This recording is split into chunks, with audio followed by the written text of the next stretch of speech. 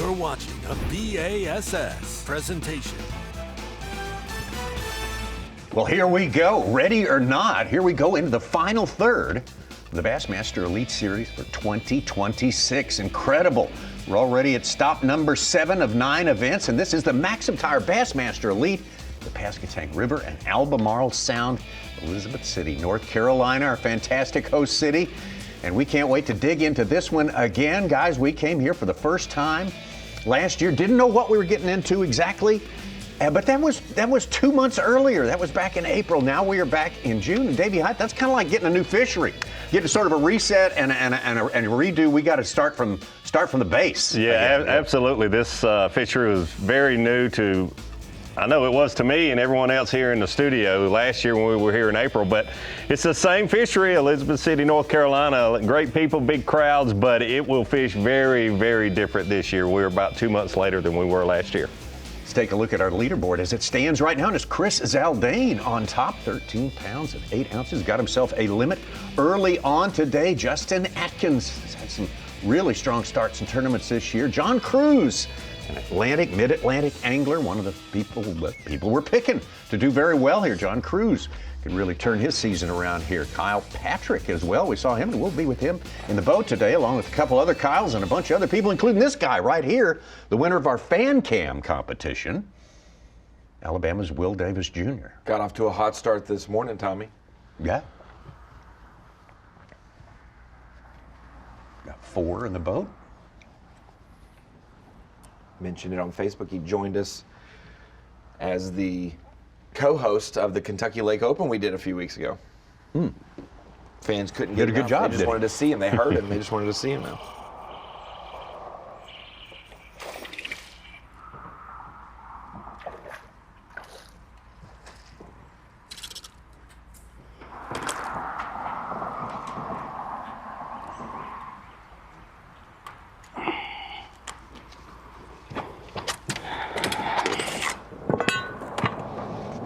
Number 5.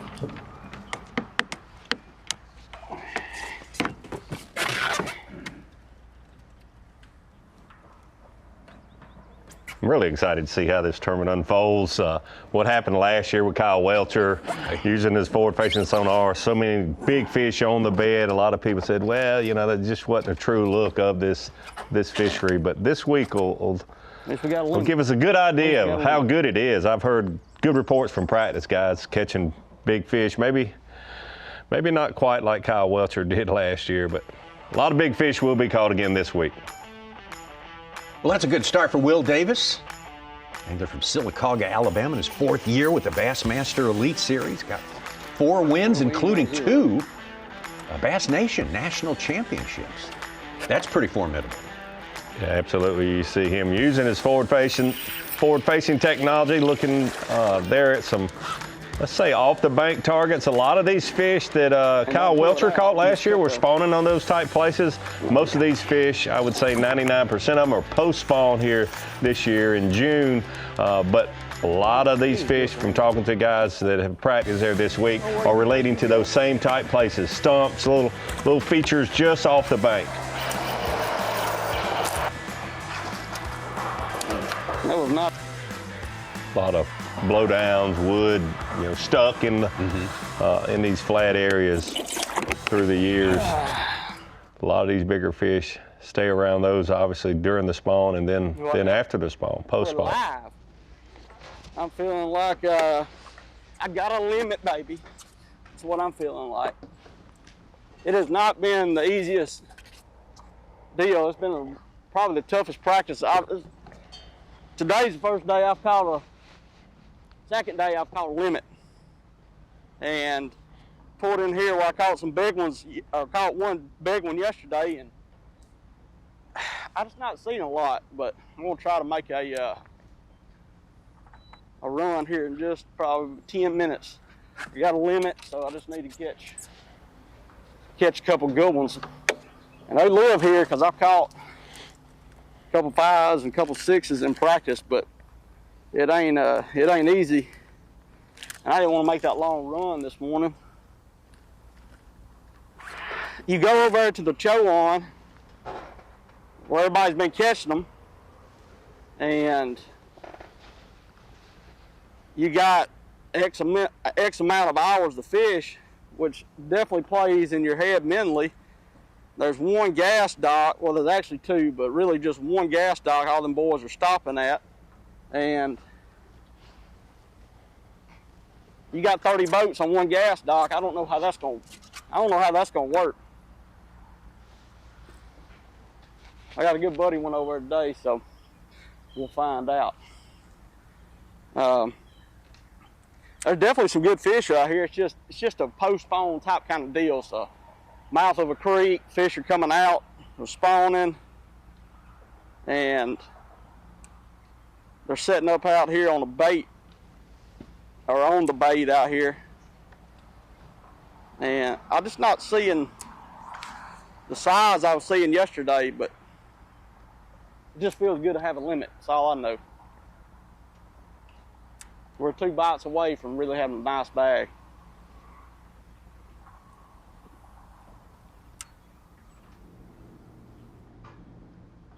Well, everyone has expectations about size here. You hear reports of tournaments taking 30, 34 pounds, things like that to win these one-day events. And you can't help but be a little bit excited about that. But you got to take what's in front of you for the time being, I guess. Yeah, like I said, I'm looking forward to see how this unfolds this week. Definitely postpone. Big one, Tyler. Here's Kyle Patrick, one of our 3 Kyles in our coverage today on camera. Put number 3 in the boat. What? How's the morning starting out? I mean, man, it's good. I'm throwing this Zell Dangerous swim bait. Keep it quiet with Tyler there. Zell Dangerous swim bait. And Chris, he was like, hey, dude, take one of these on your way up to your spot and just throw it on this bridge. And I was like, yeah, okay, whatever. And I did, and I caught a 4, like a 1.5 and a 2, and I missed another big one. So right now I owe Chris big time because, yeah, I have one area that I was running to, and if I can save that for tomorrow, that's a big, big deal. Big deal.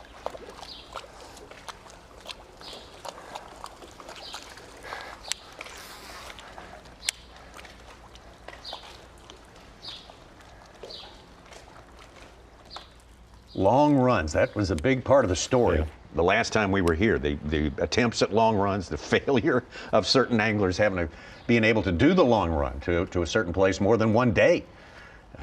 It's fraught with all sorts of rough water and so forth. Albemarle Sound is notorious for that. And the wind blew from a different direction, hard, seemingly every day. Yes, and it blew hard last night during the middle of the night. And that'll be something that these anglers will have to make decisions every single morning on whether they're going to stay close or make that long run. A lot of the anglers, I think, have already made that decision to stay close and not make those runs, and some will make the day-to-day adjustments according to the wind. We heard Kyle Patrick there say he hopes that he can save the place that he was going to and just stay around this bridge. He's a little antsy as an angler from one spot to the other. I'd be shocked if he can save his best area until tomorrow, just because of his personality. He likes to keep moving. He's a hyperactive guy. Yes. That's for sure. He's fun to watch. When we say he's going to put on a show, we don't necessarily mean just fishing. It's going to be other things as well. Oh, sure. Yeah.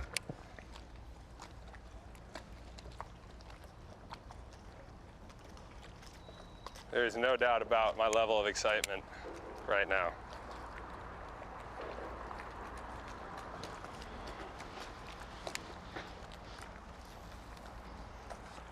And this is one of those events we talked about. Your 3 events left in the season. If you're having a terrible year, you have 3 events to get above top 70 in points. If you're having a 70th place year type of season, you have 3 events to get into the Classic. You have to start catching. Each day you don't, you're closing that door and making the Classic. So Kyle Patrick has to have a good day today if he wants to do that.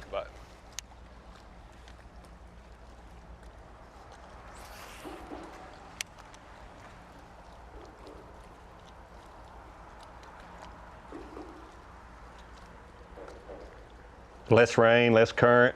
this year than last year when we were there, even though you see early on a couple of our anglers around these bridges where there's pinch points where you will have more of a effect from the current than in these wide open areas and the backs of these creeks. Anywhere you have the funnel down area, it's going to be, even though the current might be minimal, it's going to be more when you have a pinch point like this.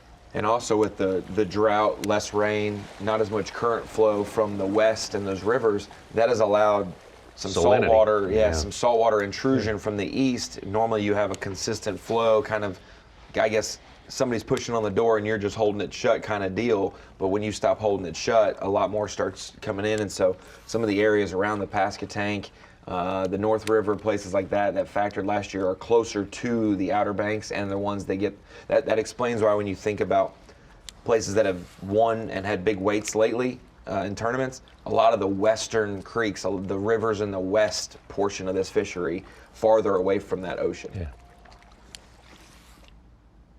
These anglers say any place they've found sea creatures, barnacles, dolphins, etc., no bass catching. So you've got to seek out the freshwater. That's job one. Yeah, absolutely, and water quality and freshwater. But this place, I've learned a lot watching last year, and I've not fished here, and then this year I look forward to seeing. But it doesn't have that saltwater influence that I thought it would have because of you've talked about it many times, Ronnie, the little small area that salt water can really come in the Outer Banks. Yeah, it's way to the south and things like that. That's why there's it's connected to the ocean, but it's not really tidal, that type of stuff. It's the same reason why the saltwater intrusion is a slow leak.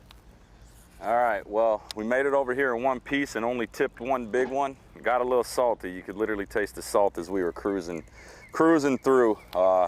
It was rough, but thank God it was short-lived. And yeah, the morning is not going as I was hoping, but as I figured it could have as it's fishing. Could just be a timing deal or something. Went through a good stretch that we had got some bites on and only had one bite there, and fishing down a little further than we anticipated. So all we can do is keep casting and see what happens. That was the plan, was to cast and get a decent limit and kind of pluck away at that, and it's not going accordingly, but that's why it's fishing. So all we can do is keep trying. We got confidence in what we're doing. It's, no reason or no sign or tie tails why it's not working at the given moment. But hopefully they'll turn on and things will change. This is just one area. We got a couple areas, but we're literally trying to dissect every inch of it to see what the bass are telling us to do right now.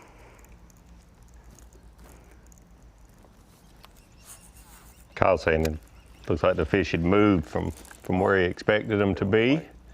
Come on, probably. I think that goes along with what we're saying. Maybe not as much salt water in these areas as I thought last year before we had the tournament here. But there is certainly a little saltwater influence, especially when it's been dry like it has been this year. It seems like, though, those fish really like to be just close to that saltier water. Oh, yeah. And I think it's because of more bait fish, your crabs, shrimp, all those sort of things. There's more food close to that where that salt water is. Just like you saw when you won the Classic, the same sort of situation. You catch a redfish, you catch a bass. Yes. It's very, very. But once it gets fine to a limit, it'll trap them and kill them. You see that. I think that's why the Sabine suffers so much. A lot of the places in New Orleans, they aren't as protected as this area. I frayed the line. Yes. Yes. Oh, he smoked it too. Absolutely smoked it. Is there anyone coming?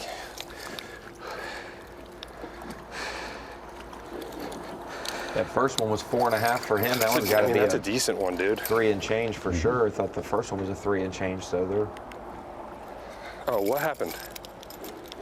weighing heavier and healthy. And yeah, Dave, you talked about, those fish that seem to be near the saltwater, that line, they're either small keepers or good like ones. Florida, Yeah. like real big ones. 3. Number 1 and number 3. It's like the Upper Chesapeake when Carl Jacobson went as far as he did, and was really near that salt water. Bass. Wasn't getting many bites, but they were all good ones back in the day there. 210. I mean, it's huge. Like, well, I was going to, but. So I've got a backwater up here that's way up it, and way up the Perquimans. And like I said to Chris, hey, I'm gonna stop. I'm going to Perquimans, and he's like, just do me a favor, take one of these, stop at the bridge. And dude, I can't thank him enough for that. I mean, it's crazy. I'm shaking like a leaf. Dude, I'm like shaking. Dude,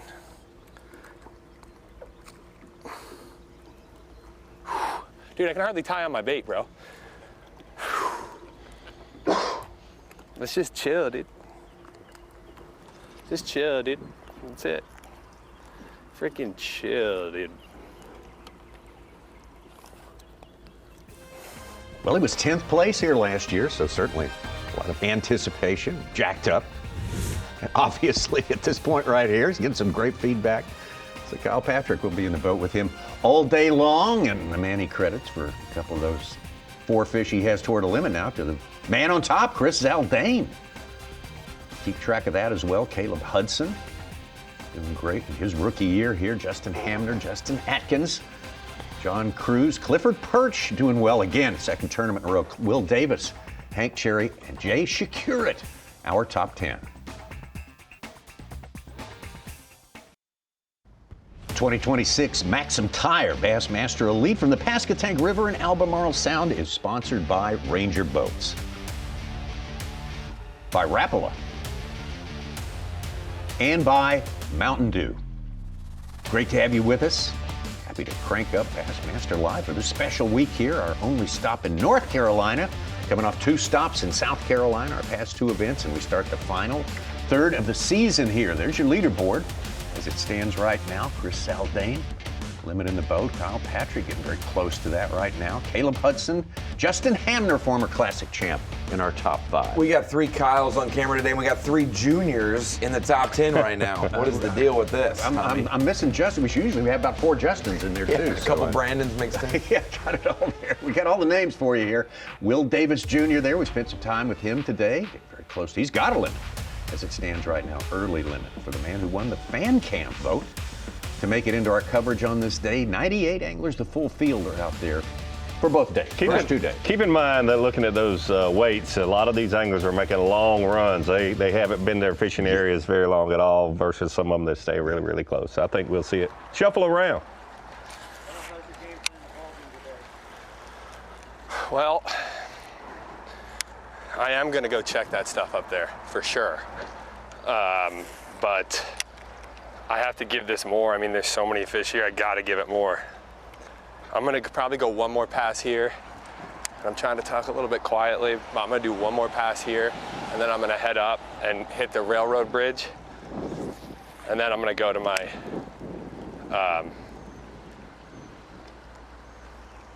backwater.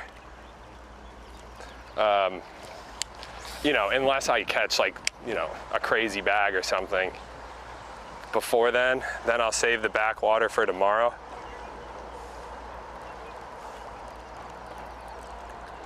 I mean, in this tournament, the more water you can save, the better.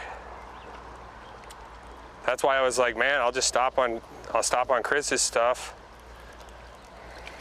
and just see, and then if I need to, I'll run to my backwater. So far though, this has been pretty good. Pretty good. His fishing locations are. Go ahead, Sue. BFA, Randy Howell, 5.5 pounder. There you go. Okay. 1 fish has him in 9th place. He's saving fishing locations like I save money in the bank. Save it until tomorrow. 10 minutes later, oh, let's spend it. Let's go. Yeah, come on. It's just sitting there. He's also spending money that was given to him, not that it was his own. He probably uses he's almost like on a credit card right now is what he's on. But he has saved his account until later in the tournament. I bet it won't be an hour from now. And it is important to note, I mean, these guys practice. You may have found an area 100 miles away from where you're planning to fish. Chris Zaldain, not going tremendously far as the looks of it. So for a roommate and a buddy who's going far, hey, if you're over there, just know that this was an area that if I went that direction, I would fish this. And it ends up being a helper, catch a limit. It might be something that helps extend his tournament. Like he says, you get to use your stuff a little bit less. I always equate that bonus spot that you can catch some fish. It's like when you're at Oneida and the birds start diving. Heck with your game plan, just go fish that. If you catch a big enough bag, you save your game plan for tomorrow. John Cox, also covered in the boat with John all day long here. You would think this is a place that might sit up good for him. What's going on this morning? All right, we finally got here. It was a little choppy out there, but wasn't too bad. It took us about an hour and 45 minutes. We got a little bit of water coming in, so I'm not sure if we can get under that bridge yet, but I'm gonna fish out in front of here for a second, and then we're gonna see if we can slide under there. I don't know if we'll have to take the windshield off or the cowling to get under there, but we'll see. The water looks like it's got a little more color in it. It looks like some rain might have caught this upper end of the sound, I guess, last night. So got a little bit of rain.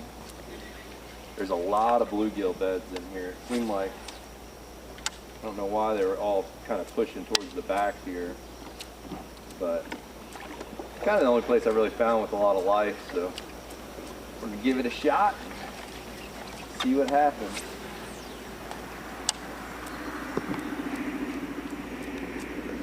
Always fun to have a camera in the boat with John Cox. He's usually catching them, but even if he isn't, he's always fun to watch how he approaches each and every day. One of the best shallow water fishermen in the country, no doubt about it. With him 2 minutes, and already he's talking about taking off the windshield, the cowling, going and getting Typical someplace. John Cox. That's why you put him on the camera. Yep. That's part of his appeal. Certainly fun to watch. Even with 1 million acres of fishable water, he wants to find the 20 acres that no one else can get to. The little lost hole that's somewhere. We talk about the anglers who've made every cut this season. That's only down to one now with Dakota Ebert. And we've talked about the anglers who have missed every cut. John Cruz, John Cox. Cruz looks like he's having a great start to his day. But the difference is John Cox is a dozen places higher in AOY because he doesn't really have a ton of terrible finishes. The last four have been in the 50s, right? 4 in the 50s, and he has a 95th to start in a 66, but 4 in the 50s, barely missing these cuts. He needs a breakthrough, and a lot of people think this is a chance for it before we head north. Obviously. It's going to happen. He's too good of my angler to keep having those 50s. Wouldn't surprise me to see him hold a blue trophy over his head real soon, maybe this week. Here's a man gunning for a blue trophy and a different one also. Progressive Bassmaster Angler of the Year leader, Corey Johnston. Got no fish in the boat so far.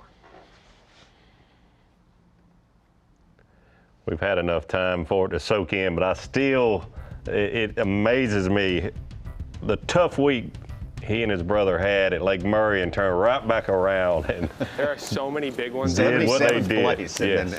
Actually, I got to get closer. The very next week at Santee, absolutely incredible. I will say that wind direction seems to be perfect for Kyle Patrick under this particular bridge. It's definitely making current. Here we go.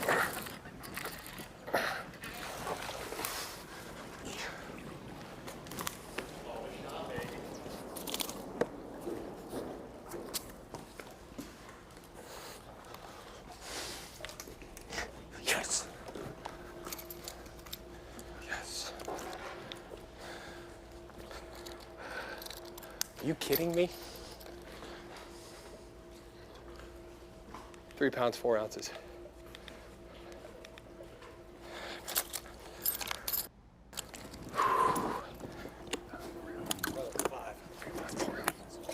Got a 4.5, 3, 4, a 210.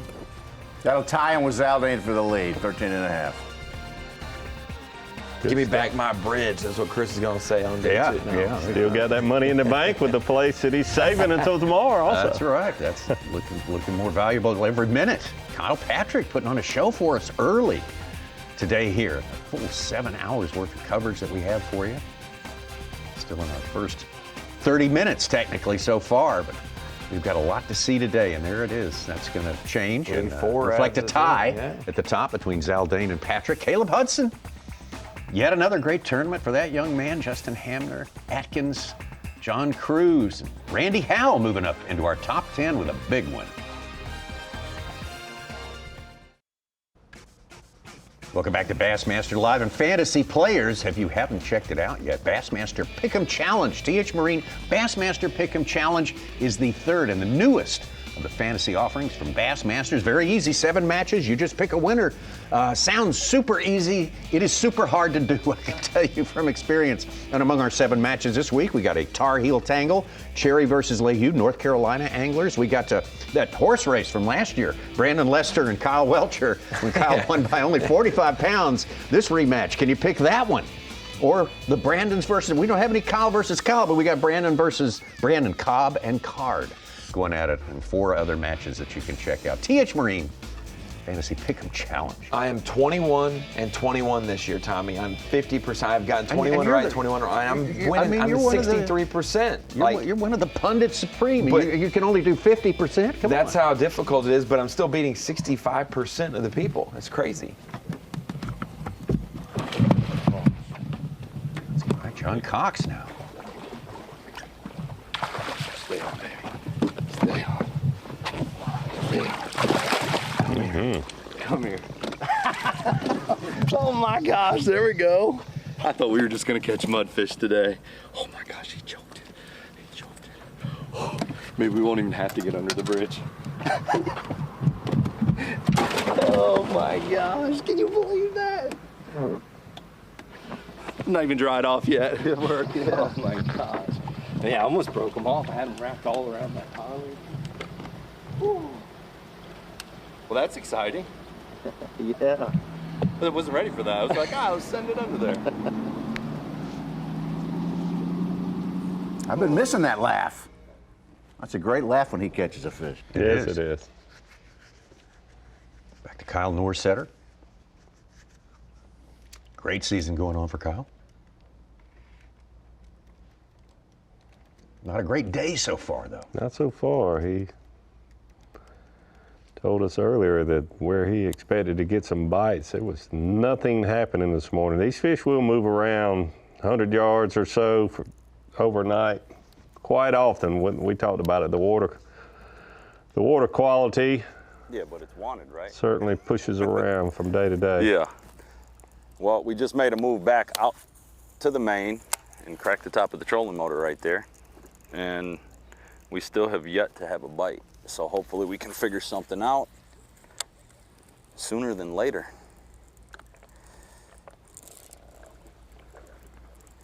Like I said, this is not how I planned it to go for this area.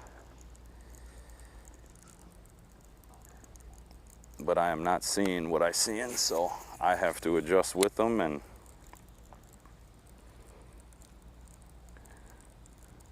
right now we're not capitalizing on that. Come on.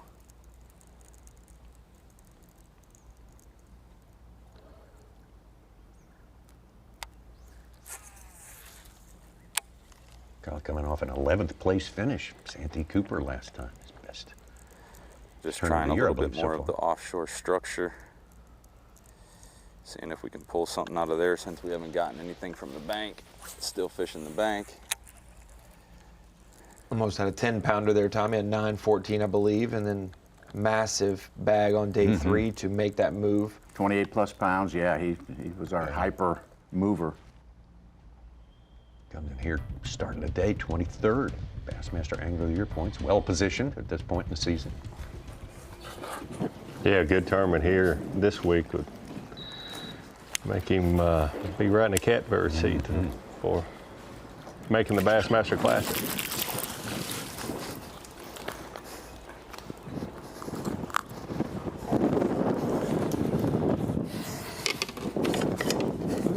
That's going to help him.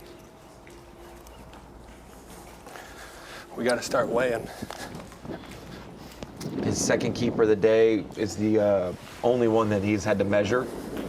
14 inches this week. Tommy has the size limit, so if it helps, it's by an ounce or two, but otherwise all the other ones are 2.5 plus pounders, which then you start to think, his problem he didn't think he'd have to have is I'm taking an extra additional bonus spot from a buddy who gave me some tip and info, and I'm catching so many off of right now. At some point, do you burn it down today, or do you save the bridge a little bit, or who's seen you fishing there, this morning? That's also the deal. You leave half the fish for your buddy? Yeah, well, no, I don't think he's gonna make that run, but.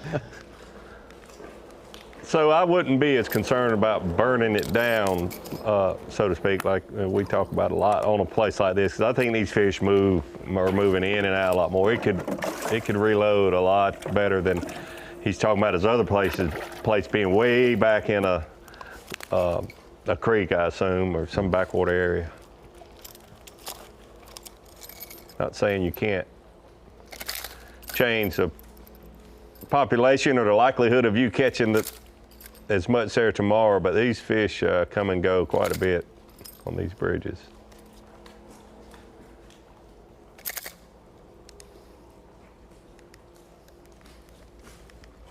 What will happen on a place like this, so the wind direction change, and it could go from great to not very good at all, just with the change in direction of the wind. It is definitely blowing straight through there this morning for him, and I think that's been a big reason for his success.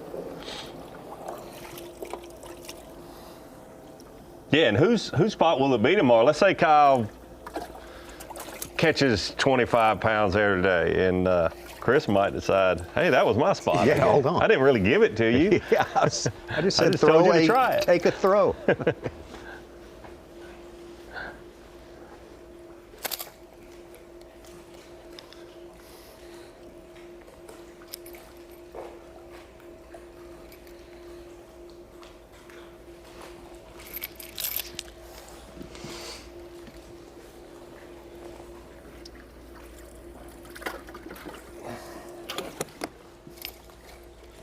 Don't think it helped. Really close. No, it didn't.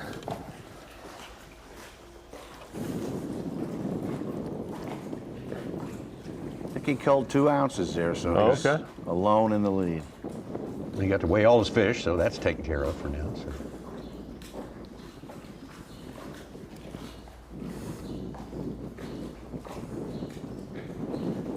Shit.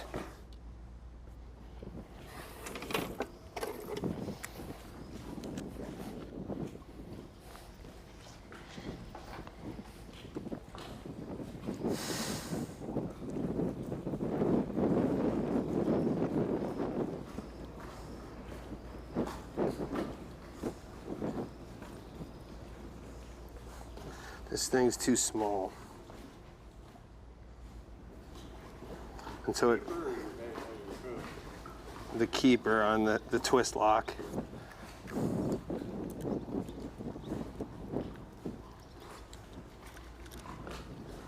I think when we were at break, he broke off the bait that Chris gave him, and he's using something a little different now, and it's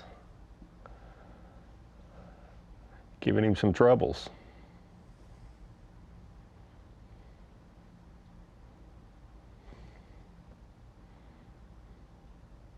That's the check-in time. He's got rid of his hand there.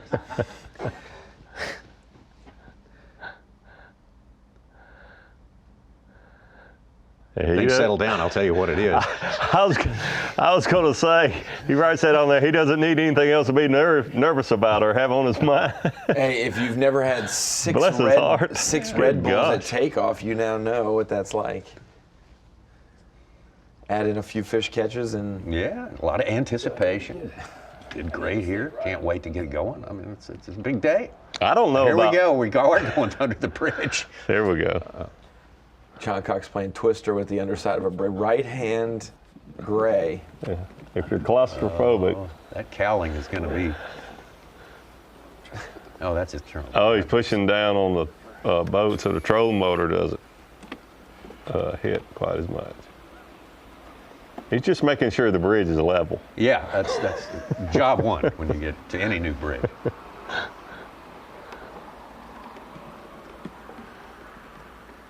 Going back. Apparently mission impossible. Well, see, you got to understand, bridges are good structures, but they're imperfect. You got to look for where it's not quite as like, you know, where the concrete's not as filled out, you know, and try to slide through there. The problem is you get under a bridge like that, if the water rises a couple more inches, then you're really in trouble. And that's probably why, because I think he could have made it. He was close enough, but he was probably thinking, man, if it comes up 3 inches, I'm in trouble. Yeah. Really, the only thing he could do is maybe pull his trolling motor up, but depending on how the clearance of that, it might not even be lower. I bet it was. Having it stowed. He probably, every boat can be different with that, but I bet not. John Cox on the board with a big one for sure on the other side of that bridge, the starting side here, so he's going to try again there. And I don't blame him for that, but Kyle Patrick, now 2 ounce lead ahead of Chris Zaldain unofficially. Caleb Hudson, Justin Atkins, 2 Justins, Hamner and Atkins right there. Cruz, Shakurit, Clifford Perch, Will Davis with an early limit. And Kenta Kimura joins our top 10. Welcome back. It's the Progressive Bassmaster Elite Series, 7th stop of the year, the Maxam Tire. Bassmaster Elite, Pasquotank River, Albemarle Sound, Elizabeth City, North Carolina. Our live coverage sponsored by Garmin. On this day, 7 hours of live coverage will bring you on this day and tomorrow as well with the full field of 98. And we'll cut the field to 50. Kyle Patrick, New Yorker. You could say he's an Atlantic adjacent type fisherman, but a little upstate New Yorkish there. Kyle certainly making his way very well so far today. Chris Zaldain in second place with Justin Hamner and Caleb Hudson. Not that far back, then we find it's Atkins, John Cruz, another from this area, this part of the country. Jay Shakurit from Wisconsin, Mark Menendez. Mark Menendez moving into our top 10, and Clifford Perch and Will Davis, the winner of our fan cam voting yesterday, just nosing out of Mike Iaconelli, who has won the fan cam, I believe, for our last event, or was it Murray? One of those two he won the fan cam for. I think it was Murray. Kenta Kimura, Brian New, Randy Howell from Bucket E. He was one of the favorites in Bucket E. I got him on my team, thank goodness. Right? Yeah. Hey, and Brandon Lester already smoking Kyle Welcher 4 pounds to nothing right now. He's going to get some back this week, right? See? Okay. Randy Howell throwing his favorite buzz bait that we saw him crawl up on the log to try to retrieve last year. Mr. Raccoon.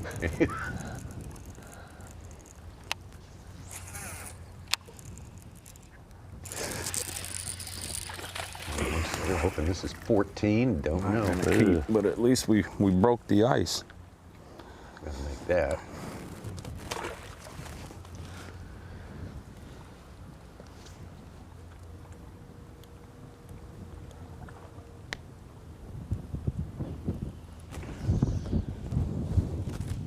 Like he just saw something he liked right there on his forward facing. Don't know if we mentioned yet this one that features the live sonar, forward facing sonar. This was paired with Champlain in the coin flip. And so this is forward facing, Champlain not forward facing, with the 2 tournament grouping. With the way the coin flip unfolded, I'm most excited, and when we were flipping the coin, Zona was flipping the coin, most excited to see Champlain with no forward facing. Yeah. And how many anglers did I feel like a largemouth fish there because of that. And my thought when that was happening, there was a little bit of fear, because if you do this whole 50-50 split and you do coin flips for these lakes, and it ends up that Pasquotank's not forward facing, and then the last 2, Champlain and St. Lawrence, are forward facing. Those fisheries aren't the problem, but that has been the common complaint from people. We're ending the season with just a bunch of screen fishing at the end of the year because it's smallmouth, that type of stuff. That if both of them are forward facing, we would be in the same boat we have been every single year. And the fact that one wasn't, that was very fortunate. I talked to Corey Johnston a while back, and he said Champlain with no Ford, he's really going to have to go relearn that lake. You know, you'd expect him to be well versed up there. Well, I mean, and I'll say that most of his fish came without forward facing last time when he was in the top 5 because of the way those guys started flipping in between, you know, the inland sea and the main portion of Champlain, and we got to see a little bit of a change there with that. I will be interested to see who figures out the deep smallmouth bite without it. Yeah, I think Santee Cooper taught us a lot, and with the no forward facing versus forward facing and all the different opinions and the I guess just a lot of it is opinion until you see totally with or totally without. A lot of people are saying it's just not going to show the true fishery how good it might be. Santee Cooper nixed that. Yeah. Like 113 pounds. Would he have had 187 with forward facing? I don't think so. Now, even though it was a corky type forward facing bait that you would think a lot that go hand in hand. Right. Yeah. It showed us that those baits can be very effective without the sonar, and those lakes can show their true colors with or without the sonar. These anglers are really, really good at what they do. Yes, they are. And the tackle being used. The difference in fishing an urchin style bait with a spinning rod in deeper water versus a bait caster in shallow water, it totally changed the perception that people have viewing wise. Like you could watch half the day and think that they were throwing a jig or something just because of the style, you know, whatever. Yeah.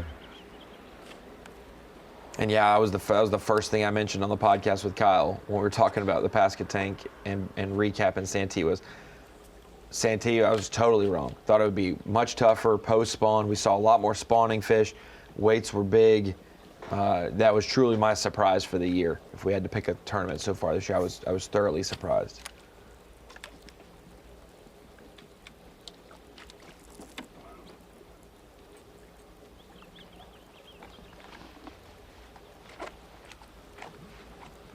Chris Johnston, of course, the winner there, and he's back-to-back Angler of the Year titles. That put him up in the top 20 in that race. And 38th and 19th, cut his AOY standing in half.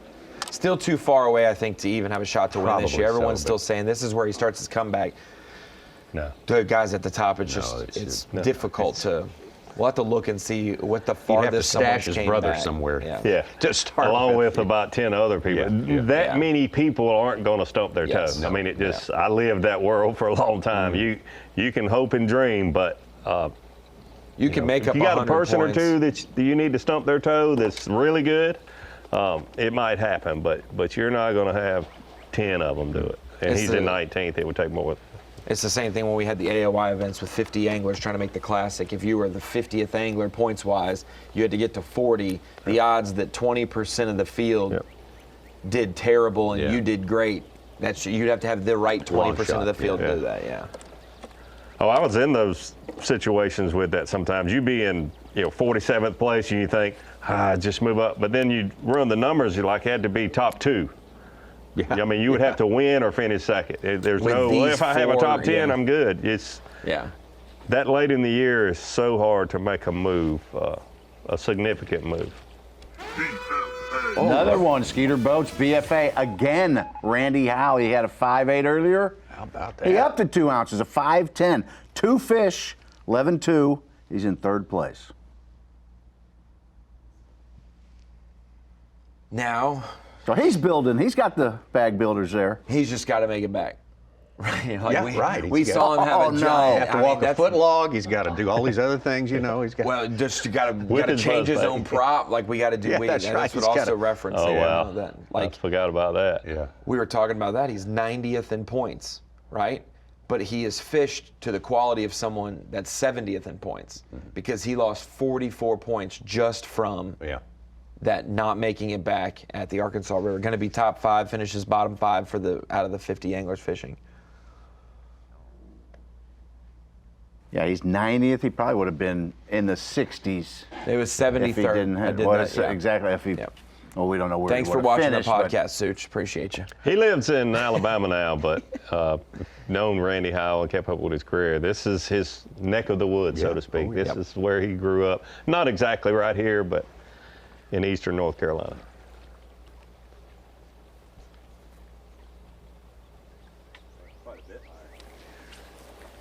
Yeah.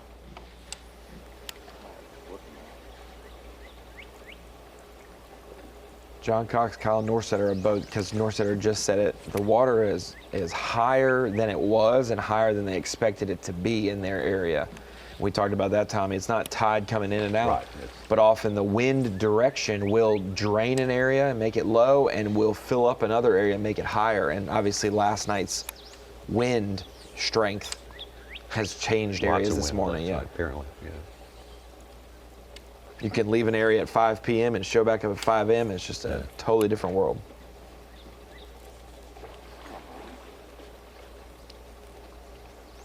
Yeah, look at the trees around Kyle Norsetter. The water has dropped. It looks like about 6 inches very recently where he's at. You see the wet line. You can see it even from this angle. The water is lower there than it has been very recently. Maybe just within the last 12 hours or so. Yeah.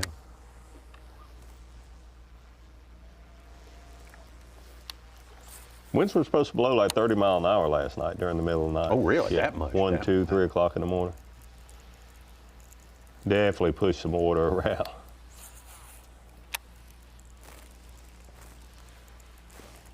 Supposed to, calm in the morning and throughout the day, get better and better, but 30 mile an hour wind definitely will move these water levels, different parts of the sound.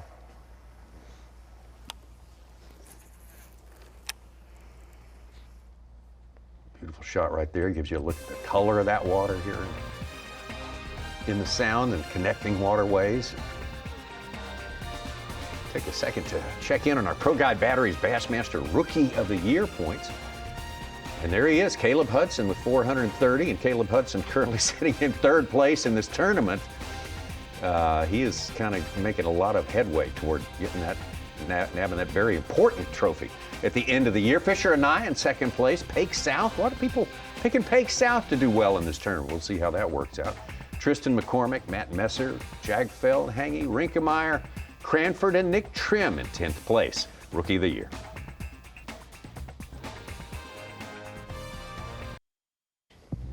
Bassmaster Live, getting to our second hour of coverage on the Progressive Bassmaster Elite Series event, known as the Bassmaster Maxam Tire Elite at the Pasquotank River in Albemarle Sound here with coastal North Carolina, just inside the Outer Banks and massive Albemarle Sound and all the connecting waterways, some of which you can travel just as far as you want without locking. I mean, they don't let you lock through, but I mean, you can go to the Dismal Swamp if you want to, I guess, and get close to Washington, D.C., if that is your preference, but probably nobody going that far.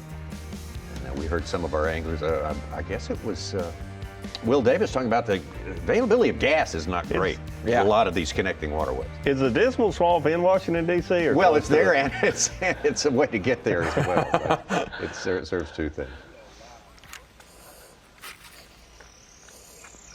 Finally, we get to see our defending champ. He has now reached his area. Kyle Welcher set the all-time record. This place is awesome to fish. Terrible to run around on. But there's a lot of big ones here, so hopefully we can settle in and catch them. That's the hardest thing after a long boat ride, man. Sometimes it's hard to just kind of settle down after that because you want to be fishing, but to be sitting in that driver's seat for 2 hours, it's not ideal. A lot different than last year.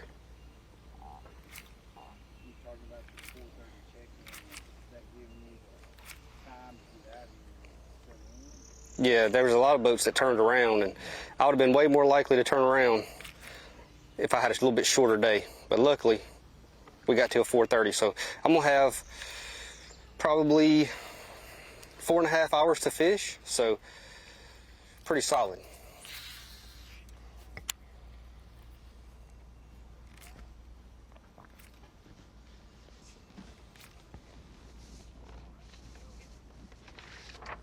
Kyle Welcher's got some fond memories of this place, and why not? He would put on one of the most singularly devastating beatdowns on the field that we have ever seen. Well, the biggest we have ever seen here on Bassmaster, the biggest of all time with the Bassmasters, 45 pounds. I don't I still can't believe he lapped the field like he did. And he did it he probably didn't burn 10 gallons of fuel the entire 4 days. He did it real close to takeoff, and you see he's just getting to where he's fishing.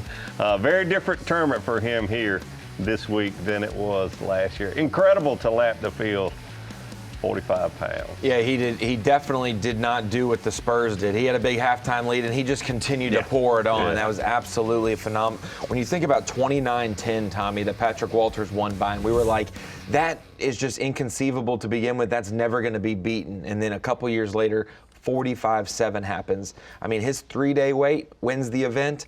His 2-day wait gets him like 12th place in the tournament. It was wild what Kyle Humbling to a lot of, to 22 other anglers. They were 100 pounds back. Oh my gosh. I know he made it very difficult to find a black blue Crush City Bronco bug. Took a long time to find one of those on a shelf somewhere. Such, you sent us a document that pointed out he made this the 11th place to the 11th venue to produce a century belt, 100-pound plus performance. And North Carolina only stands behind Texas and Florida for overall winning weights, big weights. Really? Yeah, it's 118-13. Gosh. Made North Carolina third. It's impressive. Yeah. That really is. That's impressive. Well, and I mentioned it post Santee Cooper. Chris Johnston's win, right? That's not the largest weight we've seen, 113.12. It ranked 27th all time, but it was the 8th highest winning weight because all of the seconds and thirds from Falcons and Forks are above that. But 8th highest winning weight in an Elite Series event ever was just last event that we've seen. And so, incredible.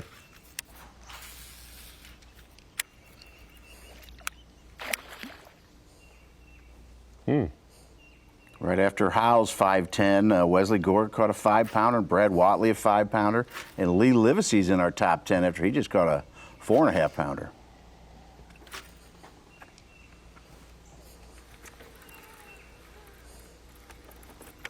What Kyle Welcher said about making a long run and settling down that was a great little tidbit that he mentioned there. It is after you drive for 2 hours and you're so intense and you're to settle down and fish slowly and methodically, it's really tough.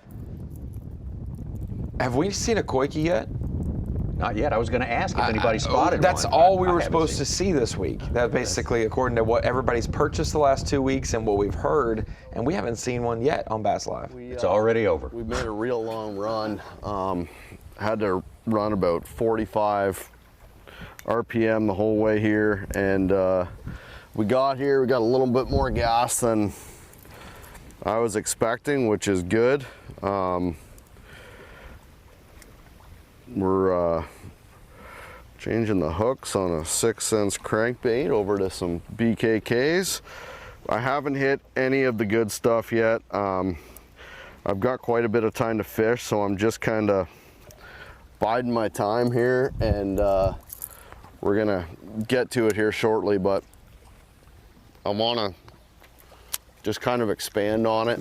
I can't do a lot of running around because I'm limited to how far I can go due to gas, but we're gonna make the best of her here, see what happens.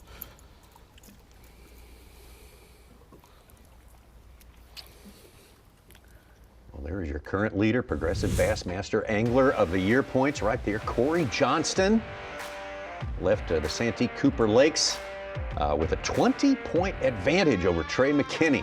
There you can see it right there, 483 to 463, Johnston over McKinney. Dakota Ebert sliding up into third place there, not that far back. We got Cole Sands at 454 and Brandon Cobb and John Garrett.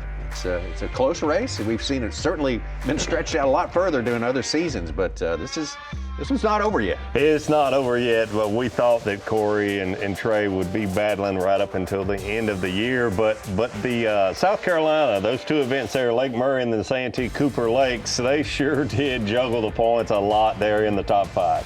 And they allowed these guys not to run away with it. If you think about how many AOI races have we had where back-to-back events, the top two guys both struggled. Corey in the 70s at Murray, and then Trey obviously in the 90s at Santee. Normally, no one slips and you've got a runaway. The projected AOI winning points total is far less than it usually is because everyone's kind of been allowed one struggle. Everyone's been humbled this year. Yeah, to have 1 and 2 AOIs be humbled like they were in back-to-back events is very unusual. I don't remember that happening recently. Better one.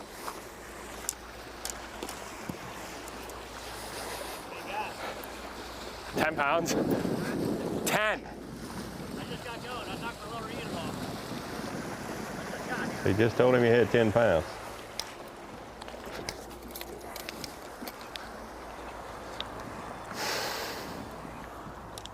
That angler said, I just got going, I knocked my lower unit off. I think is what I heard him say. Ooh. 5.16. Which means, I mean, by land, the service crew pulling what they did with Trey McKinney at Santee, by land to the Perquimans and that region is much quicker than by water. This go around. So that's the one positive thing about it. If that's your only option, waiting on someone, it's way better than you having to try to figure out how to get back. I think you'll go right. I mean, a guy just knocked his lower unit off. You got 14, you tell him you got 10. I mean, help him. You got to help him out a little bit. Yeah. Don't want to give him false hope. No, you don't want to. Good one. I thought it was a huge one. Oh, that was bigger than that. He's a keep though. I think.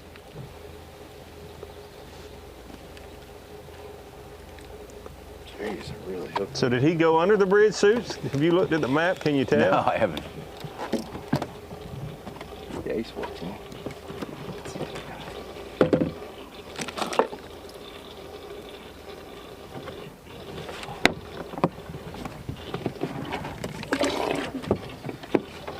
That was cool. He just came up and grabbed him.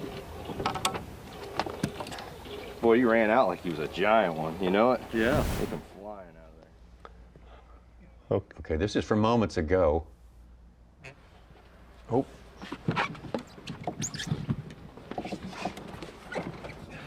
That's a camera. Oh, we got. What these anglers will do to get to us. Hard to get to spot. Did he make it through or did he back out? Tried it one time, didn't work. Just couldn't stand it. Had to try it again and got through. John Cox. He won't be deterred. A few scratches on the top of the trolling motor. That'll buff out. Oh, it was? He did stow it. Did he stow that? It looked like it was pulled. He stowed it and it worked. It looked like it was still bumping. Bumping there. Yeah, so he scratched the top. Why not scratch the side of the match? Yeah, sanding it down. New leader, Chris Zaldane, 5-pounder. Got him up to 16.5. Oh, look at that. Zaldane on top again. Ahead of Kyle Patrick. Randy Howell, though, the big move. Move early on today, making Ronnie look like a genius or something like that. Justin Hamner, Atkins, and the rest here. We'll be right back to North Carolina. Bassmaster Live, we're going all the way until 3 p.m. local time here. That is when the check-in begins. Weigh-in gets started shortly thereafter. This Bassmaster Maxam Tire Bassmaster Elite at the Pasquotank River. Albemarle Sound, Chris Zaldane. Texas just caught himself another good one. Reasserted himself at the top of the leaderboard. Kyle Patrick in second place, and Randy Howell coming from, for fantasy players, coming from Bucket E. And looking very strong here early going on. Leslie Gore, who informed us he had caught a large one. Some 5-pounders coming in, like Keith Combs and so forth. We got a good race going on and a lot of anglers we have not heard from yet. A lot of them making that long run, taking on Albemarle Sound, which is not something you do casually in this place. That is a place where the wind can whip things up pretty significantly. Yeah, Tommy, Howell has 3 fish now, 2 5-pounders, and Gore caught his second 5-0. We obviously see where John Cox is, very calm, water-wise, no real wind impact back where he's at. But the wind impact this week is something to definitely keep an eye on. We look at yesterday at 7:30 in the morning, final day of practice, all the way through this morning. It is elevated wind levels. You can see down at the bottom of the deep dive app where you scroll the time, you can see the gusts are double what the expected sustained wind was. So this is how it changes the fishery. All blowing from the south overnight, now blowing a little bit more westerly. But when you think about these different areas that are all getting hit with this red on the shorelines, that is, the waves are beating these areas the most. And so obviously, with how big the Albemarle Sound is, everywhere that's wide open space is impacted by the wind. But you think, what's going to be really impacted? Well, all of these banks and pockets and creeks are going to be higher water levels because it came from the south all last night and throughout today so far. These creeks are going to be higher water, explains why it was harder for him to get under a bridge. Meanwhile, you think of maybe a place on the south shore, something like Alligator, unless it blew more westerly in this region and avoided the main deal of the Alligator. When it's blowing straight from the south, it is taking water out of the Alligator, and that place may be a shallower and harder to navigate area. So we're keeping an eye on places, not tide-wise, that are rising and falling, but wind-wise. Everything blowing from the west and the south on the deep dive app, making those north and northeast banks much higher today, and some areas dropped out and have much lower water level today. And you can obviously keep up with the tournament through the deep dive app by monitoring what your favorite angler, is going to experience, and also for your local fishery day to day. And people who went to bed with the deep dive app, Davey, woke up to different news this morning that they probably were not necessarily liking. Maybe they loved it.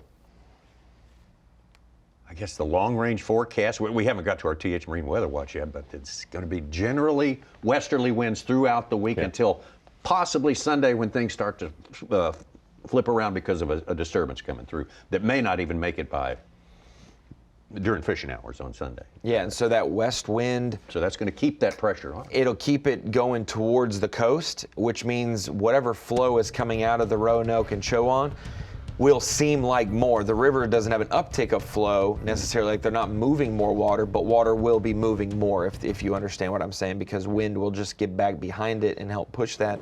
Some of those pinch point areas, Davey, like you mentioned right here with Kyle Patrick, will be a higher level of flow than it would have been before. Be honest with you, I lost the 2 swim baits that Zaldane gave me for trying this, and I haven't gotten a bite yet.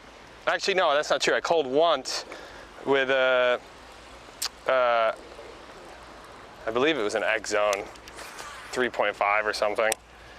And there's just a really specific action that these fish want. And I think the bait I'm throwing right now is just a little too big. Just a touch too big. But hey, we're going for 2 giant ones now. That's what we need, is 2 big giant ones. And I'm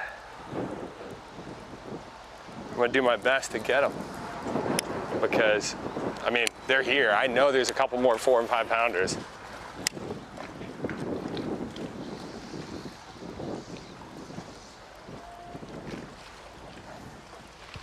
Good news is I did have a bite on this, so it means they're, at least are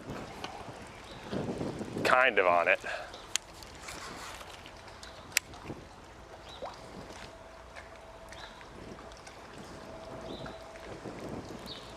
Keith Combs, who had a top 10 here last year, back in our top 10, That's 5'6". right there. Get up to 11.5 pounds.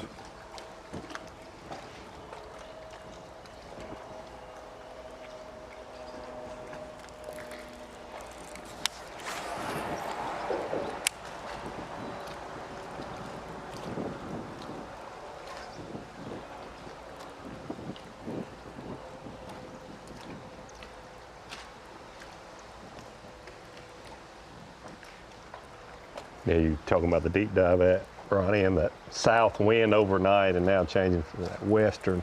That south wind really makes it most difficult to travel from where they're taking off. You come out into the sound, there's no way to get out of that wind when it's coming from the south. From the north, it's you ride that typically shoreline not all the way a there. good direction for fishing, but it's for traveling much, much better. The west is even much better than that southern wind where these anglers were taking off from and where they're headed. You'd have to go all the way across the sound to get any sort of protection. Go all the way across the roughest stuff to get protection. To get protection. And then I think, and you touch on it. You go over there and the water level's down 4 or 5 inches, which can certainly change things. Yeah, you're going straight into the teeth of it to get to the Albemarle Sound, and then you got to kind of trough it all the way across, but there's nothing to trough because you're on the farthest most north shore. So a northeast wind or a north wind or a northwest wind is the wind that would be optimal for travel just because of That's expected for Saturday straight from the north, and then Sunday it'll switch and come from the south.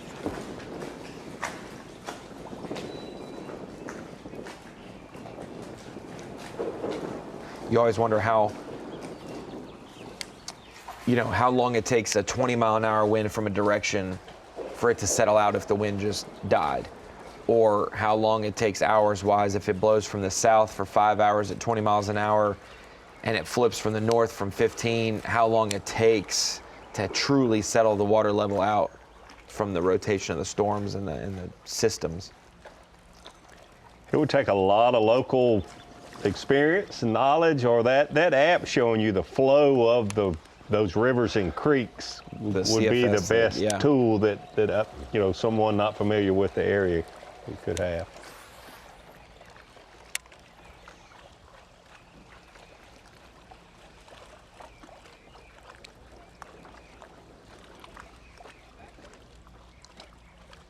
Dude, they're just nosing up to this joker.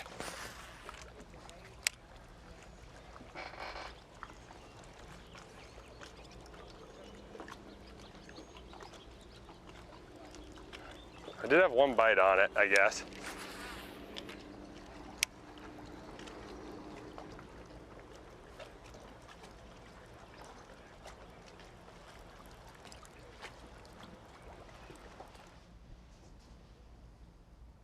$54 anglers on the Bass Track board, 5 fish over 5 pounds. Okay. John Cox. Got a couple. One really good one. 8 fish over 5 pounds.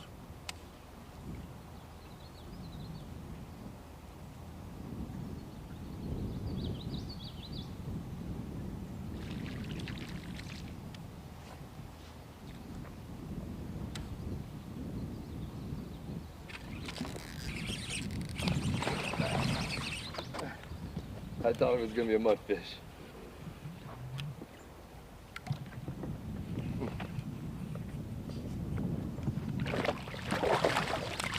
There we go. Dang. Oh, I saw that sucker push a wake over and get it. That's a nice one.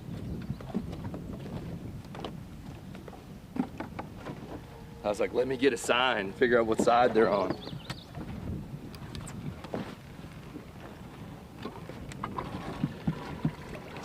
Three, right? That's 3. Man, I flipped it and I swear I saw the weight go over to it. And I was thinking, I was like, huh, that fish would have ate a frog, and then he picked the jig up.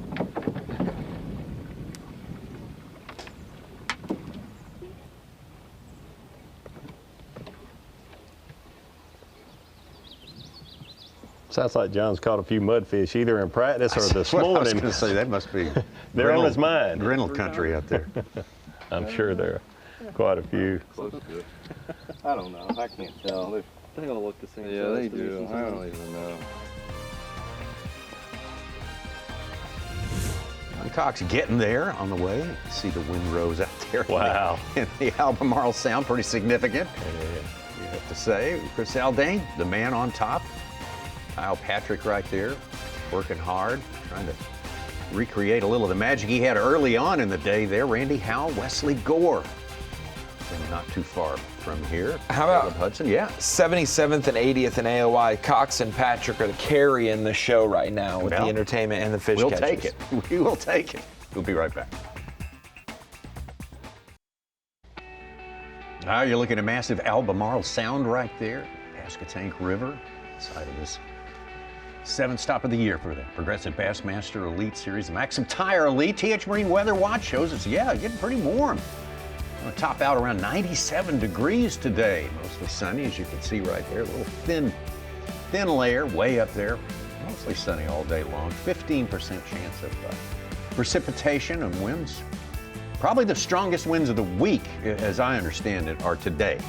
Of course, they had a lot of wind last night, as you mentioned, Davey, and 10 to 12 miles an hour today, and maybe not so bad, and still westerly through the rest of the week. That's good news for the anglers. Yeah. 97 today. 97 degrees today. I did not realize it was going to get that hot out there. You'll appreciate a little breeze when it's 97 degrees. The humidity's probably high too. No, it ain't neither. Gosh. I thought that was a freaking big one.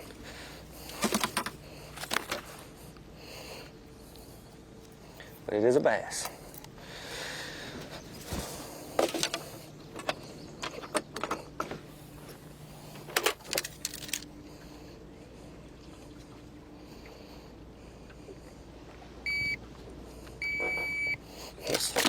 Saw that sucker sitting there, I was like,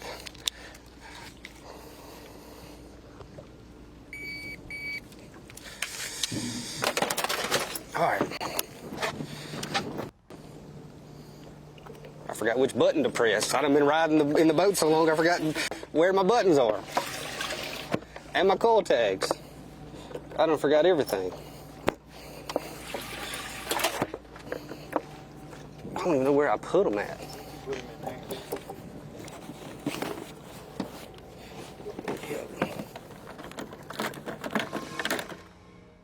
Really long boat ride will erase your memory. You weren't kidding, David. It's serious business. It is, but in his defense, Rapala just came out with some new coil tags and beam, and maybe he's got a new set, and he didn't put them where his old set was. We've been getting a couple more bites on a jig. We got shortchanged with the first one that was a keeper in regards to deep-throated it and had a big old gouge. Tried to hit it with the G-juice to at least stop the bleeding, but it was clotting so bad I didn't want to take a chance with the 1.25 pound. It was just a keeper, and then we just missed another one. That's kind of how it's going. We got to pull it together. Time is a-ticking, and at least we're starting to get bit,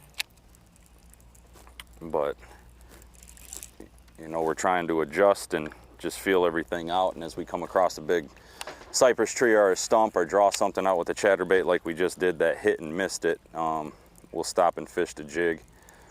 If I see anything on scope worthy, we'll stop and fish it. Traditionally, I was hoping just to catch them fishing without looking at it, but it may come down to that today. The thing about making long runs, and we talk about this a lot, Still but in awe with so little important bites from in one tournament day. fishing to understand that just because you make the long run, just because you go in search of the end of the rainbow does not mean success.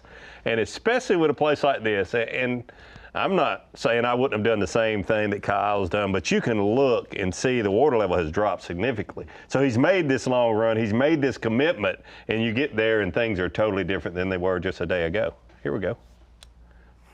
Looks like it might be a keeper. But it's all part of what you have to factor in on making a commitment to somewhere, because when you get there, the odds of it being different than it was yesterday, Probably pushing 13. in this big vast body of water, area of water they're allowed to fish, is more likely than not, especially when you know you had strong winds overnight. Yeah. But as long as they start chewing and they start eating, I think we can run across them no problem.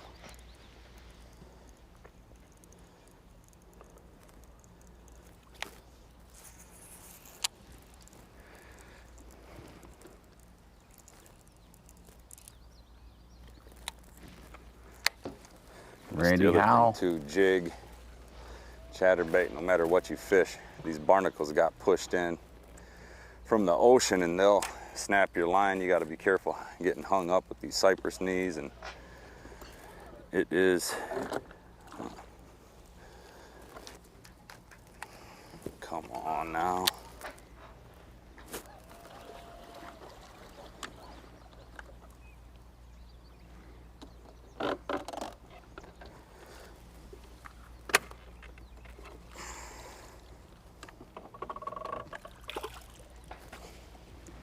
We got a mess.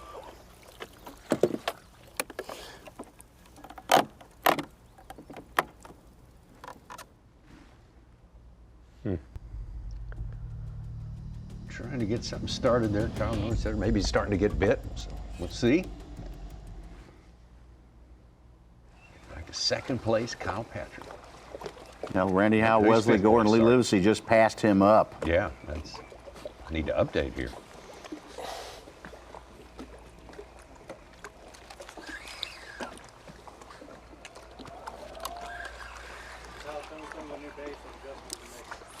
So now it's kind of funny. That's how unprepared I was for this to be good. I don't have any swim baits left, or the right ones anyway. And so now I'm just kind of shaking a minnow, and I'm not using really forward facing. I'm just, because they're tucked, they're like underneath the bridge, so you can't really see them. I might be about to get one, honestly. Oh my goodness. So basically I'm just trying to mimic the bait fish as best as I can without it being a swim bait, because I don't have any. So it's kind of tricky to do because they're really keyed in on that specific deal. I mean, I am gonna toss this again because it looks exactly like them, but it's just a little bit bigger.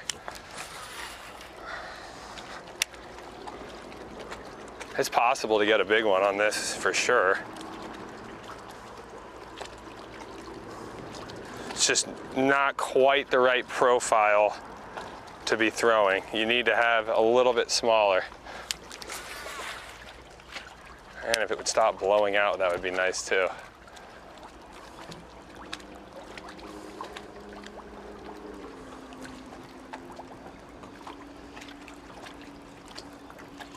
I mean, they're there, man. They really are.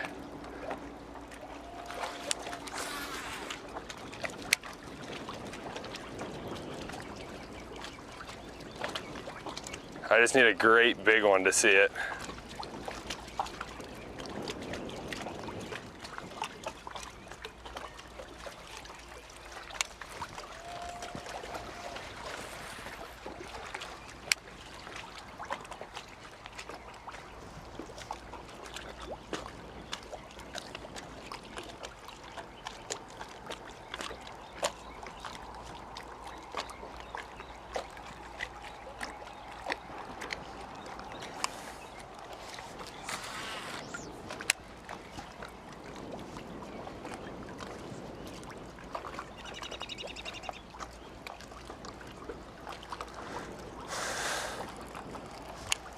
All right, we're gonna make a move.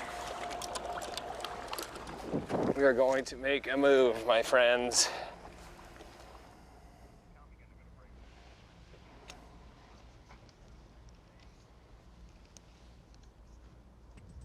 Well, that's a move he's been talking about since we joined him almost an hour and a half ago. It's finally coming to pass. Honestly, I thought he would have made the move sooner than he has, but he's been patient. Well, take the ride of your life. Well, that's be a great, great thing for sure. The Ambassador program with the Bassmasters is a way to do that, to get as close as you can possibly get to the action at the very top level of this sport. Spend the day with the anglers who are making a difference out there on the Bassmaster Elite Series. You hit the QR code, find a tournament that you can get to, and get the process started. Become a Bassmaster Ambassador.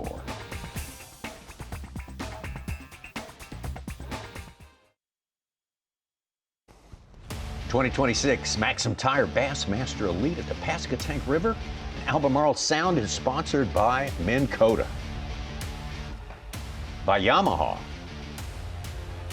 and by Progressive Insurance. Great to have you with us here on Bassmaster Live. First 4 days of fishing. Second time the Bassmasters in the last 40 years anyway has been to the Pasquotank River, Albemarle Sound. It's a unique place. We're in coastal Carolina. And saw some, okay, we'll check some stats for you in a little bit here. But let's get down to Will Davis, the winner of our Bass Fan Cam vote yesterday. Just nosing out Mike Iaconelli to get that honor this week. Made a long run this morning. Got a small limit in the boat early on. It has been a grinder. I'm trying to catch a couple good ones and just see what the deal is. Made that run across the sound. That was not fun. She's definitely blowing.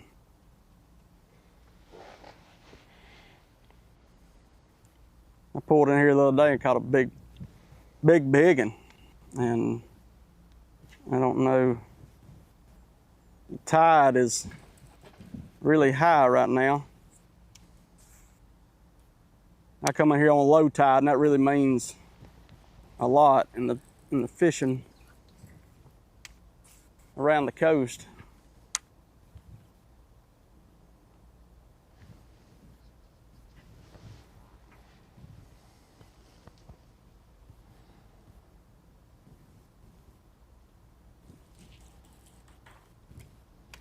But we're gonna make a few more casts. We're gonna get out of here.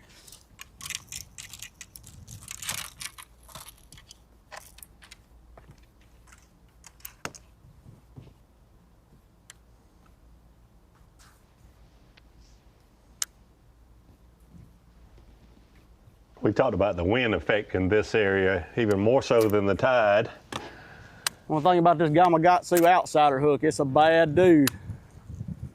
But the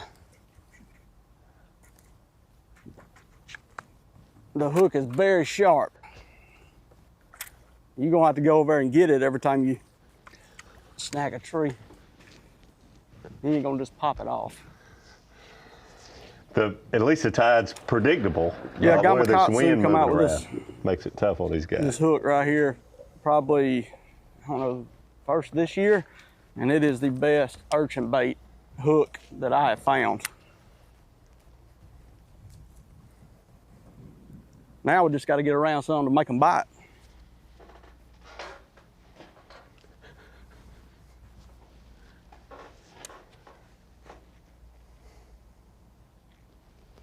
Saw a hammerhead shark a while ago. We're coming in here. It wasn't about that long, about maybe 2 foot long.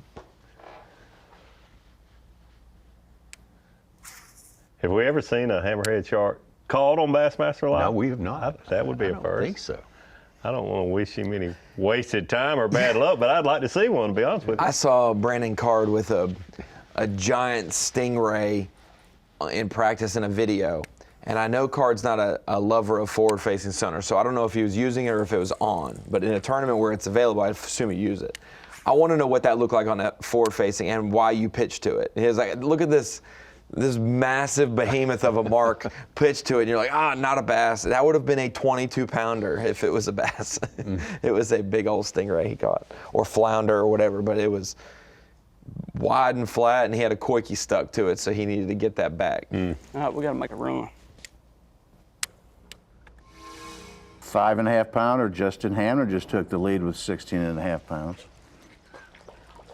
Kyle Patrick has made a move to this railroad. All right, made a move up the for Clemens just a little bit further. Hoping to just run in some fresh fish that haven't been fished for and throw the bigger swim bait at them and see if they'll bite it, because those ones are pretty keyed in on those smaller baits. So I'm hoping maybe we can trick a big one in here that hasn't seen as much Oh,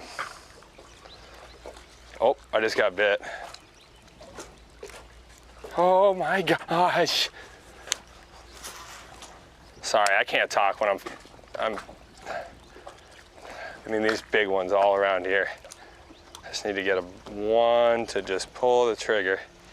Yeah, but these are fresher fish. You can tell they're biting a little better. It's just been, already I know that they're definitely in the mood to eat. Just need the right presentation, which honestly this isn't it, but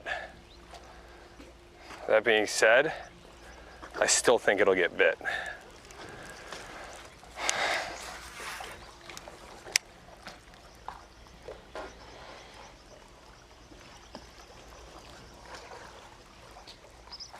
Oh my God, they just blew up on bait right there. Just watched them blow up on bait. Look at them.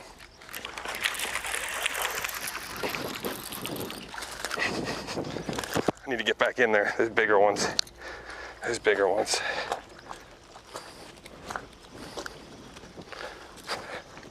When they're really feeding, holy. My rig.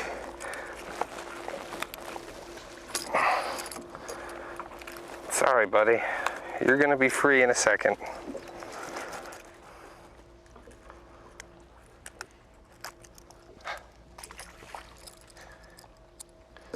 Shoot.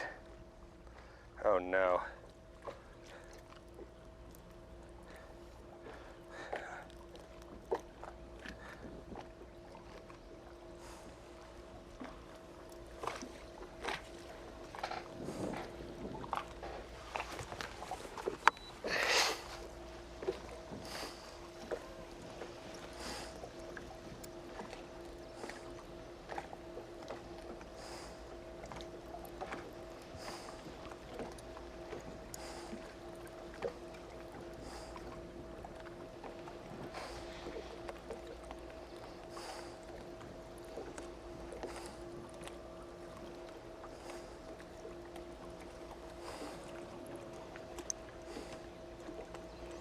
Couple more bites out of this thing. That's all I need.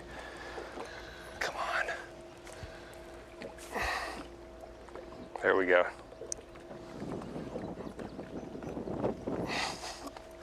Not taking any chances. I think we understand now why we've seen him fall in the lake a couple times. He is into it. Yeah, he gets excited. I mean, there's several things you could say about that. I mean, to me, that just means he loves what he's doing. Sure. He's one of those great big ones to bite this thing. Excited about being in the moment that he's in. I texted him the wrong thing yesterday. Instead of saying, hey, catch us some fish for live, I said, don't bore us on Bass Live. So he is definitely keeping us entertained, and he definitely has we could just call him the Kennedy shakes, because Kennedy gets the same way about a swim bait, and he's shaking when he's landing them as well.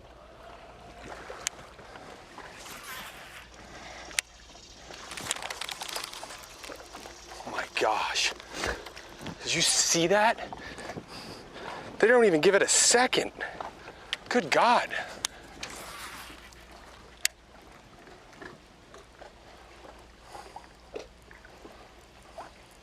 There's some really big ones right there, dude.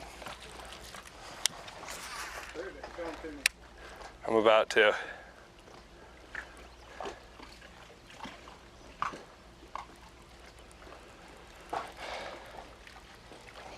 This swim bait's just running so poorly.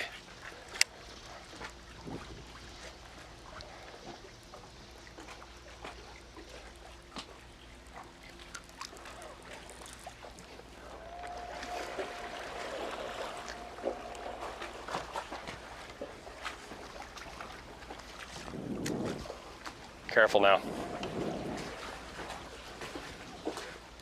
Where did I hit?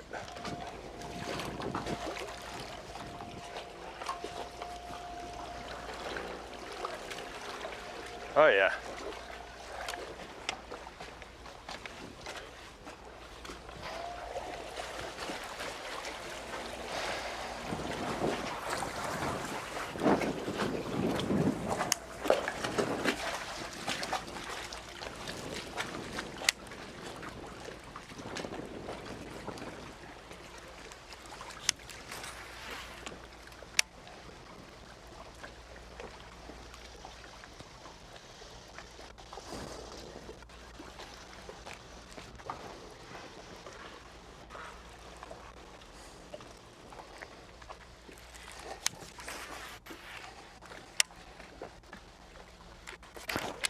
I saw a rod jump on that one. Had to Stay be good. pinned.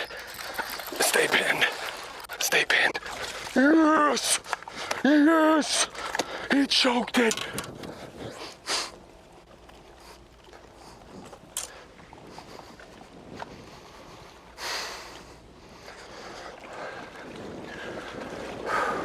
Meat wag on.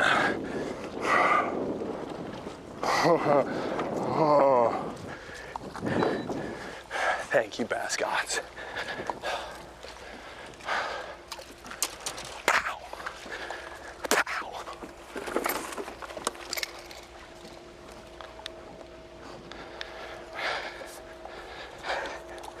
That fish hit so hard it almost took the rod out of his hand. His rod snapped down. 4-pounder. 4-pounder. Get in the well. Yes.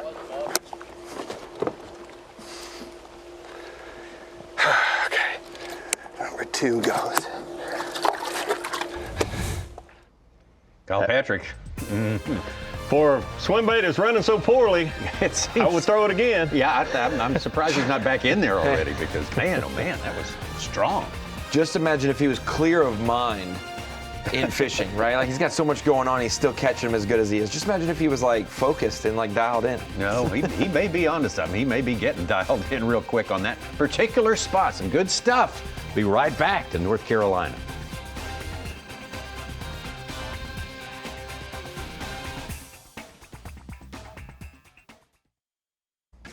Progressive Bassmaster Elite Series 7th stop of the year. Hard to believe. We're launching into the final third of our season. This is the Maxam Bassmaster Elite at Pasquotank River.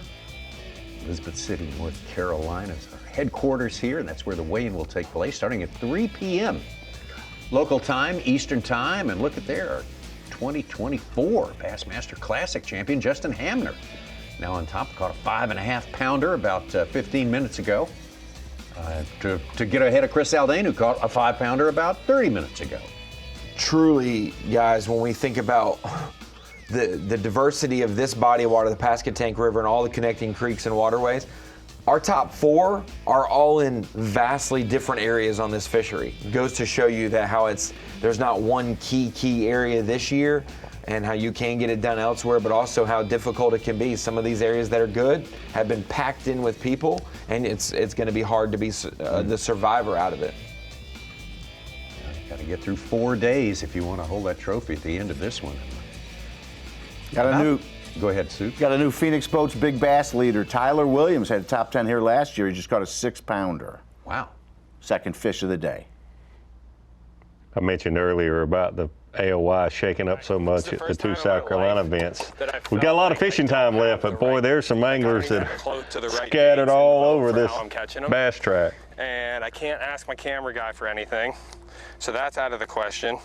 So I essentially am just looking for something that mimics a bait fish that I can reel.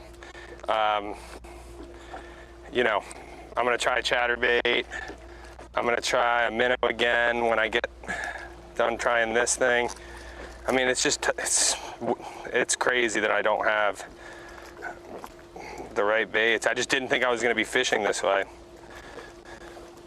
mean, I've got a decent bag for sure. Now with that fish gone, is it possible that this joker works? It's not impossible. Let's try it out. I mean, literally at this point, I've got 16 something. I need one more decent bite, I mean, honestly. So I'm not going to my backwater. There's 0 chance I go to my backwater. So I just have to sit here and just try different baits back and forth while there's fish literally blowing up.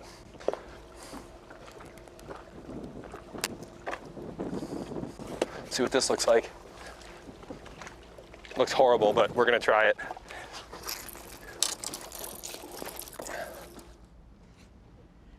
Well, it's a desperate bait search going on in the boat there. try to match up to what's happening, which apparently there's something happening out there. There must be something. There must be some saltwater bait fish that he didn't expect to be fishing around.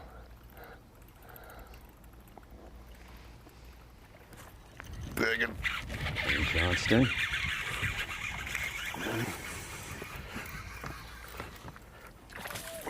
Nice.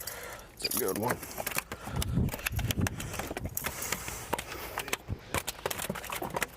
Come on.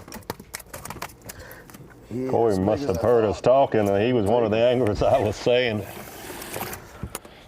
I only had one fish a few minutes ago. That's his second one.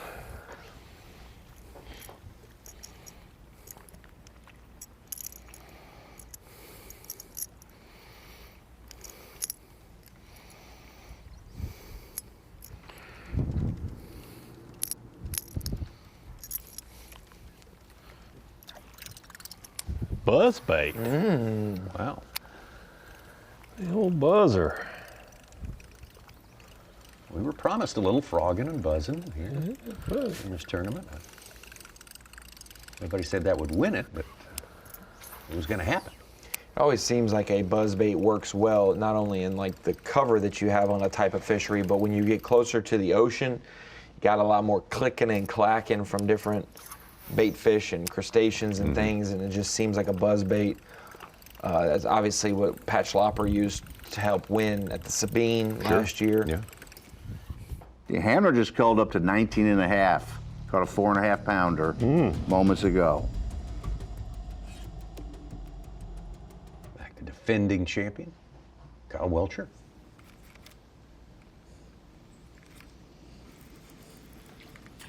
I misspoke a while ago. Texas and California are ahead of North Carolina.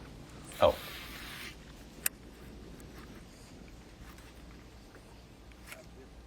With regard to 100-pound. There we go. Weights, big Okay. weights. The number of I 100 burned more pounds. gas in the No, first not the 2 number, hours than but- I burned all year last year.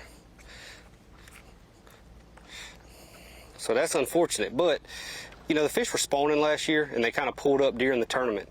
So that made it where a lot of really big ones got caught, you know, that weren't there in practice. This year, the fish have probably been where they are right now for, I don't know, a few weeks or a month. So these fish are a little tougher to catch because they have been fished for by, you know, there's local tournaments and all that. But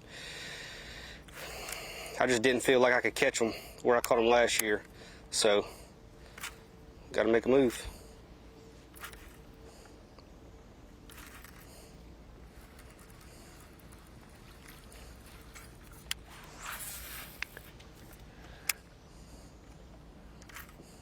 Been consistent through the years on the Elite Series. If you win a tournament somewhere and go back there the very next year, it's likely not going to be as good because it gets a lot of pressure.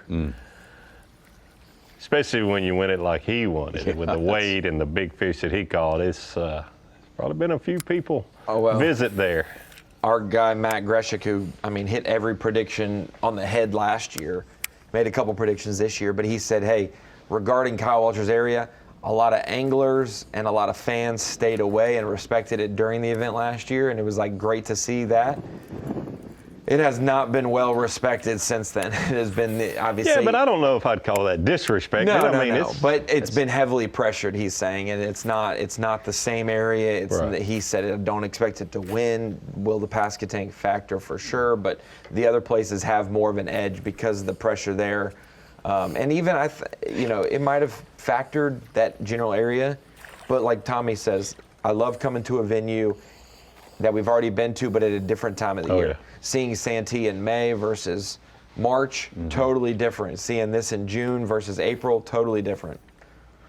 So we're familiar with the locations and the regions on the fishery, but tactics and how it'll play out. There's drought, so all of a sudden some saltwater intrusion, all kinds of stuff. That's what I was going to mention. Even if you go back there about the same time of year, more often than not, you've got a very different fishery. The vegetation, growth, the water clarity, water level. They can hear you a little bit if you talk loud.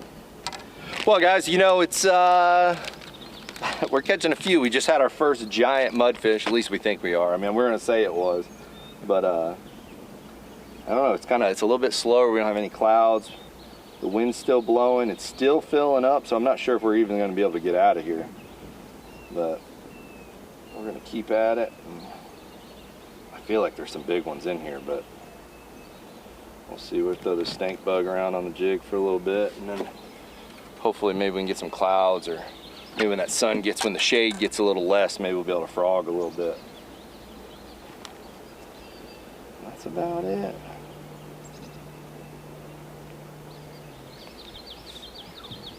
Still filling up is going to be a problem. Yes. I was hoping it was going the other way. Yeah. You mentioned the sun getting up a little more and the shade getting less. That'll put those fish closer to these trees and be easier to just fish that frog and keep it right around those little smaller shade lines rather than the big ones like it is early and late in the day.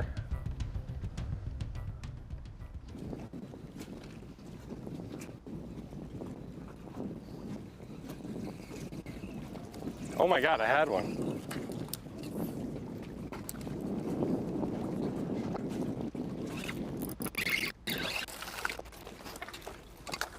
Okay. They're eating it.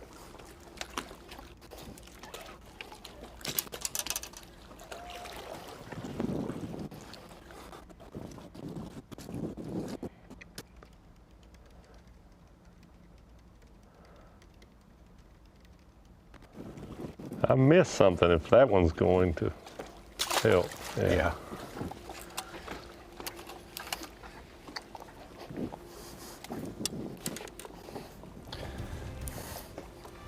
I mean, dude, if I can't catch them.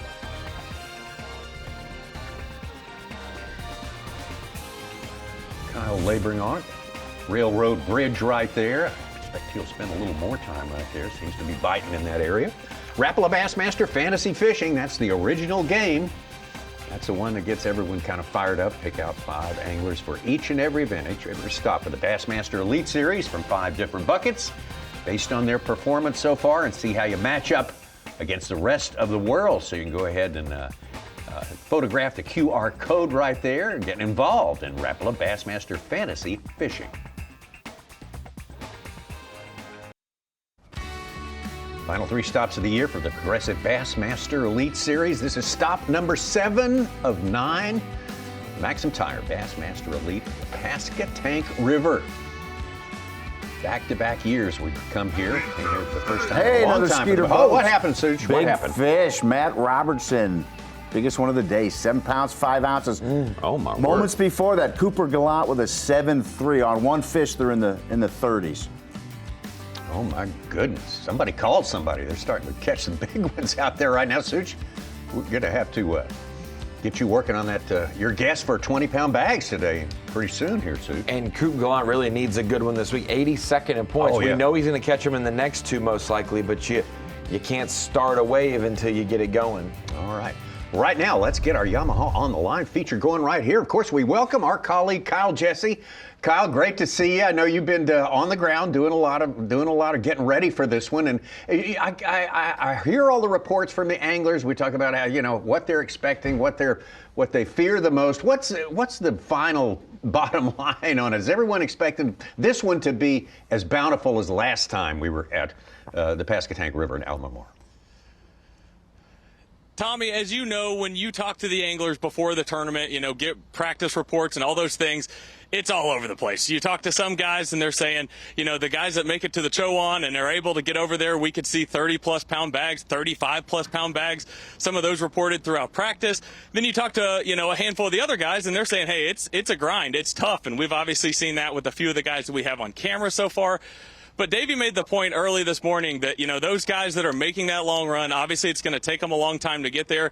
But once they get there, it seems like the high-end potential, the ceiling is super, super high there. So I think we're in for some fireworks this afternoon, later on this morning. It's going to be a really fun tournament. But, the reports were kind of all over the place. Mm-hmm. So, Kyle, it's rare that we go to a fishery, to an area, to a city, Elizabeth City, North Carolina, that I haven't been to fishing all those years on the Bassmaster Tournament Trail and even going to some of the tournaments like I do now. But I have not been to this area. And it's such big crowds there last year when we were there, and I've heard they've got streets blocked off. Tell us a little bit about the area and how the fishing fans are around Elizabeth City.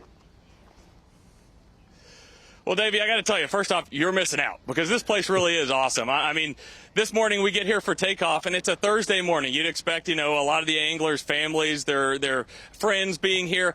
It was packed as far as you could see down the walkway out on the pier where we're at right now. Last year coming here, obviously when you come to a new venue, you don't really know what to expect.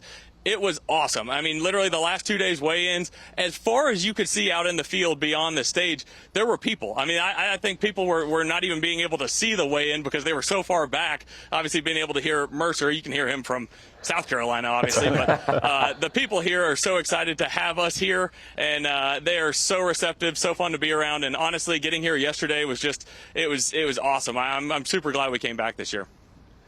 Kyle, your hair is looking phenomenal, looking fantastic this morning already. But what we expected coming into this event was this was going to be Koike madness. We were going to have urchins galore, and we have hardly or rarely even seen one thrown this morning.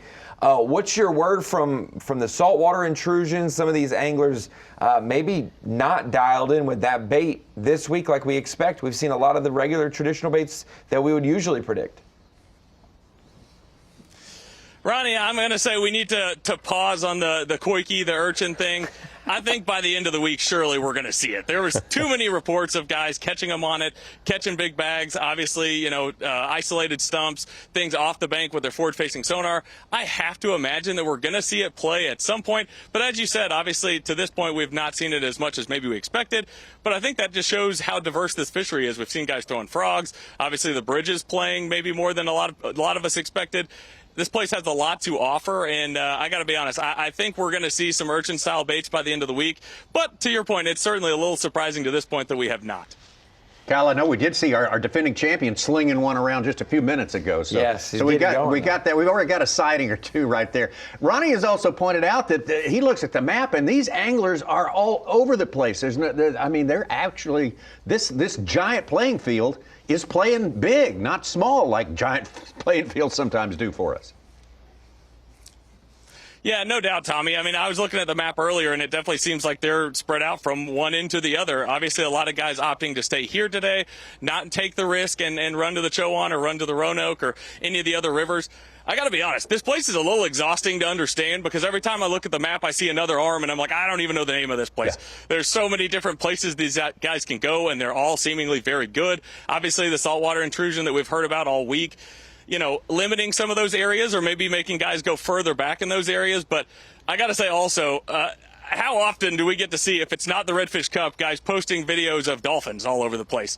Certainly a very, very unique fishery. And to your point, Tommy, I think by the end of the week, guys that are able to maximize, a certain area. We heard Kyle Patrick talk about it first thing this morning. He obviously opted to stay here based on Chris Aldane's advice and kind of encouragement. And he made the comment that, every bit of water that you can save for the rest of the week is huge. And I think those guys, they're able to maximize an area today, and then obviously maybe under more favorable running conditions, able to go elsewhere on day 2 and 3. Those guys are going to be deadly, and certainly guys we want to keep an eye on. Real quick, Kyle, I got to ask, when you came into town yesterday, do you have the Mountain Dew boat with you? Can we expect to see some pictures with the Mountain Dew boat and some dolphins, some hammerhead sharks, that sort of thing? Davey, I did not bring the Mountain Dew boat this time. It got here. I believe our good friend Ben Ashby drug it up here. I think the Mountain Dew boat's on the water right now. Okay. And I think sharks and dolphins and things of that nature would be a pleasant sight compared to, Pat Renwick being on the boat right now. There's no telling what's going to happen in that boat today, but we're going to keep an eye on it. Well, it looks like you've upgraded. You got that full old school river boat behind you right now, so it's looking good for Kyle. Thank you very much for Yamaha on the line. Kyle Jesse. Out to another Getting Kyle. it done as always. He was our 4th Kyle of the day. That's right. Okay. All right, I got to get a Kyle clicker going here. We've run out of Kyles. Hey, speaking of Kyles, this is his first keeper, it looks like, today. Man. He needs something to pep him up a little bit. Yeah, and we talked about it a little. You make that long run and you're committed and you get there and it's not happening. What do? Go make a long run somewhere else, or you try to figure it out? Yeah, you either fish for a few hours in a place that you lose confidence in, or you drive straight back to the takeoff creek and you hope that you pick a place in line. Also, I was going to ask Kyle, maybe we'll do that in the afternoon session. Could this North Carolina-based event get one in Virginia? The northern bound, this is a big playing field. And Virginia waters are in play. They're in play, and yeah. that's You can farther go to away Norfolk, from yeah. the salinity there. It's kind of the in-between. You're far from the North Carolina saltwater, and you're far from where the Virginia saltwater would be. That might be the good water based on our leaderboard at a couple anglers occupying it. All right. That's why I think not as much saltwater influence here as I expected, because there's a lot of big fish right there close to. You don't have to make those long runs to get to the quote-unquote good water, like you do in a lot of the other places similar to this, similar to this, that, man, you just don't have as many 7+ pounders as you do here. And I think if you had a hard push of salt water, hurricanes or extreme droughts, you wouldn't see as many 6+ pounders as we know live here, close by takeoff. Yeah. Came off, he was shallow.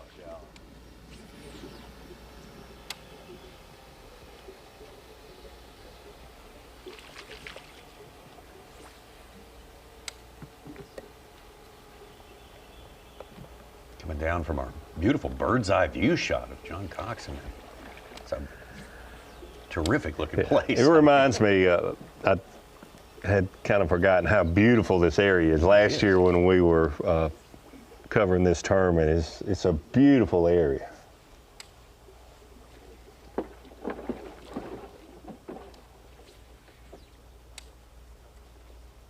Not saying that boat docks and large homes aren't beautiful, but in a different way. We had so much of that recently. Yeah. I mean, you go from Murray to Santee Cooper. And Santee Cooper turned into a boat dock tournament. I mean, my gosh. I mean, a lot of guys got caught hanging around cypress trees too long. Yes. Well, for so many years, that's been the key to success there in most of our tournaments. But they got cypress trees here, though. Some people claim that's a pretty good place to find them. Absolutely.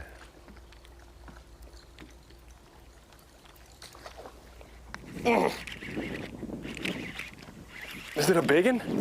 It is. No, it's not a biggin, but it's a culper. On the Strike King. On the Strike King. Stay. That is the scariest moment. On the. Ooh. Ow. Thanks, KVD, for making these.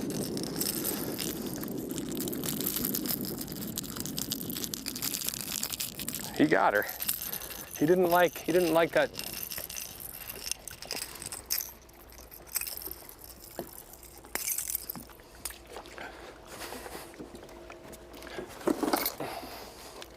Did you get any of that, or was it two? Yeah. No, I was blocking it. into the block. I got it wide though. You just keep bringing them to the boat and I'll see everyone. Okay. Sounds good to me. Number 5, I think. Yeah, number 5.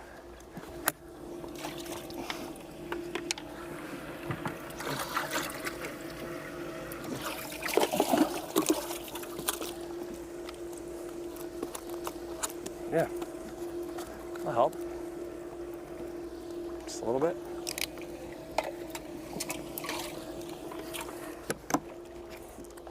I think that was number 5, wasn't it? Yeah. 211.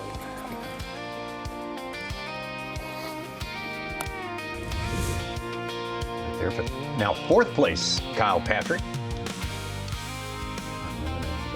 Pound 1, Justin Hamner, man on top. Are you significantly? Did you use the studio the other day to jam out a new B.A.S.S theme music?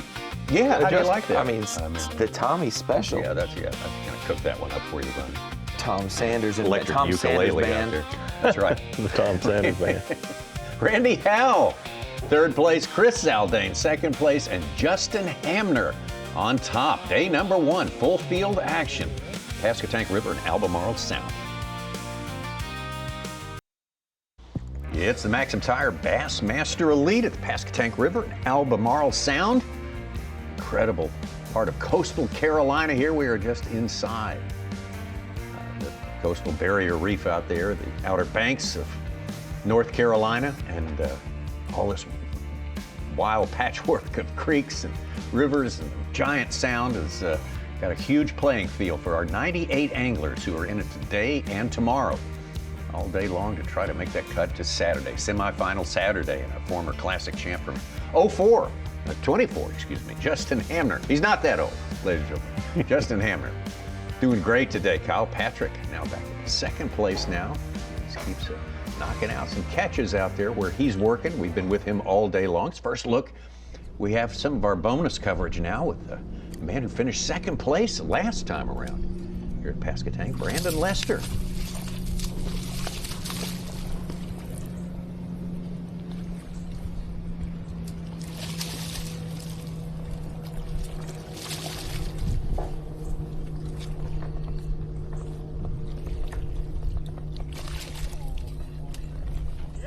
When you get a bite, it's a good one. Heck yeah, dude. We were just telling the people, when you get a bite, it's a big one. That's right. Can tell Pat Renwick's nearby. I think our Mountain Dew boat has yes, that's You run right. a bluegill up on the bank. showed up. Yeah. Quickie.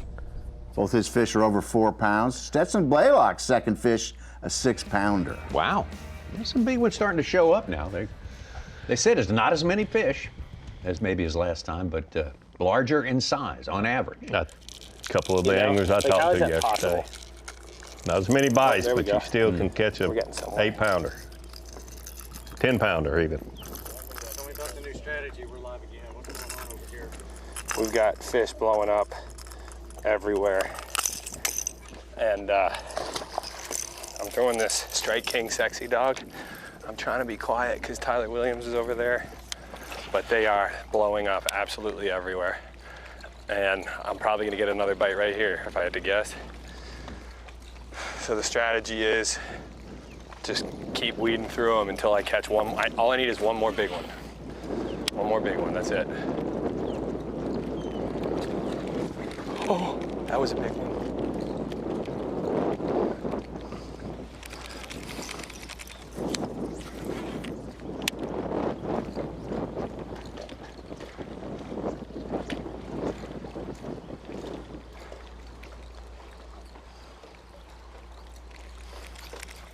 I'm actually kind of glad I didn't bite it.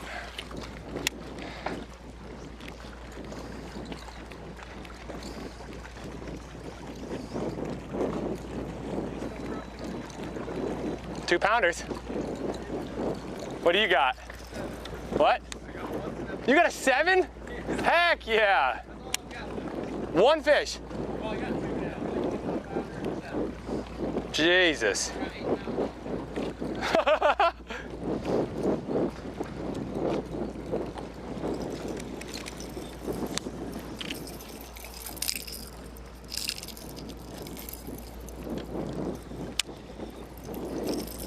Do not tell him about this.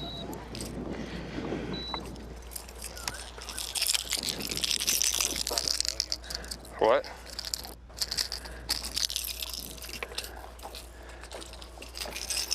I just got a touch.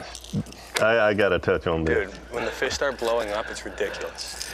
If maybe he's unaware that he has a live camera in his boat.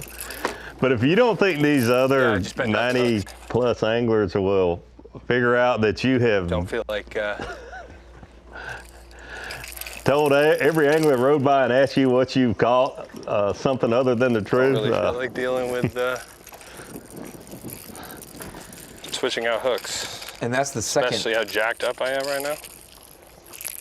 the second stayed jacked region up. that Tyler's been around him. He was the initial bridge and now this one as well. So they're all just kind of in the same general area. And Tyler says he has a 7 on Bass Track. It's a 6. So Tyler's actually being more honest with him than he is with us. yes. If he only knew who he should be honest with. Putting all the pictures together. I'm about to get one right here. Look. Oh my God, it was right there.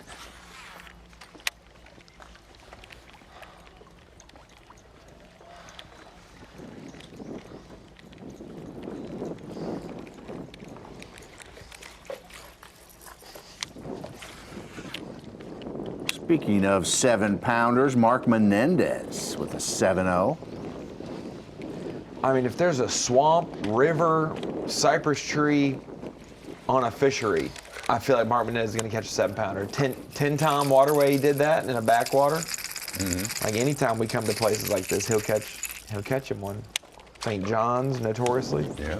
And he's up to 7th place with 14.11 on his Bass Track. Mark Menendez. So does it have to have all 3 or any one of the 3? Swamp, river, cypress tree? If he has one of the 3. Well, that's a pretty broad. That's everywhere, right? Where does it have one of the 3? Santee got 2nd place. St. John's, he gets top 10. Sabine, he catches, it's like Winyah Bay probably caught him pretty good. I'll say when all 3 are present, the odds are exponential. That's why I asked. Yeah, if you lose you're saying one, all it's 3. less. Yeah. All 3, yeah. If he gets all 3 in there, yeah. Good God, man. He could bake a cake with flour and water. But when he has flour, water, and sugar, I think I'm about to get one. That's a good cake. It's going to come right around that corner. Oh, my God.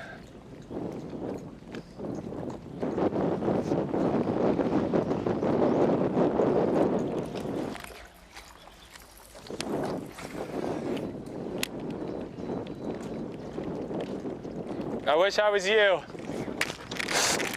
There we go. Oh, yeah. I did too. It was a big one too. In its mouth. Oh, he broke it off. It's gonna jump, watch. Dude, the barnacles are so... He'll jump in a second. Did you hear it? I thought I heard it, yeah.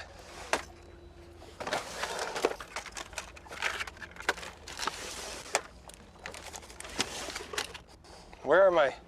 Oh.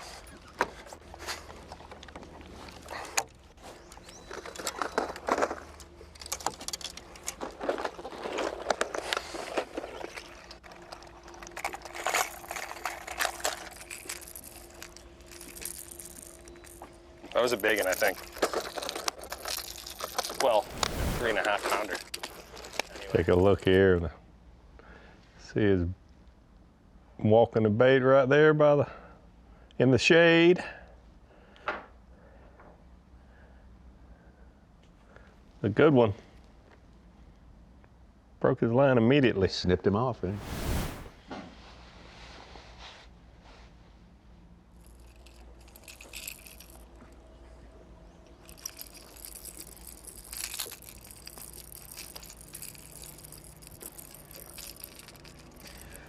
I feel like when Kyle Patrick's retying, he's like a magician with a card trick where he's doing distractions. You can't get a good enough view at it because he's got some extra hand movements going on. It's not gonna work. Jesus.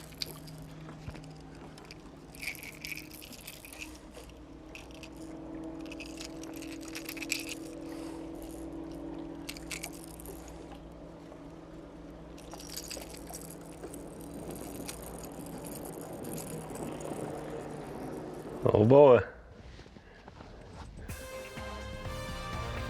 Caleb Summerall. He had a picture of a giant one from practice that he posted. Oh, yeah? Good company there for Kyle Patrick as we move on closer and closer to our midday point right here. Got a little ways to go. And Justin Hamner still on top with 19 pounds and 8 ounces. And just Kyle Catching him steady there. You can get it in front of him. Chris Zaldain, Randy Howell, and Wesley Gore rounding out our top 5. Livesey and the likes of Mark Menendez moving in there as well.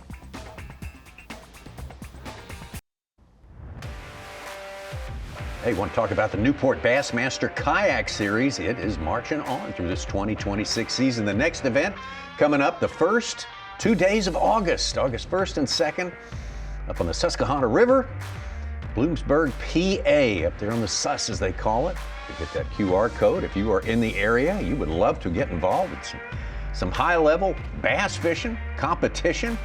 That'd be perfect. The Newport Bassmaster Kayak Series presented by Native Watercraft. Get started with it and sign up today.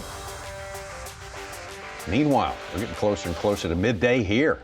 Time going by very, very fast to a lot of anglers who've already spotted the field about 4 hours, making 2-hour-plus trips. We've had more than a couple of those confess that to us today, so that's a big commitment. John Cox has made a big commitment to get back into this backwater right here. I guess he's still in there. I don't think he's tried to get out yet. Yeah, I think getting under a very tight bridge situation. He might be there all night, Tommy. Yeah, I hope not. No water at all. See how shallow he was? Mm-hmm.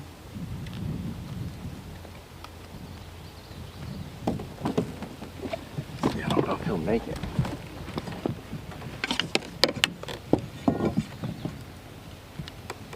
Oh yeah.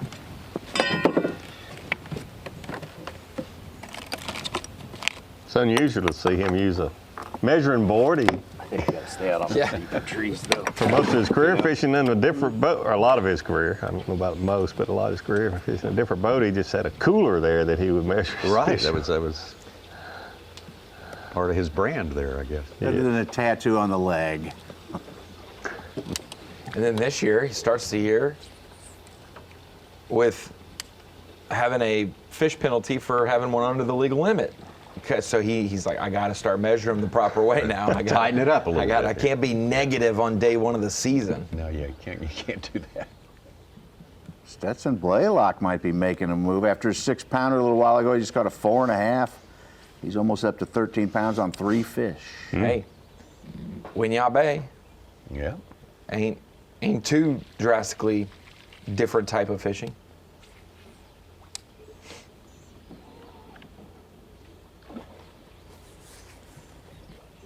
I'm disappointed with myself growing up. How many times I came across Highway 64, it goes right across the alligator. I probably looked over there and was like, look at that big old water over there. Never assumed it was bass fishing territory, never assumed it was as good as it is, but going to the Outer Banks, you gotta go right over the alligator to get to Manio and Nag's Head.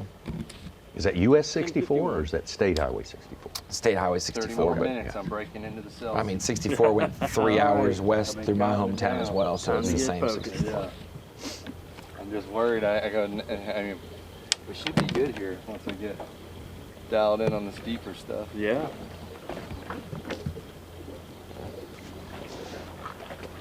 I do see another boat there in the distance around John Cox, so maybe if he has to stay there overnight, he'll at least they'll have company. Maybe they'll have some sardines or something.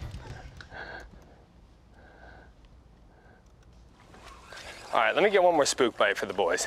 That's what I'll do, because there is one to be had right here.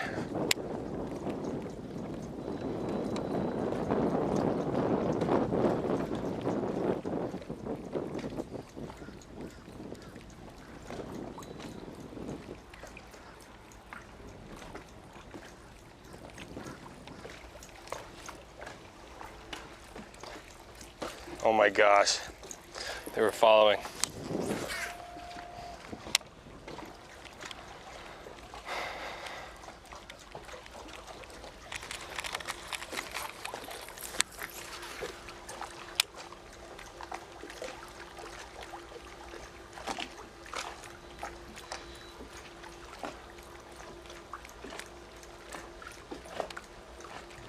Do you hear that one?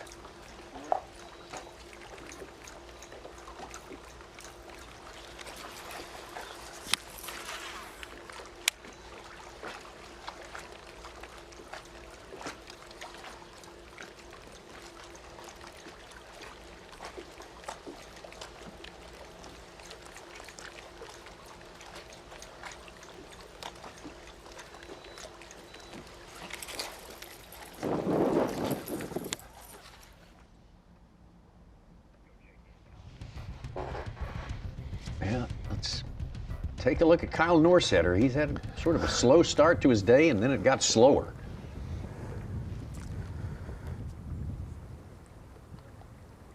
Can't help but notice the water level line on these trees and stumps, how you can tell this is water level has changed a lot in a short time where he's at, probably overnight. Don't think that's going to be a keeper. No, got to be 14. Gonna measure 13. Probably right. Brad Watley moving up to 5th place 13. after a 410.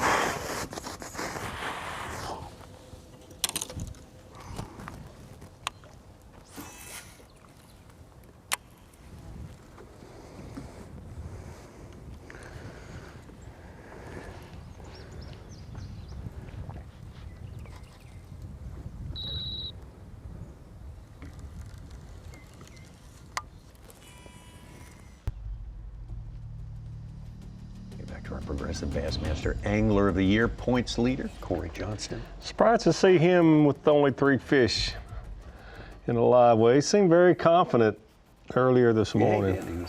Yeah, he got to his good stuff, expecting to do well.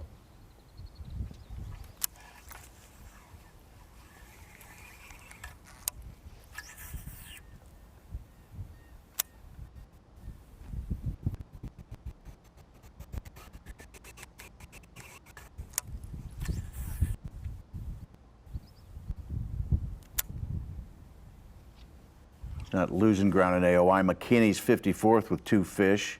And Dakota Ebear has 1 fish for 312. Surprised to hear Trey with only 2 fish. Yeah. I did not talk to him personally, but I heard through the grapevine he had a very good practice. Yeah, he's spent a lot of time pre-practicing here. He also spent time after Santee It's been one of them fishing deals there that as well. You always keep high expectations, but you never know. But I've been fishing this game long enough that you still got to stay positive, because it can change just like that. But there's a lot more salt in the up here right now due to the cause we ain't had no rain, and this guy, you think it would have them all bunched up in one place, but and I'm sure it is somewhere. I just ain't found that magical place yet.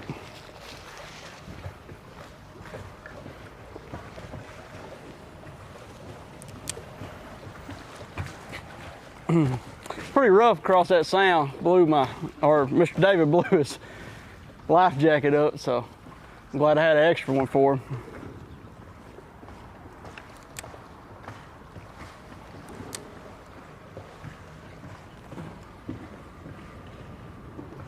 Sounds like he was taking enough water over the front or the side of the boat that it inflated a submergible. That's rough.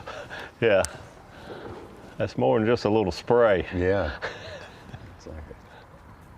Yes. Did you fall out of the boat today? No, I was in the boat and fully submersed though, fully submersed. Yeah. As of now, we do got a little switch up in the AOI. Drew Cook's climbed up to 2nd place. He's 12th in the tournament. Caleb Hudson's 3rd now. Wow. Drew Cook was 7th to start the day. I mean, it may finish Sure. up later, but as of now. Yeah, I'm withholding some info to prolong for our week if it continues to transpire. I do not want to give away stuff early, but Cook, very interested to see how he does tomorrow, where he's basically out on the map and who's his company. It'll be interesting to see if he carries it through. I'm intrigued. Same goes for Hamner. Oh, Connect okay. those dots, if you will. All right, you're going to drop a bombshell on us at some point here. I'll try to be ready for it. Justin Hamner, I mean, the bombshell for him is he's on top right now, and not by a little, but by a lot. 3 pounds ahead of Kyle Patrick, Chris Zaldain, Randy Howell, Brad Wadley having a good day. Wesley Gore, Lee Livesey, Menendez, Shakurit, Blaylock.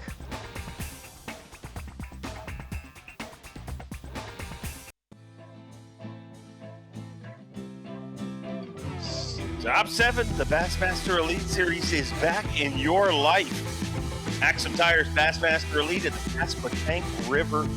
And it's kind of wrongly named a river. Because when you think of a river, you think of narrower and meandering.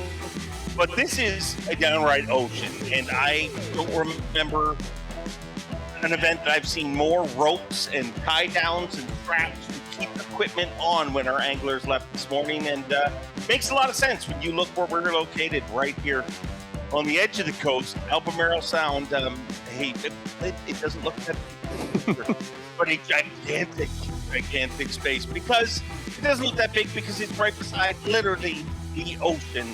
And I want to welcome you into our on-location coverage here, Bassmaster Live Cast. Myself and Cal Jesse going to be breaking down the action for the next hour, and we're inside our cushy new studio, Kyle. New trailer. I mean, we don't own it. We just get it for the weekend. But thanks to the fine folks at Yamaha for letting us roll into their trailer this week and continue this coverage. And RIP to our former studio. It was a good run. We had a really good run. But as you mentioned, here inside the Yamaha trailer this week, and it's a cozy spot. It's not bad, Dave. The air conditioning is kicking, and I'm all for this. I mean, you might have had to burn down that trailer, Kyle, but whatever you fixed the seats earlier this year, and now you have fixed the trailer, and it might have involved some arson, but I'm all here for it. If that's what it took, I appreciate it. And looky there, we're joined by our guest. We're gonna keep him out a secret for a little while, but I guess we've decided not to do that. Who is joining us here this week, Kyle Jesse? Eric Robertson, local angler, tournament angler, had the opportunity to speak with him and Matt Greshik, our good friend, leading into this tournament. And Eric was nice enough to join us today and hopefully provide some good insight on what's going on out on the water today. We'll get caught up with Eric here in a minute, but let's get caught up with what's been going on in the water with our Bassmaster Midday Report. And we'll start things off with a three-time Bassmaster winner, the only human ever to go back-to-back to the Bass Nation National Championship, and that is Alabama's Will Davis Jr. Winner of the Fan Cam, the Bassmaster Fan Cam for this event, just narrowly edged out Mike Iaconelli. For Will Davis this morning, it's been relatively slow. Was able to catch a limit fairly quickly, but certainly not where he needs to be right now. 38th place, 6 pounds, 13 ounces, but a long ways to go. One of the guys that opted to stay relatively close, maximize his fishing time, and earlier told us that he was going to make a run and try to upgrade his bag. So certainly going to be an interesting afternoon for Will Davis Jr. That was not a lot of anglers talking about how different it was this time around. Obviously a lot warmer, a lot more solidity. We'll get into that, some reasons why this area in a major drought, and that's got to be a major reason why. But we'll get into that with Eric here in just a minute once we get caught up on what happened on the water. But let's join a guy that I'm excited to finally see on camera, because we're used to seeing him a lot. But in 2026, that has not been the case up to this point, and that is John Cox. And a day with the camera on John Cox is always a good day, Cal. There's no doubt about it. Every time you hear John Cox laugh or that giggle after he catches one, it just brightens your day.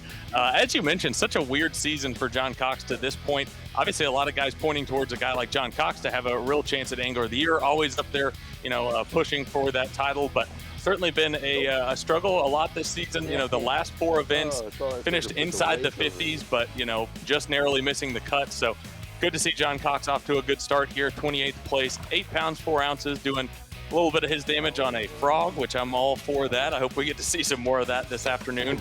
Catching that big one earlier on the bridge, said that he thought all they were going to catch was mudfish, but turns out he's catching a few bass out there as well.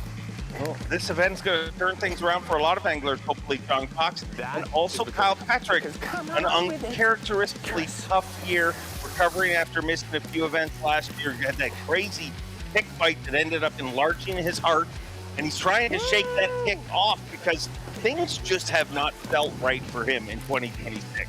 No, you're exactly right. It's obviously been a whirlwind, last 365 days for Kyle Patrick. Last year having a phenomenal season before the tick bite, and obviously having to sit out the rest of the season.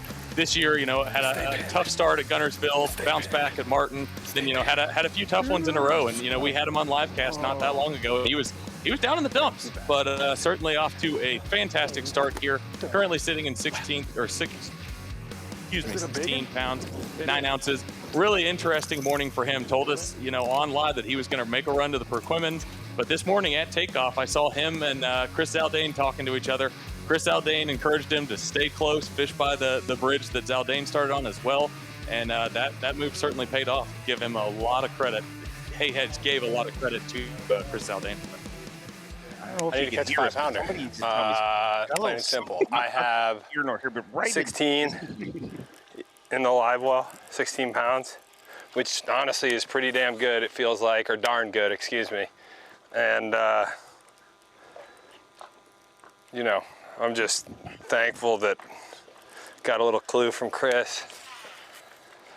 Finished the day out strong. I would run up to my stuff because I know I could catch a couple 4-pounders, but it's so far up and I have a good enough bag, I can't risk it. So I just kind of have to keep fishing along and hope that, hope I run into,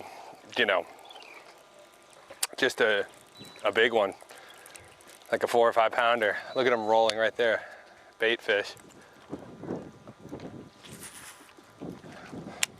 There's so many bait fish, live scope isn't even effective. You just have to,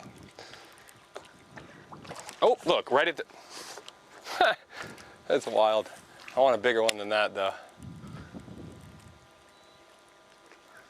Going through a whole series of baits, tell me about that. Yeah, I mean, honestly, it seems like that swim bait I first started throwing, the Zaldangerous one, or whatever, I think it's the Bass Mafia, whatever. Zaldain came up with it. I think that's the best by far, but I think that, as long as you're presenting it at the same speed that these bait fish are kind of cruising at the surface, you're gonna get bit. Now, I don't think I don't think anything's as good. I would say if anything, the Spook would be a close second. I mean, they were biting that thing. But I think, like I said, I think it's just the cadence and the area. You got to be around those like bigger bait fish. Man, is it cool to catch them like this. Just need one more, man. Honestly, part of me, I'm pretty close to going and just scoping stumps. Now that you say, and now that, I'm talking through my game plan with you guys, because like I think that's the way to catch a lucky like 6 or 7 pounder. I think it'll be very hard for me to catch a 6 or 7 here doing this. Like this is like a bunch of keeper type deal. A lot of keepers. I think if I go fish some stumps, I could catch a 6 or a 7, which would be the icing on the cake.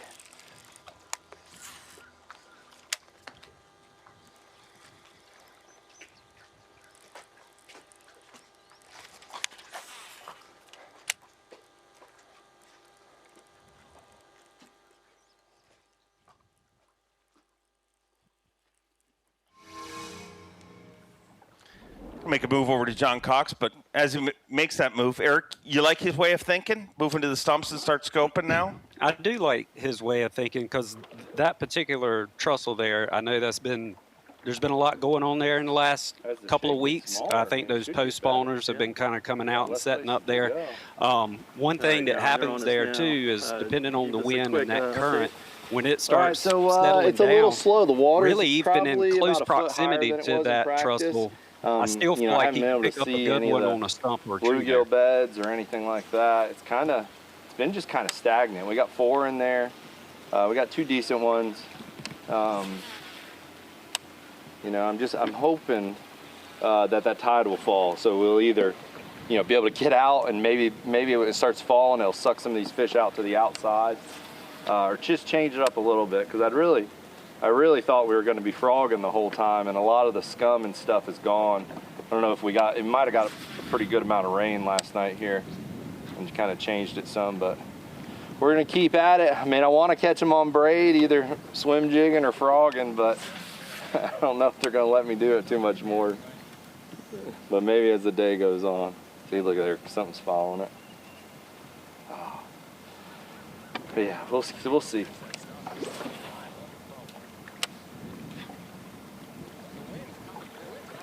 Oh, here we go. Here we go. All right. This is the kind of stuff that should be on. How big of a factor is the tide here? I remember last time people talked about tide, but it's not an extreme tide like we're used to seeing in a lot of other places. It is a big factor, especially on the north side of the sound. What they're seeing, he spoke of rain, but actually more than likely, probably what happened was throughout the night when we had that heavy wind, it swelled that side of the sound, and then once that starts pulling out, it almost flushes that creek or that river system that he's in. So he might see it different today because you really have new water. It pulls in and then it pulls out, and it can clean up, or sometimes it can actually, change the clarity of it. What kind of difference in level are we looking at? Like, does it come up a lot?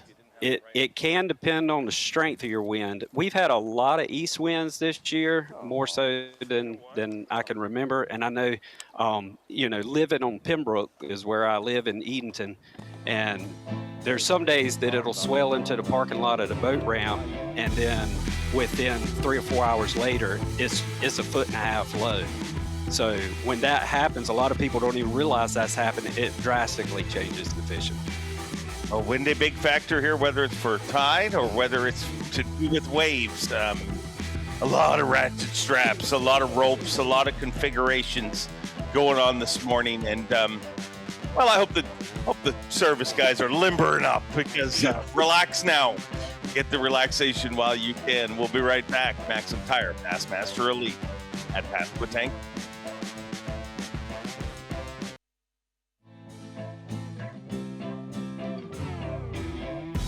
Well, everything on there is unofficial, what we're seeing right now, but it gets official when they weigh in this afternoon. Yeti Hot Seat, 3 p.m. Eastern Time, Bassmaster.com. Don't miss it if we were loading our hot seat right now.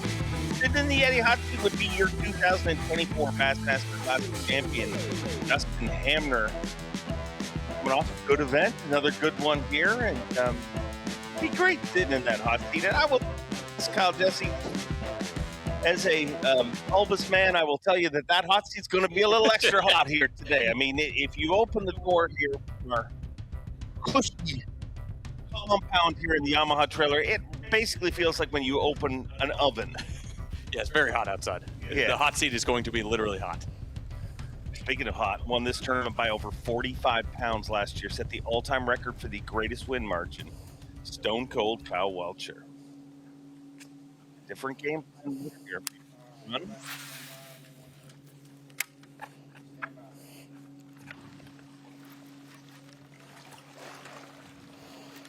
All right, so been fishing for 2 hours now, and I thought about 1 bite an hour was about right. Unfortunately, I've caught some small ones today, but I want to go ahead and run everything real fast before I sit down and kind of grind it in an area, just in case I could pick up a couple easy ones fast, and I wasn't really able to do that. So now we're just going to settle down and hopefully pick the right spot and catch us 3 or 4 more. We really need 3 bites to be in good shape, but biggest thing is we got to survive today, because I expect today to be, probably the toughest weight-wise, just because of the time constraints. Everybody's not going to get to fish as long as they will the rest of the week, just because navigation. So we just need to survive today.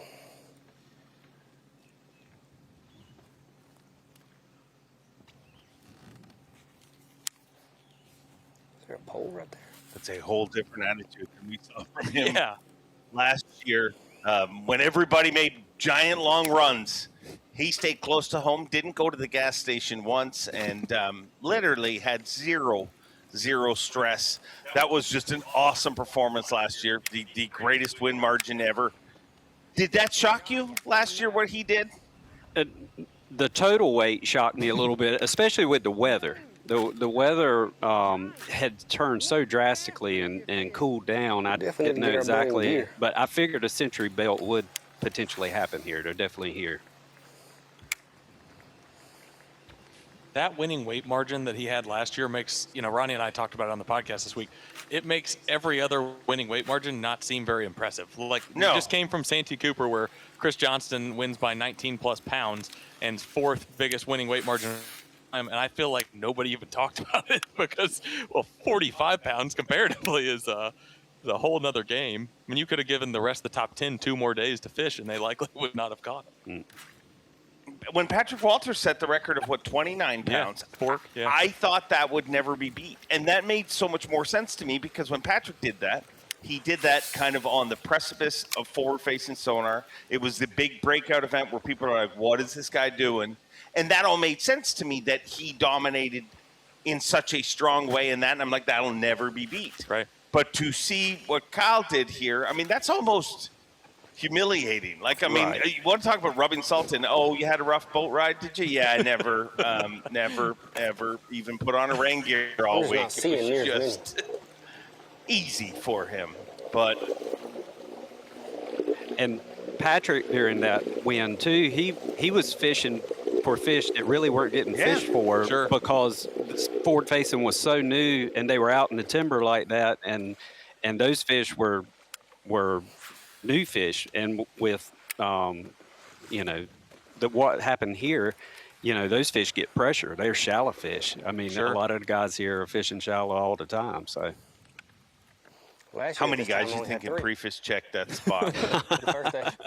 Two of them big ones. Well, I am a bit surprised to not see anyone fishing the bridge here because I know this bridge has been pretty hot as well and is very close to where he caught them last year. So, but I'm sure that area got checked extensively. What do you think? Do you think more people check that spot in pre-fish, or more people will fish a urchin-style bait here this week? Oh, man. I mean, that's a really good question. That's really hard to compare. You'd have to think just about everybody kept the spot honest just on their way back to the ramp if they were, were to put in here. But I don't know. The urchin obviously is a hot commodity. Get over to Will Davis Jr. I couldn't buy a bite if I paid $1 million for one. For the open It's just one of them deals that the tide is really high, and I think it's kind of like it's just stalled out, and we need it to be falling. So we got plenty of time. We're gonna fish a little bit longer in here, and then might make that treacherous run back to Pasquotank. Just been it's been a grind. Like I told David a while ago, cameraman, that this is the second day in 4 days that I've caught a limit, so it's not been the easiest. So, seeing a lot of fish. It's just, I don't know if they're bass, sharks, or what they are. A lot of gar, I know that. Some bait.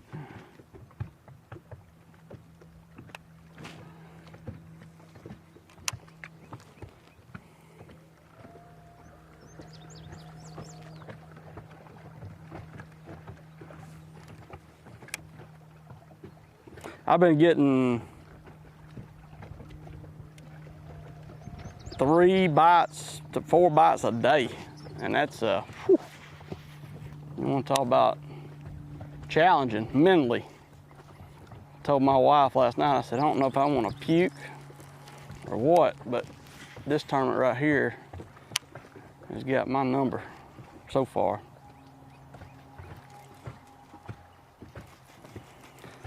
It's just like, you got to roll the dice, and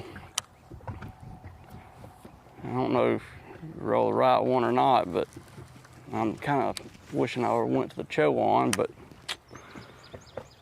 so many guys going there, it's just one of them deals that I don't know if you got enough time to get gas and fish and everything else, so I'll have to saddle up and send it tomorrow.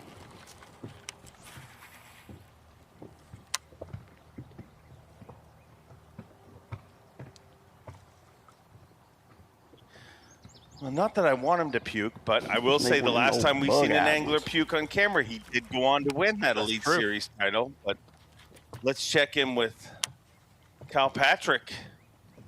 I mean, he'd puke and rally and win an event for us. I know he would. I mean, it's well worth it. I do know one thing. That sound out there is really no place for a bass boat when that wind gets to whooping it. Got the best boat.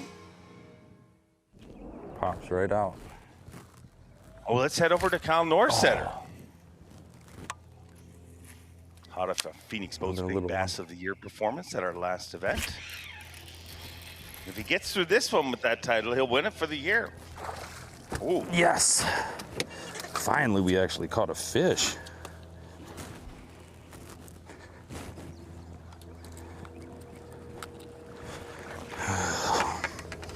Rail, but we don't need the board for that one.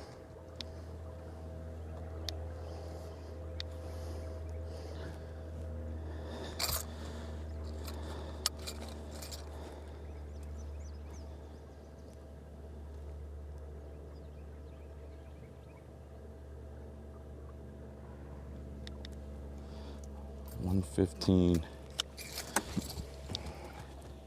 115? Yep.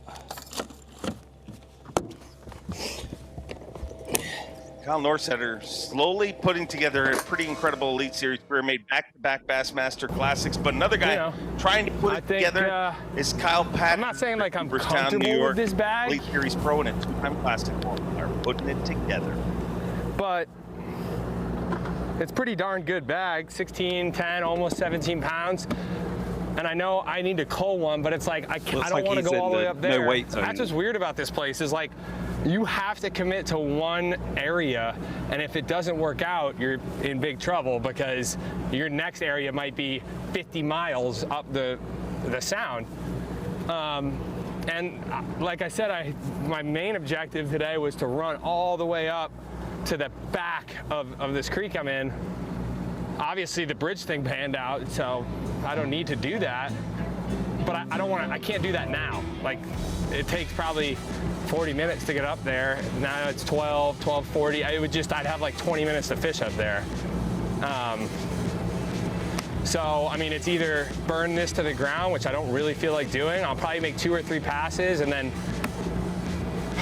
run some new stuff in the Pasquotank maybe to end the day, just so I know that I'm safe there and wind's not gonna get too crazy or do anything nuts. I mean, we're literally on the ocean, so anything can happen, so I wanna play it safe. We're gonna go fish this bridge though. Come on.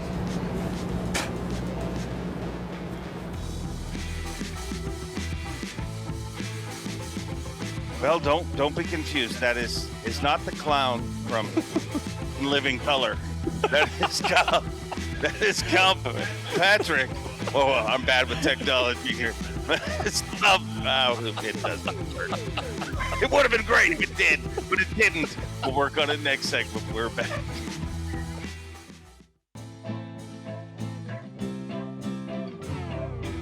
Bassmaster Livecast, back in your life. I want to thank you all for joining us. 7th stop of the season. Hard to believe. This event and the next 2. The smallest of them is that little lake named Lake Champlain is the smallest one. A great live coverage brought to you by Garmin. A great tournament we're having here, and we don't know a lot about this fishery because everything that everybody talked about last time was the tournament champion who won by 45 pounds, and he did it right around the corner. We're seeing the big runs that everybody talked about this time. Let's get out in the water right now. Kyle Norsetter, who I said a minute ago, keep your eyes on him, putting together a pretty incredible Elite Series career. Has qualified for the last 2 classics, and on pace to do that again here this year, I believe. Yes. Come on, baby. They ain't giants, but it's starting. We don't need that measuring board. Dude, they're barely hitting it the first try. and then they're coming back and walloping it.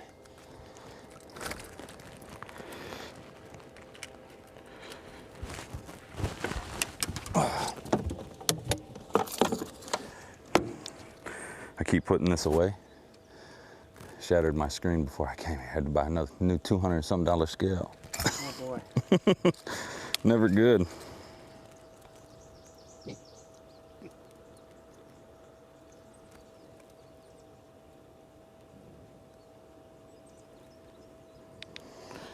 $112.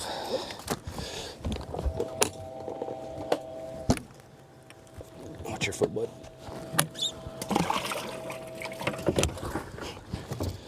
Number 3, 112, right? Yep, 112. Oh, yes.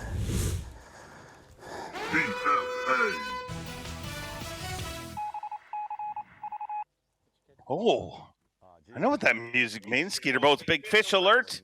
Cody Huff with a 7-pounder. And we're starting to hear a few bigger bites. Do you think that's because they're just coming in now, or is this a key bite window, what we're rolling into right now? I feel like it's probably a bite window. You'll see that fluctuate certain days. You'll see that a lot on the Chowan, a lot of the rivers on the northern side of the Sound, you'll see bite windows on for sure. That 7-pounder is going to put Cody Huff up into first place right now, 20 pounds, 6 ounces. Ooh. 7-pounder will go a long, long way. 4-box right now. Oh, boy. Kyle Welcher, John Cox, Kyle Norsetter, and Kyle Patrick. Loaded. One of these things is not like the other one. Let's just call him Kyle Cox. Right. Hear it. Usually I can't in there. I am glad to see Kyle Patrick go back to that bridge midday like this. When the sun gets high, it casts a shadow on that bottom board, and they'll get super tight to it. And he should get another good bite there, I feel like. While we're watching this, and hopefully we're interrupted by a fish catch here, but give me a breakdown on what's happening with the salinity. So many people talking about how much more it is this time around. Yeah, the water table is a lot lower right now. It's a super drought, and so a lot of this salt water is backing into here. And in a way, it's actually shrinking the fishing field. Everybody talks about how huge this fishing field is, but what we're seeing is it's backing into these creeks, and it's pushing some of these larger fish up these rivers and up these creeks farther, so it's concentrating them tighter. So if you get in the right area, it can happen really quickly. Is it generally catch get one on that corner. more salinity in the summer months versus this? Yes, because it seems to have, and we used to didn't have this. There's some people that think that maybe we got some new bridges on the Outer Banks with the inlets, and that the water flow is more so now. That's just kind of some conspiracy theories, but it does seem like before, say, 2021, we didn't have barnacles and things of that nature in most of these creeks, and now we're seeing where the saltwater staying in here quite a bit more. And I know in this past year, like I mentioned, the east winds, we've had a lot of east winds, and it's kept that water backed up because just like the Roanoke River so low right now, it's as low as I've ever seen it, and they're not turning water loose from the lakes, so it's not pushing that salt water out it's backing it. Oh, we don't mind conspiracy theories here on the show. Go deep. I mean, yeah. It's a good way to find out if anyone's watching.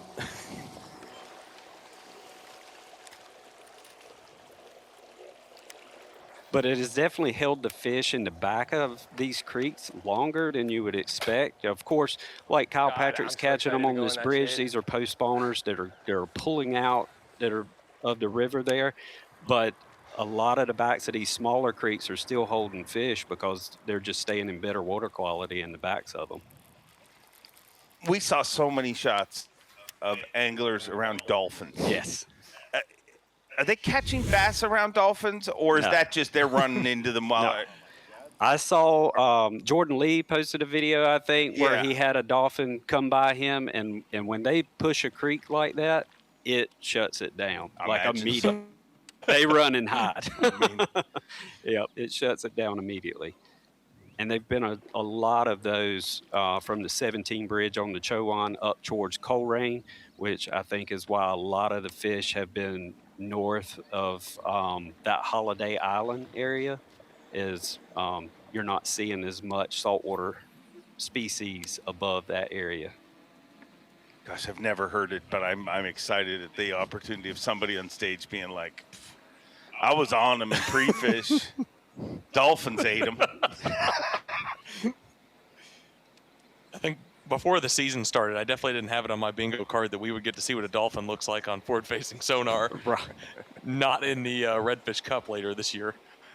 They will eat urchin baits, though, I do believe. Actually, ironically, probably makes more sense if a dolphin eats an urchin bait. You know, we were talking about wind direction earlier, and like someone that could put together two sides of the river, even on a day like this where it's not overly rough, and they can run, but like the Scuppernong. With a southwest wind, the Scuppernong's draining, but it's pushing into the creeks that are on the north side of the sound. So if you get that southwest wind and you've got something on the lower Roanoke or the Kashai or the Scuppernong, you can make that work, and sometimes even piece that together with something on the north side. So a lot of times with the local guys, you have to kind of make that last minute decision just based on wind direction. It took me months to learn how to say Pasquotank. I mean, I don't know that I'm just gonna let you name the rivers, okay? Well, and I laugh because every time I hear Bill Owen say the Admiral sound, that's a good one. I hope he sticks with it though, because you might as well go with it now at this point. But it's the Albemarle sound, but it comes at that. Let's head over to our defending champion, That's a former good one, I Progressive Bassmaster Angler of the Year, and the all-time win margin record holder, Al Welcher, hooked up live.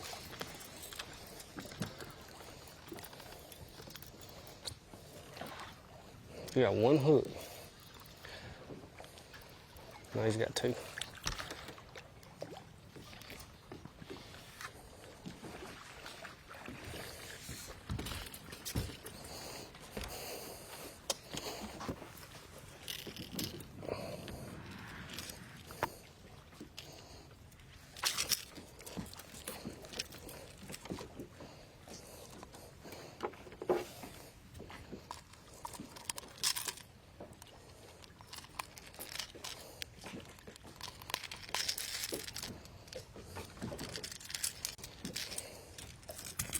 The big side's still wide open for any big fish out there that's watching stuff.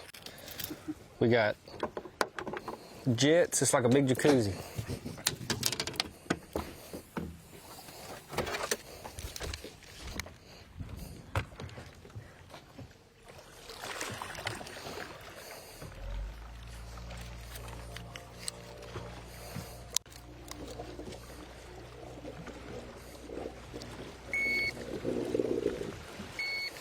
Want Welcher to be in the mix in this tournament. I mean, just with everything he did last time we were here.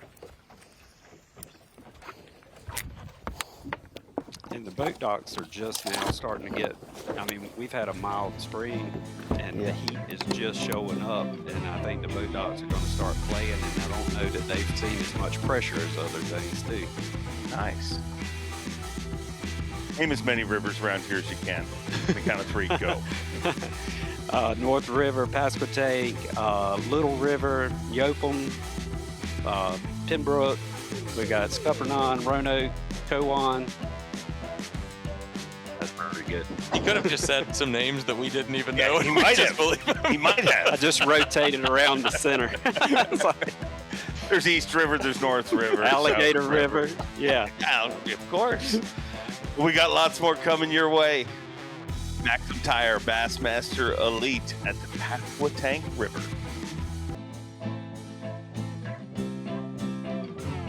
2026, the Maxam Tire Bassmaster Elite. Hanging out here in Elizabeth City, North Carolina, and We met this fine part of the world last year, and boy, I was so excited to come back here just because an incredible part of the world. I mean, a beautiful part of North Carolina right along the coast here, but some of the most beautiful people. What crowds we had here. I mean, when you go to a new body of water, you never know, a new venue, what the crowds are going to be like. They showed up in droves. Not only were they a giant crowd, but a very loud crowd last year. There's no doubt they were super active, and you know, the last 2 days, I mean, I can't imagine what it looked like from being on stage, but if you got here late, you probably weren't even going to be able to see the weigh-in from how far back you had to be in the field. Elizabeth City is absolutely a special place, and super excited, as I know a lot of people are, that we're back here this year. But don't worry, Kyle Jesse, you could hear me. Because as you know, you could hear me from South Carolina. You weren't supposed to be watching. It's true. Generally, you hear me before you see me. Out in the water right now with Kyle Patrick and John Cox. I've been waiting that moment. I mean, I could have lit you up not on camera, but that's no fun. I liked it, actually. It's a critical part of your job. It's a compliment, if anything. So, Eric, you're saying that this bridge pattern should get better as the day goes on?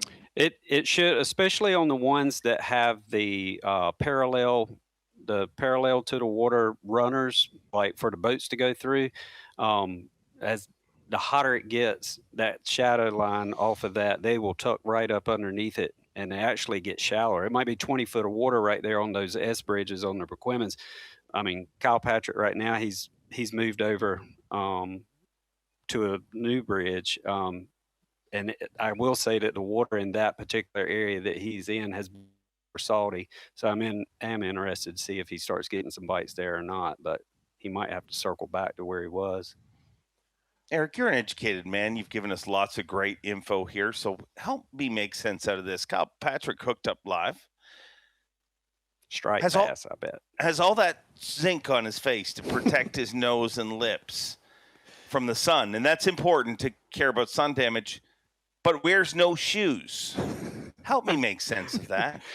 Yeah, that doesn't make a whole lot of sense, but I guess you're at a higher risk of getting skin cancer on your nose than you are your toes. So. Not if you don't ever wear shoes. The average human, yes.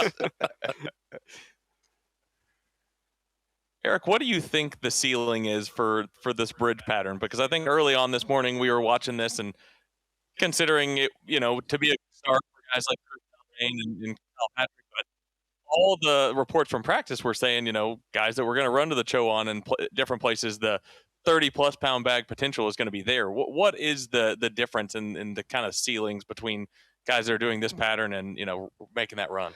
The bridge pattern is going to be 100% dependent on the current too, because I've actually fished this pattern in the last couple of weeks on the Paquemins, and if the wind's not driving the current there, they're not.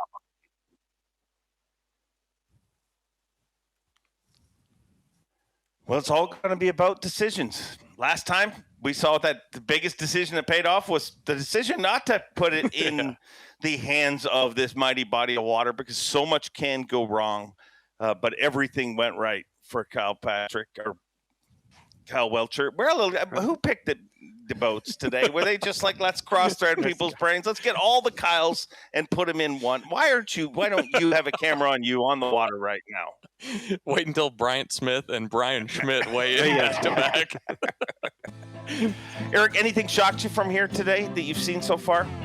No, I am shocked we haven't seen as many check-ins from the Chowan on some big fish from over there. I thought the big fish, there's been a bunch of 7-pounders in that area, so I think it would jump up quick, and we hadn't quite seen that yet from the Chowan.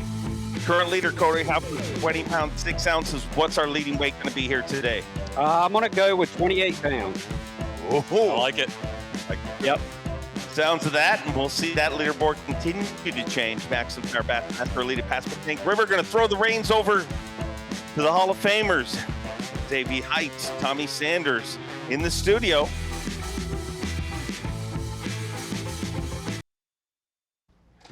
Maxam Tire Bassmaster lead at Pasquotank River and Albemarle Sound is sponsored by Mercury. by Skeeter Boats, and by Bass Pro Shops. Pushing on now with Bassmaster Live. Special thanks to Dave Mercer, Kyle Jesse, and their special guests for providing some great coverage. In the past hour, we have certainly enjoyed that. They continue on. Cody Huff now, having taken over the lead. Missouri, Ava, Missouri's Cody Huff, former college bracket champion. Cody Huff doing very well today. The first angler to 20 pounds out of our group here. By way of a 7-pounder, Tommy. 7-pounder. We've heard of a lot of well, a handful of them, 7+ pounders. In the last hour and a half or so. Let's get over to the defending champion, Kyle Welcher. Speaking of 7+ pounders, last year there were a lot of 7+ pounders for Kyle Welcher. He had a 10.8 in his big day, which is 34 pounds. We need 2 more. And we need them in the next hour and a half. So I'd like to get to the mid-20s range to stay in the tournament to win, but as of right now, we need to catch 2 more 3-pounders and make sure we're there at Hartwell next year. So it's done got hot. There's like no water moving right now. We just got to get around them. And we can still get some bites, but the conditions aren't perfect. I expect the weights not to be as good as they could have been, but some guys are still going to catch big bags.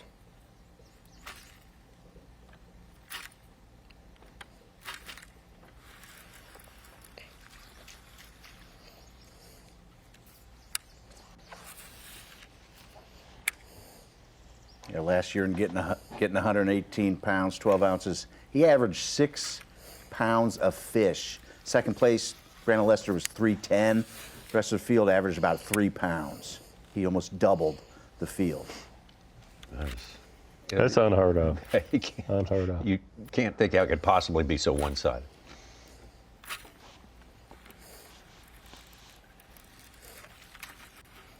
I didn't drive 2 hours to not catch a 7-pounder.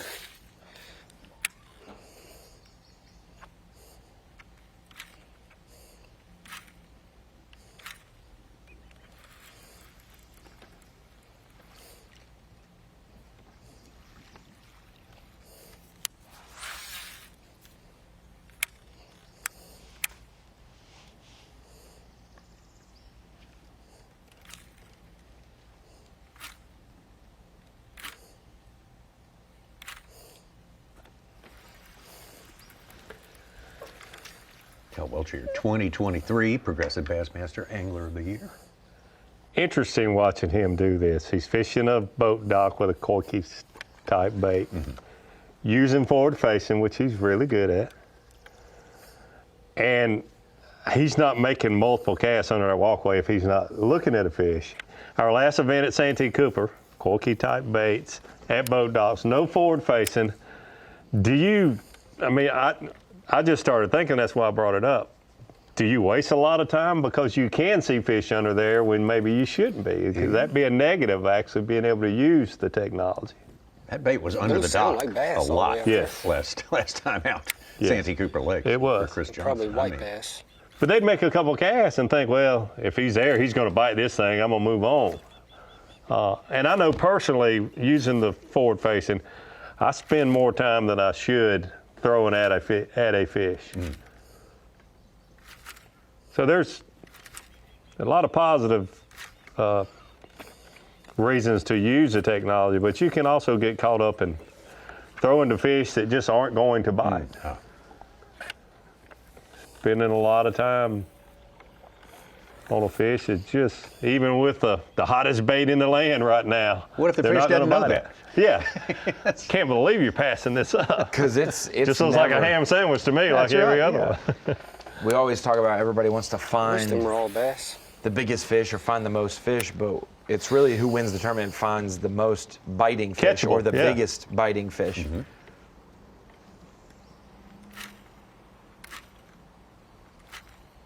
Justin Hamner, 20 pounds even. Just got a 3-pounder.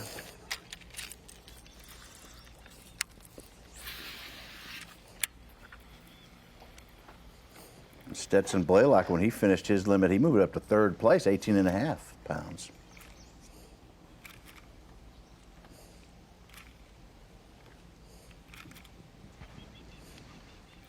God dang it.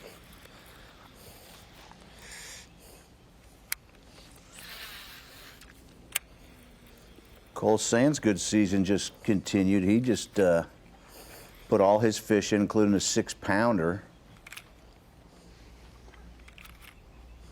He's got almost 17 pounds today. He is having a good He's found season. something this year for sure. 4th place with that. And I said this with Tom Abraham on Bassmaster Radio. I mentioned it with podcast with Kyle.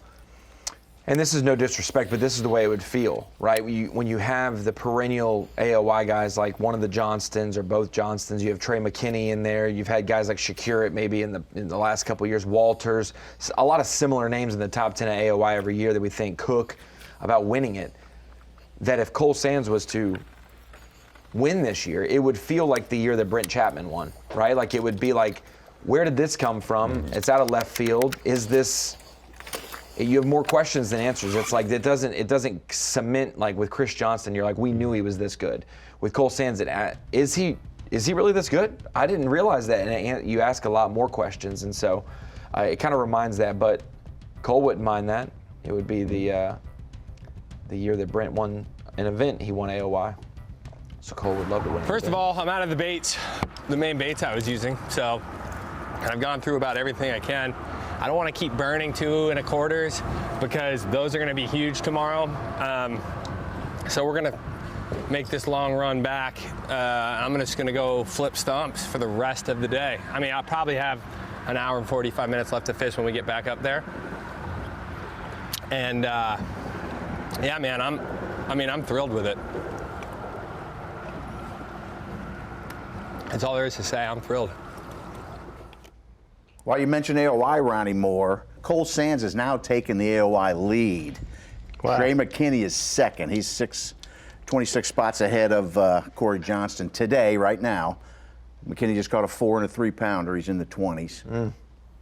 Corey is still lacking a limit.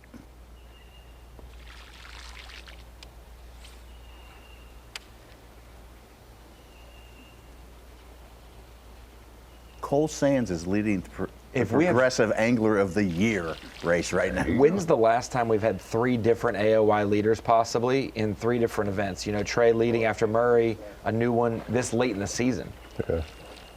Events 5, 6, and 7, you're gonna have a different AOY leader each event. And you mentioned it this late in the season. Sure.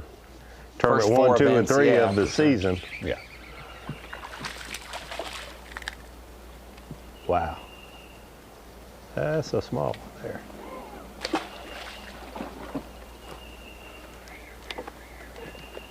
Oh, sorry, I almost stabbed you. All right. All right, sorry. Okay. Get it together, gotta get it together. Start calling. Oh, we gotta get in the spot first.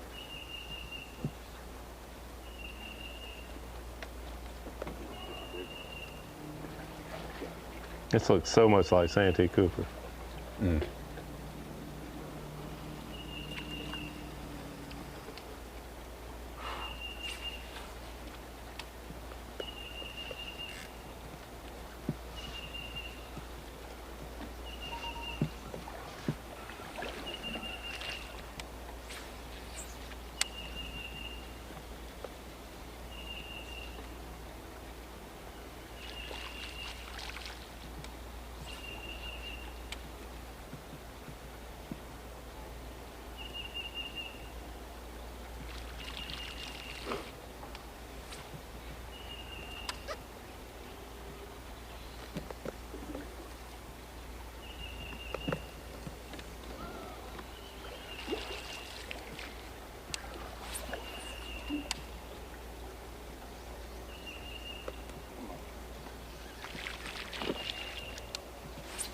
And we talked about it being a different fishery because we're here at a different time of year, but it's still amazing to me that Kyle Welcher won in such a dominant way. While it was happening, it didn't seem real. No, it didn't. And probably didn't burn 10 gallons of fuel in 4 days, and he's 2 hours from takeoff today. Yeah, He burnt 7 gallons of those 10 gallons on day 1 when he was unsure of his pattern, and then day 2, 3, and 4 he burned a gallon each day. Yeah. But for him to make a 2-hour run today is just mind-boggling to me. That after all those fish that close to the takeoff, and now he's 2 hours away. Well, last year he was going to make a run, but he caught an early 6-pounder. Said, "No, forget that. Well, I'm staying around." It's even more than that. He caught one, then went a few hours without catching one, then was leaving the Pasquotank, catches a 2-pounder at the mouth of it, decides, do I go or do I just stay? Goes back, then he catches a 7, and then the rest is history. So there was 3 or 4 times of doubt that he day almost 1. left, yeah. We got a new leader. Hunter Schrock's, all his weights came in. A couple 4-pounders, a 412 and a 6-0. He's got 20 pounds, 9 ounces to take the lead. I thought something was going on. The weights were just not what we anticipated them being. They're still not, but when those 20-pound limits pop in about every 10 minutes, that sure does help things. And last year's event, we were talking about results that make you almost ask more questions than have answers.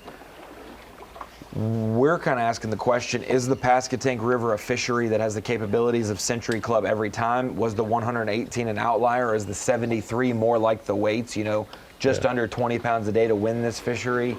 Can all 10 have 20 pounds a day? Like, there's just so many questions that we really didn't get because it was such a large margin of victory. It truly felt like Kyle was fishing a different body of water because everyone else was so grouped tight together and he was on a different planet. Remember him saying on the water, "I guess I'm the chosen one." Just went down a stretch and caught 2 almost back to back and had a 3rd bite of, I mean, can't really call them decent fish, but they're fish, and we're just plucking away.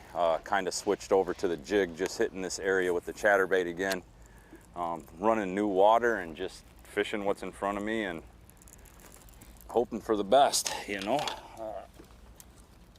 one big bite and 2 other ones to get rid of that smaller one, and we'll stay in the hunt for sure. So nothing's out. We still got 3 hours, and like I said, we're just methodically trying to fish around everything right now and find new areas with fish, kind of moving back to where we had all our bites during practice, to kind of pluck through them with the jig and just slow down, because they've been swiping the chatterbait. It's just hard to put that bait down because it does catch them when they want to eat it.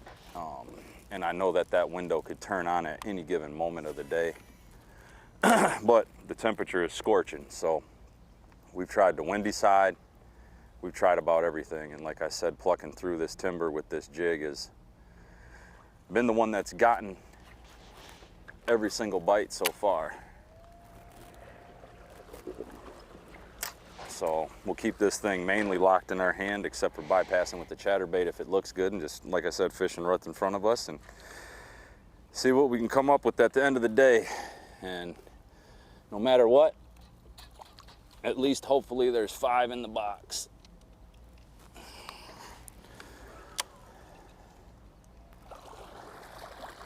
Trying to scope them, still can't see them, just catching them normally fishing, like I said.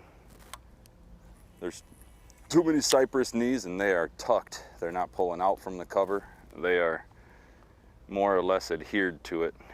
Pretty sure somebody's figured it out, but not I.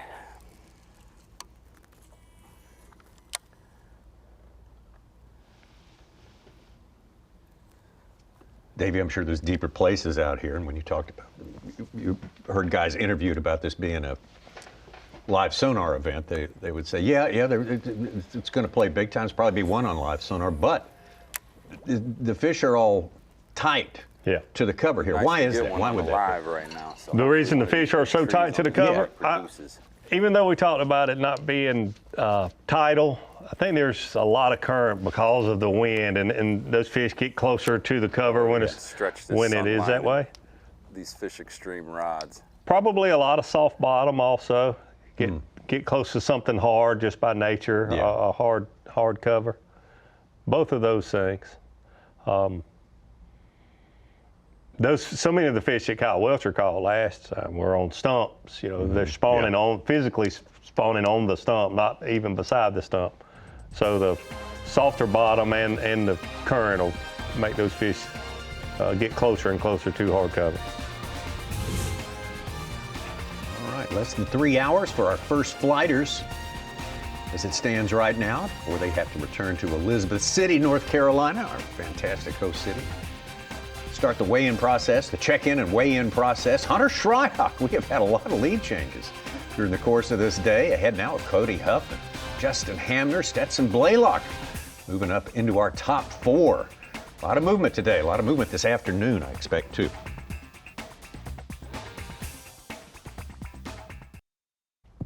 Day 1 action continues here at the Maxam Tires Bassmaster Elite, Pasquotank River, Albemarle Sound, Falcon Bassmaster Drain the Lake Fantasy Fishing Challenge. That is a different sort of a fantasy game, a little bit more complicated. You pick 8 anglers for each of the 9 events, plus the classic. Actually, the classic you don't have to worry about.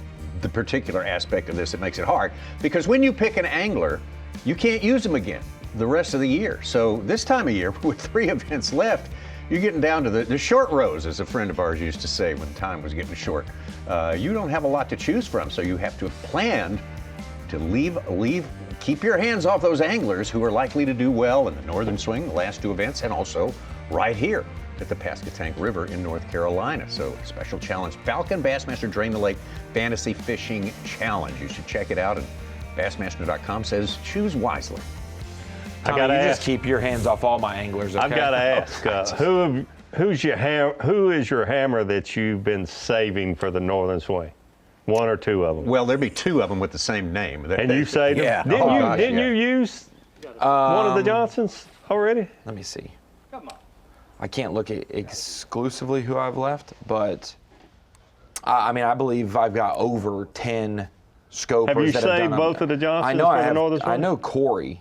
Let me see if I used. I thought I remembered at some point here you using one of the Johnson brothers. I thought, wow, I'd have to save them. That's bold, yeah, to say the least. Yeah, that's one way to put it. And I always save Seth Fider for Champlain. I don't know why. Yeah. Brandon Polnick, because he won there. Always save him till the Northern Swing. I've been saving Atkins. Atkins is because he's strong on the St. Lawrence. I've saved him as well. Schmidt, of course. Champlain. Yeah, Champlain. It's always a factor there. And you're tempted to use Schmidt every tournament. It'll be interesting to see. And where there's rivers and grass and tributaries, and maybe man-made lakes, boat I'm docks. telling you, all 3 at when once. you got all ingredients, it's a big thing. Yeah, exactly. But I'm interested to see the Gussies, and obviously Fighter has done well at times, even during the forward-facing era at Champlain. But like the Schmidts, the Gussies, those who have done well up north that maybe haven't been as strong lately with no forward-facing, do they, all of their past history and the ways they approach this lake continue to yield success, or is that a thing of the past? So like Bill Owen just comes to mind on that point that you're saying there. Like normally I wouldn't say Champlain and Bill Owen, but largemouth, shallow vegetation, no scope. There's a guy that, there's some guys that you normally wouldn't think, but it's going to be a different Lake Champlain. I've saved both Johnstons. I don't know what you're accusing me of, but I used Yeah, so many usernames that maybe you were playing under a different name. Absolutely. I got multiple emails, No, I did use Taku earlier in the year at Martin. Maybe that's what it was. Instead of saving him for later. If they're a Great Lakes person, I generally save them, till the end of the season. Well, and it's changed from like great smallmouth anglers to great electronics fishermen to great forward-facing, right? Like there are guys who are from the south that don't really fish for smallmouth till we go up north, and that's their one time of the year, but they just vibe with it. They know regions, or they know their electronics well. And so now in this generation of having so many guys that are good with them, it's like you really can't run out of them. You have to specifically pick people to mess that up. Like, if you're saving, like I got Caleb Hudson still, like he made a top 10 in the Open at the St. Lawrence 2 years ago. It's like, or last year. There's just a lot of ways that you can cut that pie now instead of just saving the Canadians, just saving, Yeah. And if you're saving Great Lakes, you might save Easton Fothergill, which might not be a great decision. Yeah, because he really doesn't fish used Great Lakes someplace else. in Minnesota. Like he's good at smallmouth, but he's not as well traveled as Fighter might have been. But now with the college series, a lot of these guys have, like Tristan McCormick, Tennessee, and he's fished the St. Lawrence numerous times in college championships and events and other things. And so it's like, why would you pick him? Yeah. Well, a lot of good experience Been there, All justifications and reasons that may or may not work out. That's right.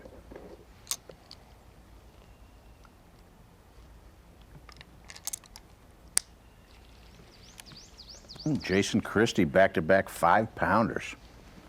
He's got 4 fish, though, but he's moving up. Got 13 and a half. Jason Christie got to make it classic now, you know.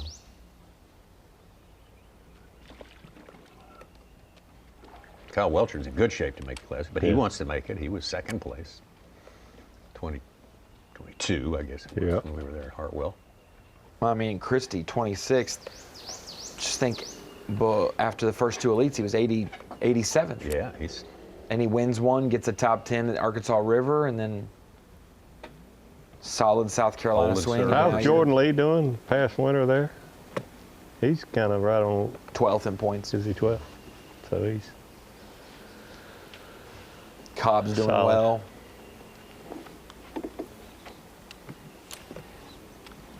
Yeah, you want to see the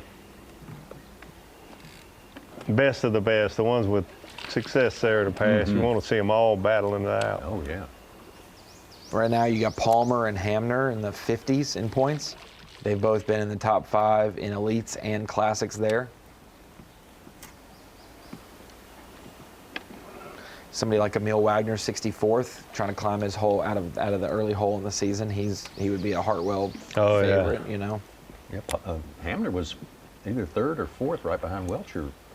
At 22. Yes. Yeah, Hartwell. That's right. And then fishing down by the dam. And then Palmer was right there because Blaylock and him were catching fish in the similar part of the lake. Okay. Tucker Smith. You think about it, there's a fair amount of, I guess, younger fishermen because Lake Hartwell has been the location of so many championships. Schools, college, there's a lot of guys that don't live right there that call that place one of their favorite, if not their favorite fishery.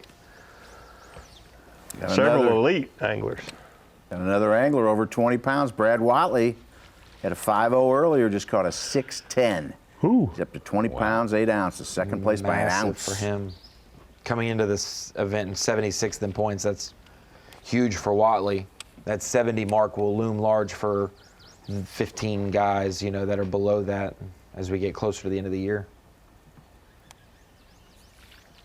Which, to note, I mean, we haven't talked about it on live today, but we have Matt Airy, obviously medical hardship with his diagnosis, and hopefully we'll get an update on that in just a little while. But then Jamie Hartman, he withdrew from the Elite Series. Medical issues, but not an exemption, just stepping away. And then after Santee Cooper, prior to this week's event, Buddy Gross stepping away from the Elite Series. And so if you're thinking I'm on the bubble, or that pool of anglers that's fighting to stay requalified, that's one less person from the active field. Yeah. That, you know, it's somebody who's willingly giving their spot up before the end of the year. Gives you that one position cushion against relegation. You think about the first person who's out, you know, or the first person at the top of that list. If Iaconelli does indeed retire, that moves down to them. So it's that list is fuzzy, we'll say, because there's nothing that's clear you don't know. Oh, another one. Skeeter Boats BFA. We are Luke over-delivering. Palmer, 7 pounds, 8 ounces. That's our biggest of the day. On cue. It's his only fish today, though. Really? Wow. That's what it's saying.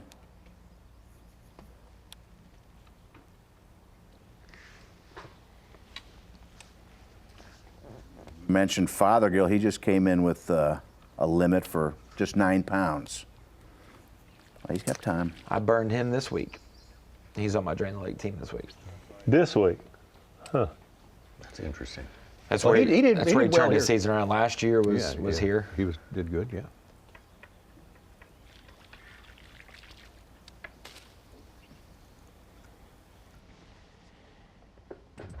And really, we've never seen him at Champlain and St. Lawrence. His rookie year, we didn't end the season there. We ended it at the Mississippi River. We don't know. I mean, like, last year's stellar rookie class didn't get the New York dosage.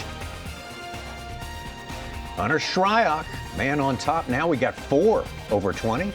Justin Hammer, Cody Huff, and Brad Watley now in second place. Lots of new developments right there. Cole Sands, Patrick, Koya Fujita has entered the top 10 for the first time. We got a lot of developments going on in North Carolina.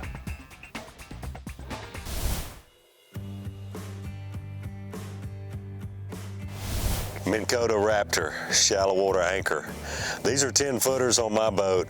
I like to use the ones a little bit longer because I use them in deeper water. But here we are, Pasquotank River, shallow water. Vegetation, cypress trees.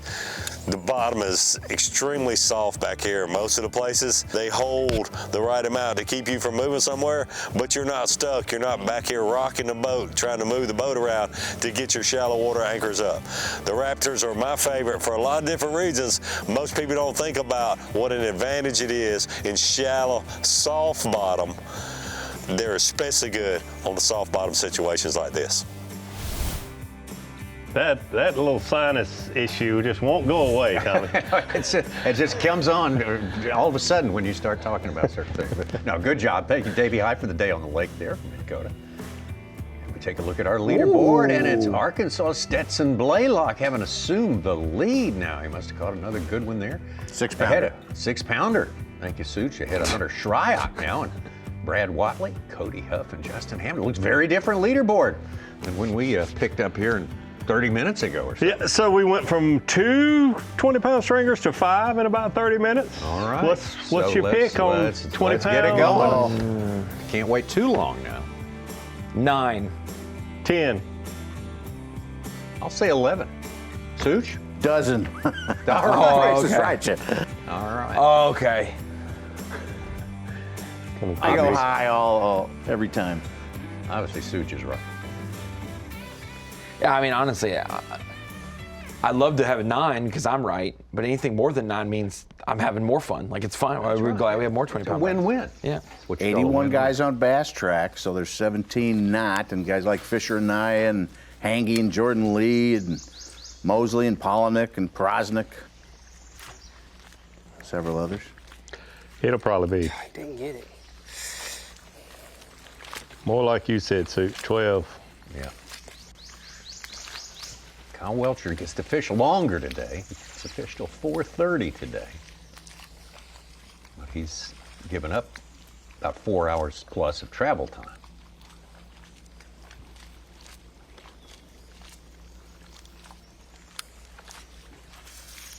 It really looks like the wind has laid down quite a bit, just like the forecast. You can't always believe the weather forecast, but it does look like they've nailed it today. But as an angler getting back to check-in, you've got to say, it took me 2 hours to get here, I got to allow 2 going back. You can't say it's going to only take an hour. Yeah. You can't do that. Yeah, but I would be willing to bet it's going to take less time going back because the wind is not blowing like it was this morning. Think about our 6 cameras. How many people knew that the Takeoff Creek was the place that it was won? How many people fished it probably religiously to check it? And our 6 cameras, we have 2 that went northeast of Takeoff, 2 that went west of Takeoff, and 2 that went south of Takeoff. No one stayed there? No one's in the Takeoff Creek. Yeah. Including the guy who did it. Yeah, Yeah. He knew it wasn't going to happen that way. The anglers that I talked to that spent time practicing there, and maybe all of them did, be hard to imagine most of them didn't for sure, but said they didn't get many bites, but big ones. There's still some big ones, to be caught there if someone's patient enough to go all day hoping for 5 or 6 bites.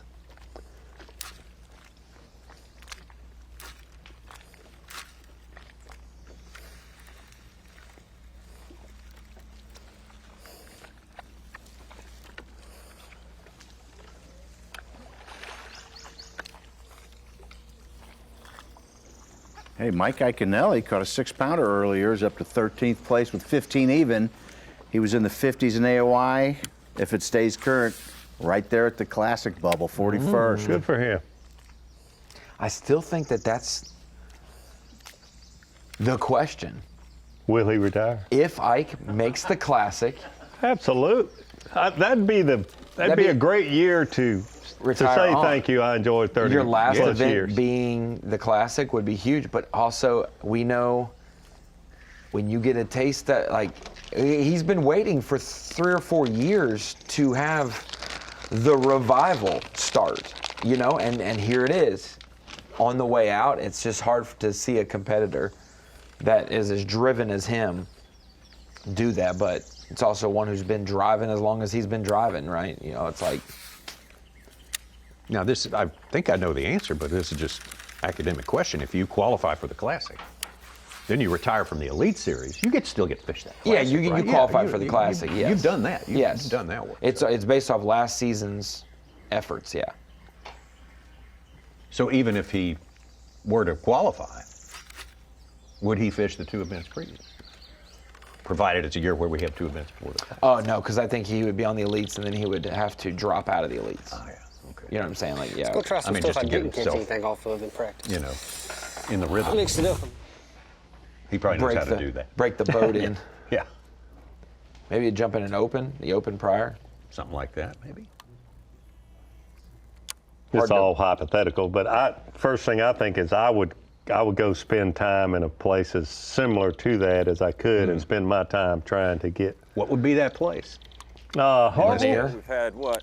Yeah. Since the last time we just spoke, we had Lanier, like 3 Kiwi. mishaps. They keep eating it, but we just caught about an 8-incher, and I have a feeling that most of them that are getting it are that size. So I feel like if it's a big one, he's not going to miss it. But it is getting hot. Oh, just got throttled again.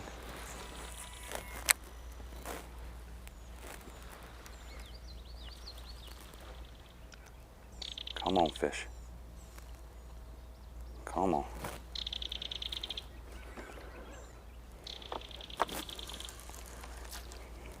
Murray. Murray certainly is similar too. Yeah. And it's fun. I mean, nothing gets you in a better mood than just catching them. Like I said, they're swatting at this stuff quick or they're hanging on to it. There's no in between. So, I think I know the answer to this as well. If he retires, makes the Classic, wins the Classic, does he stay retired? Does he? I'm assuming you get to fish the next one.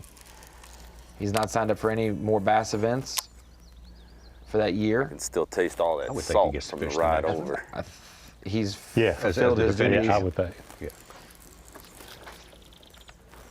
It's basically that rule about you have to one fish. Here is where we caught a good one. Not today.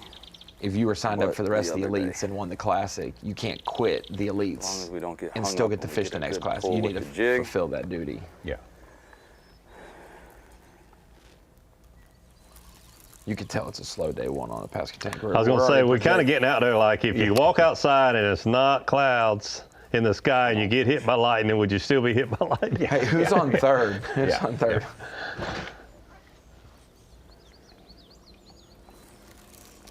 Keith Combs, 3.5 pounder. He's over 15 1/4, 12th place right now.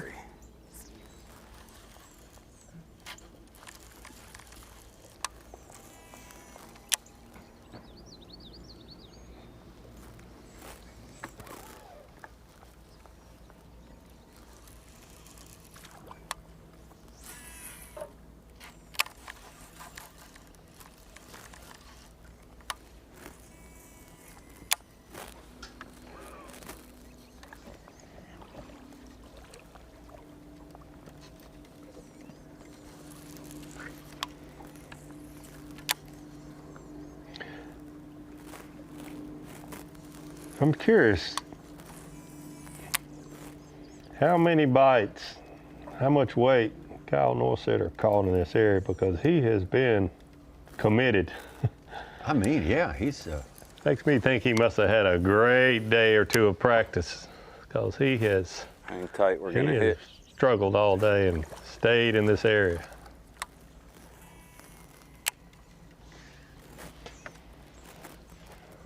Now, Bo Browning, Robert G. with 5-pounders. It's their only fish, though.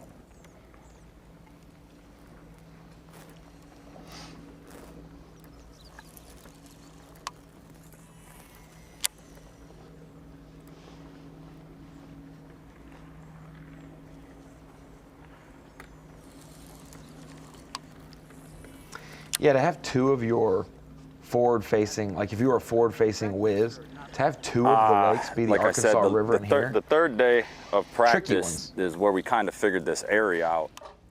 And I knew it's going to be hit or miss no matter where you go. The only other spot that I really got bit was the Roanoke, and I felt like I could do just as much here as I could do there. And I mean, you seeing the ride over here, if we would have had to run 50,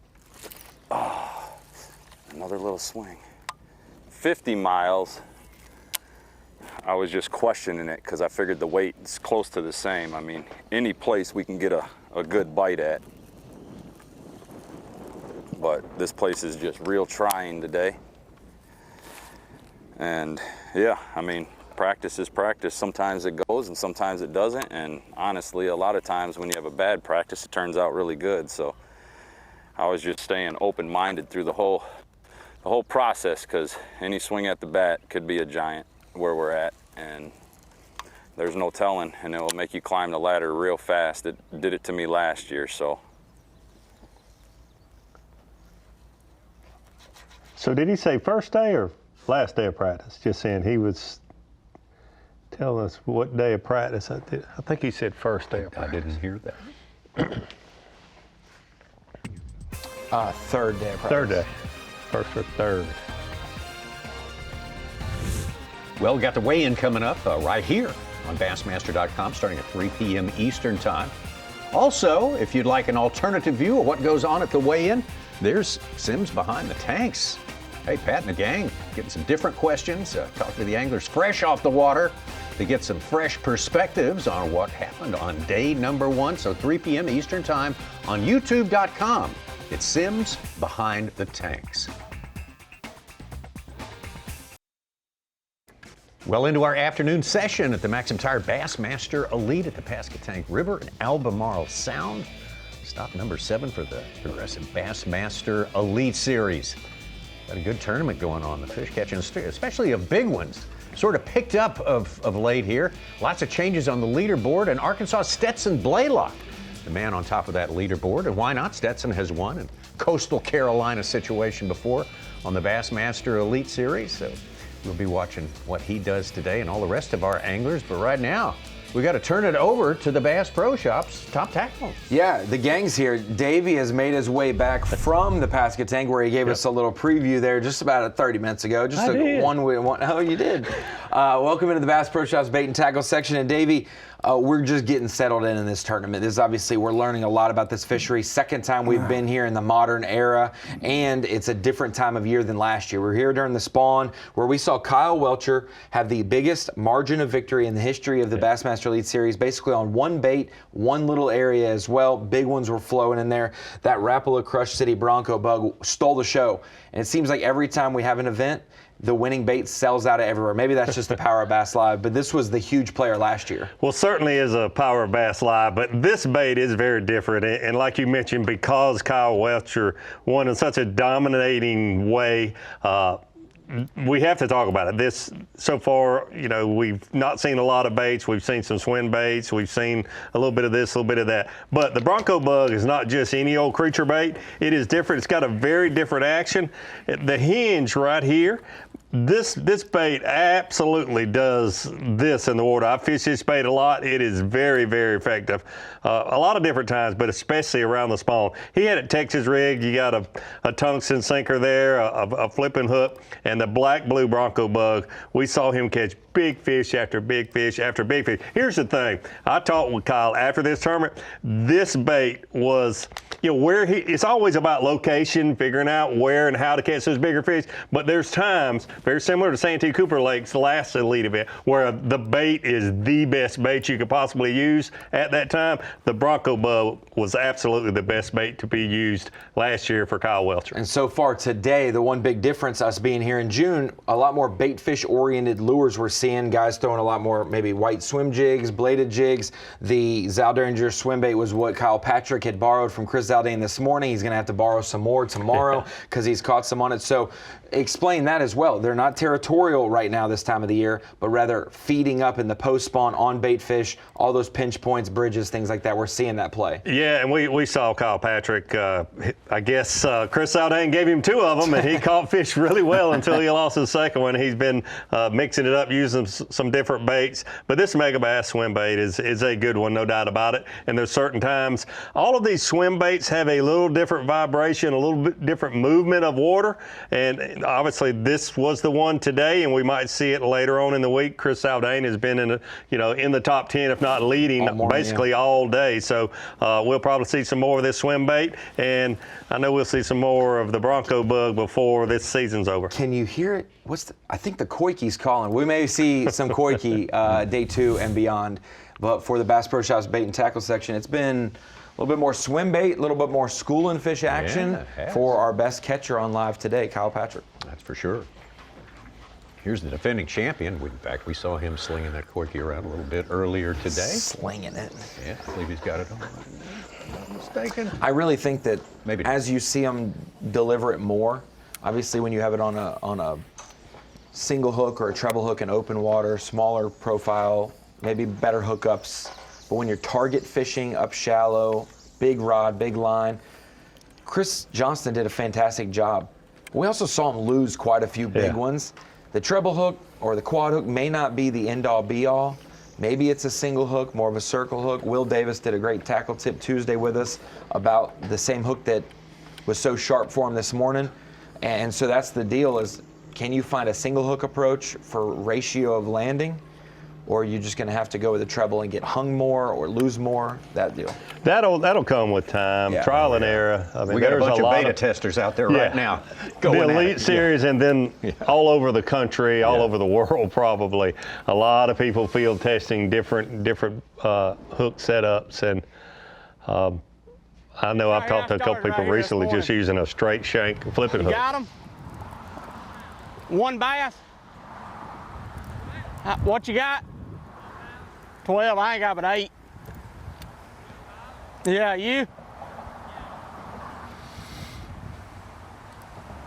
You catch any right here?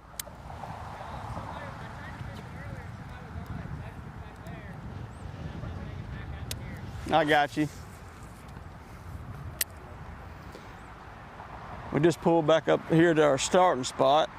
Let's try to catch a couple more.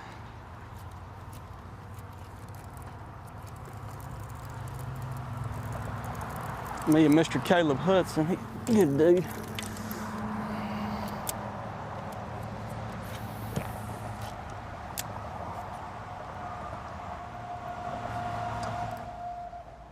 Will Davis caught an early limit. Right when we started Bass Live, he was getting his limit, and he still just has that same initial 8-pound limit or so, and he's gone a long way.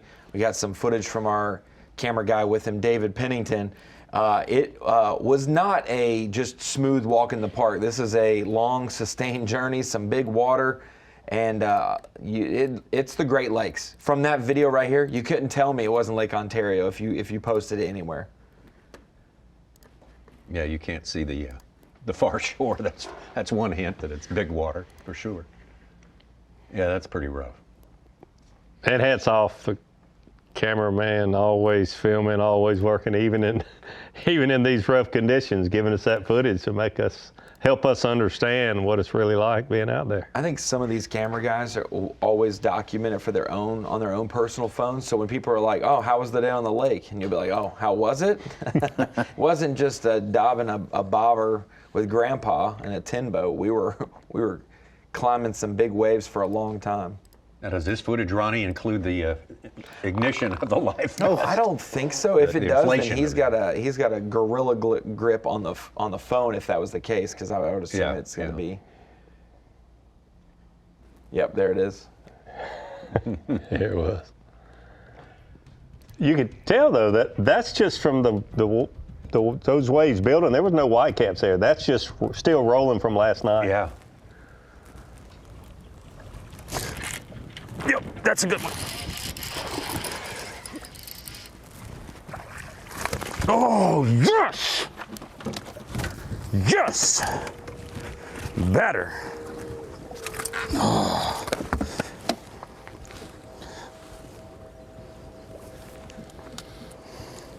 Definitely got to retie. He had me wrapped. I thought he was way bigger than that.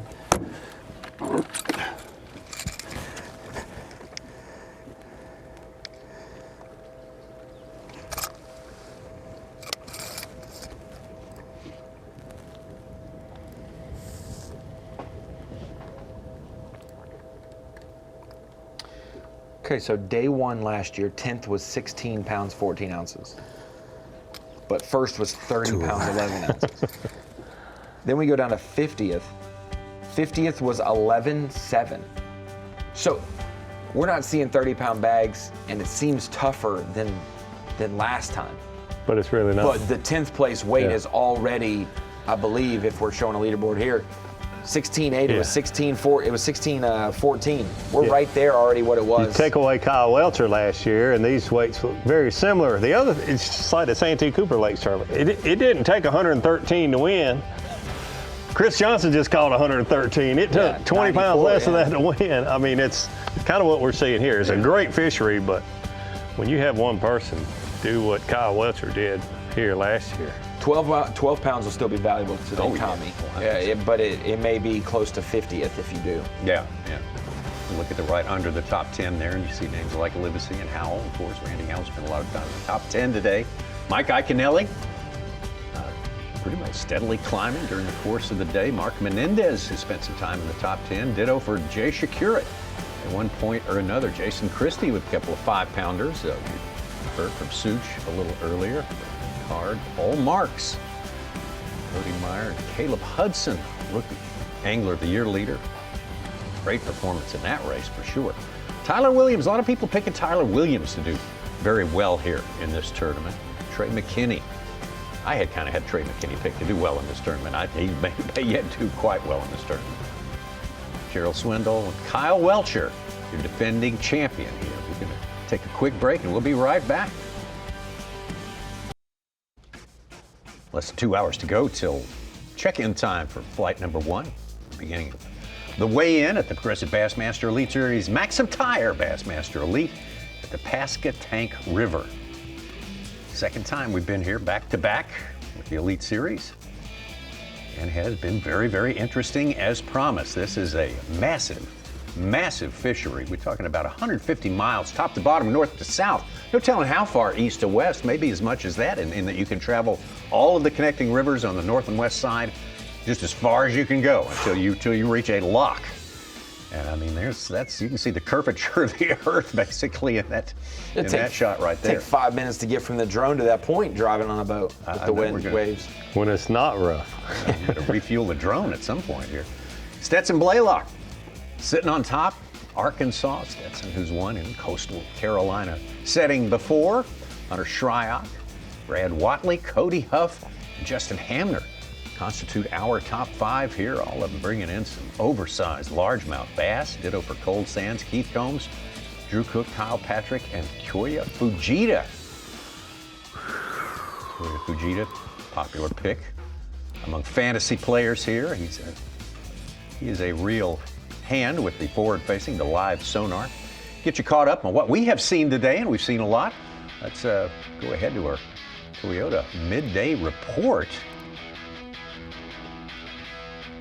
And we'll start with Kyle Welcher. Yeah, absolutely. Got to start with Kyle Welcher. We had to have a camera with Kyle Welcher after what he did here last year. Such a dominating performance. And I'll have to admit, I would have bet a donut that he would have stayed in the same general area, not catching fish off the bed like he did when we were here 2 months earlier last year. But instead, Kyle Welcher said he had about a 2-hour run time to his starting area, and this is a fish that he finally caught not long ago, about 10 minutes ago, to really put him back in the mix of things, so to speak. But Kyle Welcher making a long run, rolling the dice a little bit, and hopefully it'll work out. He said he had a long day today, so he's got more time. Hopefully he can catch a few more like that last one.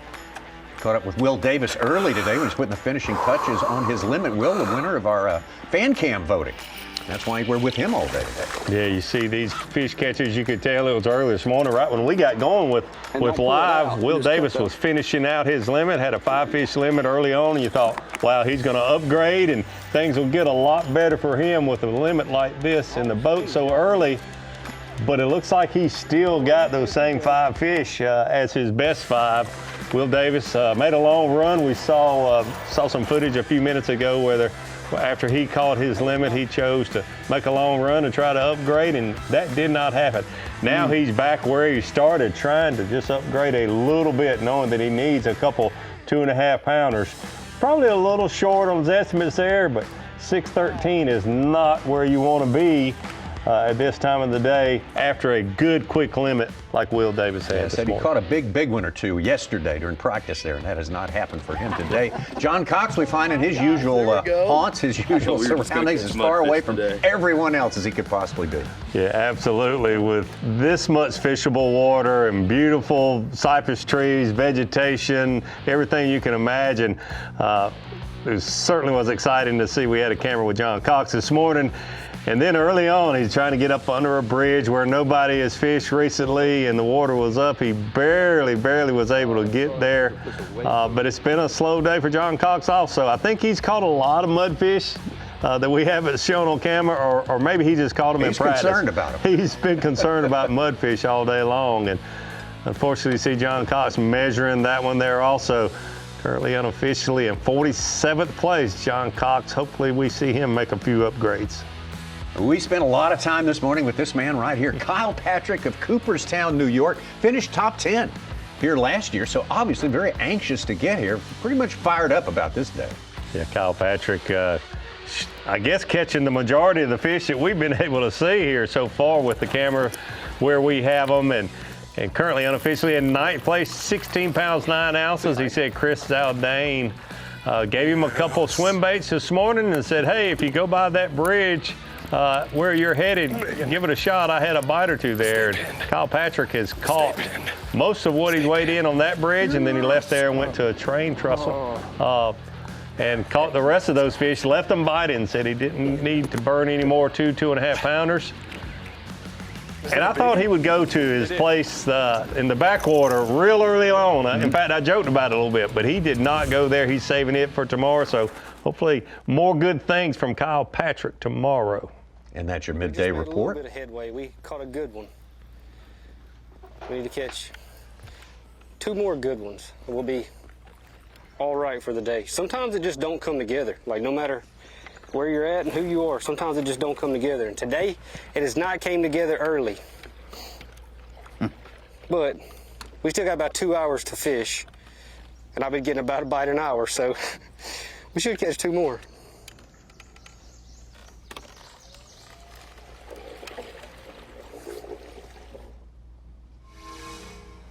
Oh, now it's going backwards. Nope. Oh, look. Oh. Here's what he threatened to do earlier today. Going to take the windshield off, going to take the cowling off the motor so that we can plan our escape. Trying to check in on you here. What are you doing here? So we were hoping that the wind was going to quit blowing and the tide was going to go out, but it didn't. So now we're pulling the cowling off, we're pulling the windshield off. We got, I mean, hopefully we can, I mean, it's gonna be close. It doesn't even look like the front of a boat can go under there right now. Huh. Luckily, there's only a little beginning lip area that we have to get through. But once we get through that, maybe we can make it through. Otherwise, we're gonna have to leave the boat here, probably. I don't know. That's what I was trying to think. I'm like, even if we brought the trailer over. Oh. The trolling motor seemed to be as big an issue as anything. Yeah. Earlier, we'll see. Right, so we'll get the front under, then we'll go to the back. They're probably gonna have to come up here, Jim. There's going to be some human ballast involved in this. We always talk about, you want a light boat to float high in shallow water. The heaviest boat out there would be great in this situation to keep it low as can be. You what? Yeah, the trolling motor is going to be an issue here, I think. Wow.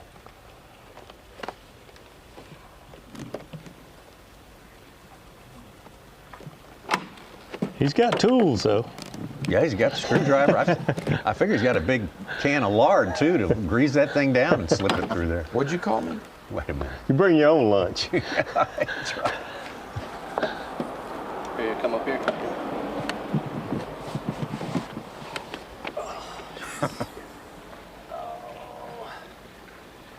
Hey, come up right here. Little more. Hey, Trey, why can't you be a little heavier? Jeez. All right, ready? Come towards me a little more. Yeah.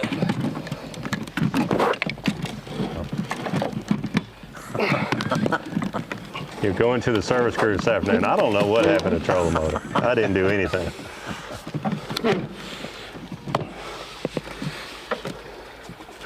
Okay. Now I'm starting to worry. We didn't lose the feed. No, that is the feed. It's just dark. Try to get the back Now's in. when you don't talk about the hammerhead sharks in the area. I gotta get where. Or that spider you saw on the way in. All right. I gotta get back. Did anyone tell you I'm claustrophobic? Okay. All right. So you There's gotta, some light at the end of the you tunnel. gotta have to come towards me.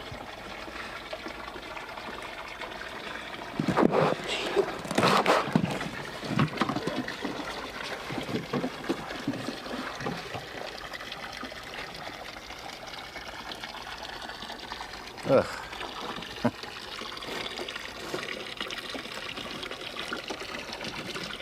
You're gonna have to. You mean you slide it? Come with that way? Yeah, you're gonna have to come all the way back. Okay.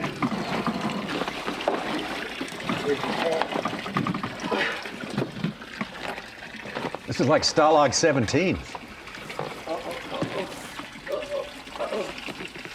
I need a little more weight back here. Okay, I'm coming. Not much.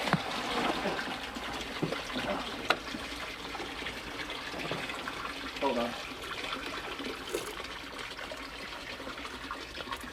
Been the most interesting part of the day. Do they make it out of the dark or not? Yeah, I mean, that's just cliffhanger. Now's when you hope a big center console doesn't come by and make about a 3-foot wake. Oh boy. Hold on, we gotta get the front over. Yeah.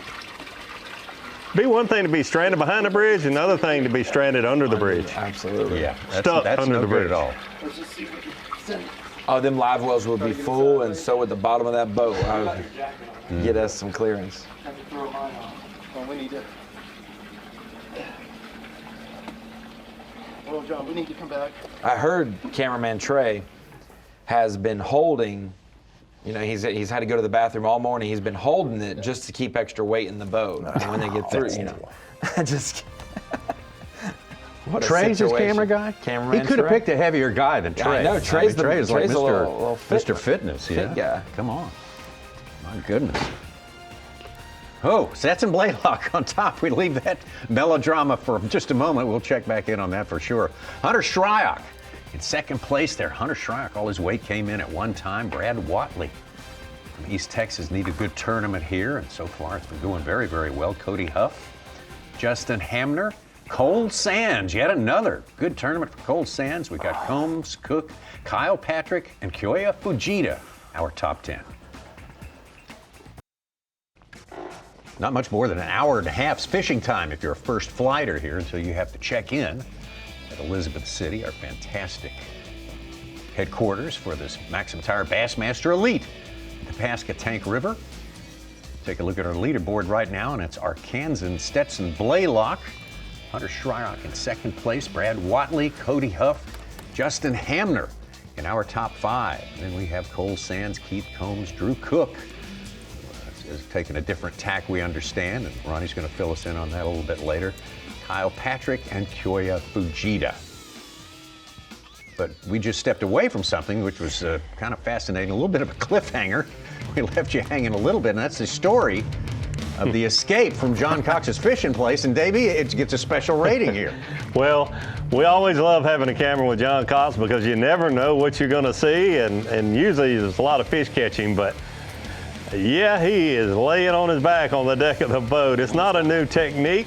It's John Cox being John Cox, always trying to get to the secret little place that no one fished. Unfortunately, it was tough for him getting in there, but the water apparently came up another inch or two. Had to take his windshield off, his cover off his engine, put his power poles down. So power pole replay of the day is John Cox being able to escape. Yeah. Sort of a Mission Impossible type story. Going on to the, oh, sorry. Oh, just missed one. Boy, that was close. We got really, really lucky. Man, I mean, we had to get to where we had to pull the cowling off, pull the dipstick out on the Mercury, and it just barely cleared it, pulled the windshield off.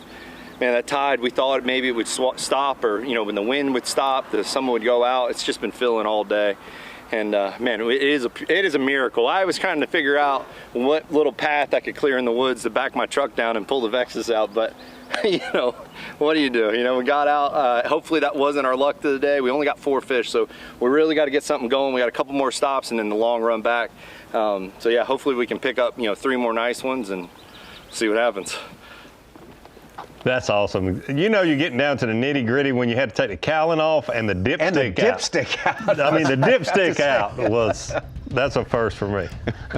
We had to close the lid on the ashtray in order to get out of here.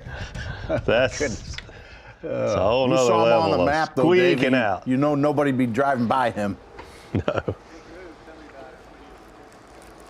Honestly, I'm just, like, the way this place is fishing right now, which is terrible, I'm just kind of junk fishing around, throwing at every little stump or any little, you know, outcropping of like wood that I can find. So I feel like, I mean, I know that there's 8, 9, 10 pounders in the Pasquotank, but they're really hard to catch and they're very few and far between. So I'm basically just Hail Marying for the next hour and a half, hoping I run into one. Like, that looks really good out there. Really good.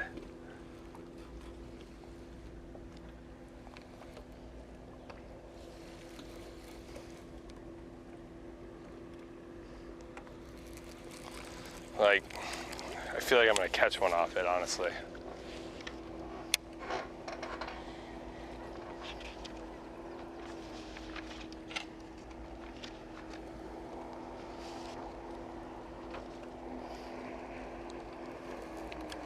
Now, Patrick having a kind of a struggle this year. Made 2 cuts at Martin and Murray, but a couple of big misses at the Arkansas River and also at Guntersville to start the season off.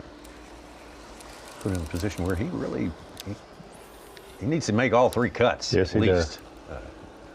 I remember seeing him on the weigh-in stage at Guntersville. He was very upset. I think he had a pretty good practice there, and things just didn't work out for him. Hey, the John Cox getting under the bridge, a great fisherman, fished and won Bassmaster events. Bobby Paget from Lake Eufaula area, LaGrange, Georgia. Said it reminded him of way back in the day where Randy Blockett filled his boat up with water, like sunk his boat to get under a bridge. I think they made a rule against that immediately after. I kind of remember that, yeah. Kind of reverse bailing. Yes. Yeah.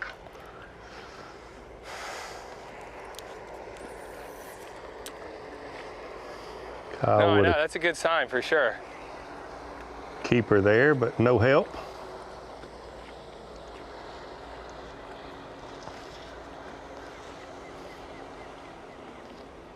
There's no doubt that is a good sign.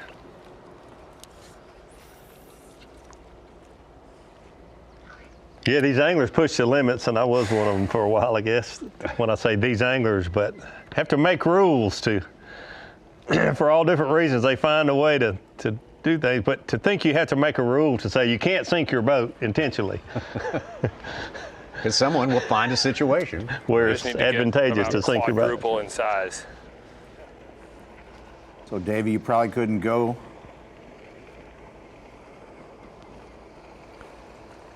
And put extra weight in and go grab some rocks or logs or anything either? I don't know if that's in the rules. I know you can't intentionally sink your boat. Fill it with water, sinking it.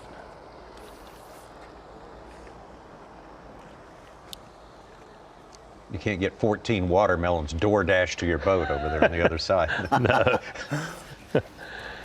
Yeah, because I feel sure all of the boats now, modern boats, all have enough flotation in them that even if you fill them with water, they'll go lower, but they're not going to sink to the bottom. Not much. Still not a good idea for you and your cameraman.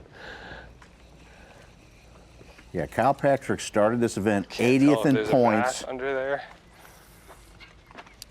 with 223 points. We've got 4 vacated spots from Opens winners, Pake South included. 44th is the projected cut to make the Classic right now. Pake South, who won 2 of those Opens that he didn't get a Classic bid for, is last man in right now at 44th with 322 points. The estimated total to make the Classic after 9 events will be 483 points, which is down about 20-something from last year. All it takes is for us to come across a thing like that, and it's got a 6-pounder on it. And then boom, we catch that sucker. Oh, got one right there.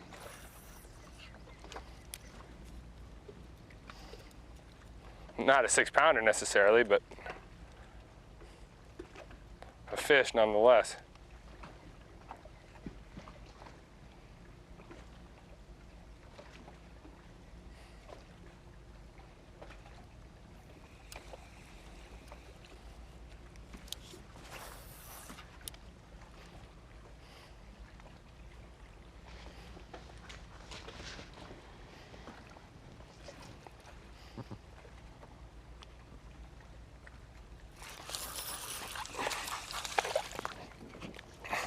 Definitely not a 6-pounder.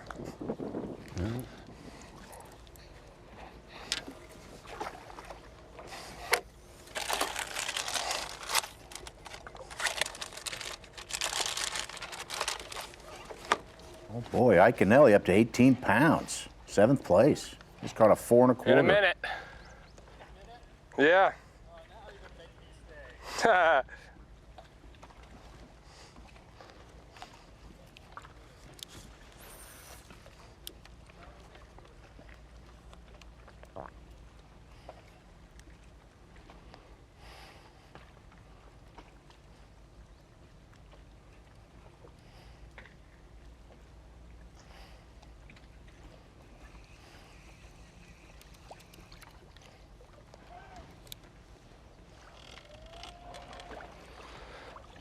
There's a big one up here.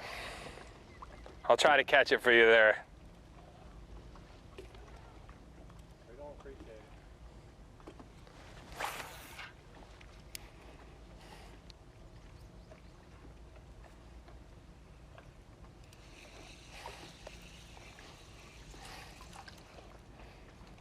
Yeah, Iaconelli going to 7th just knocked Kyle Patrick out of the top 10. Oh no.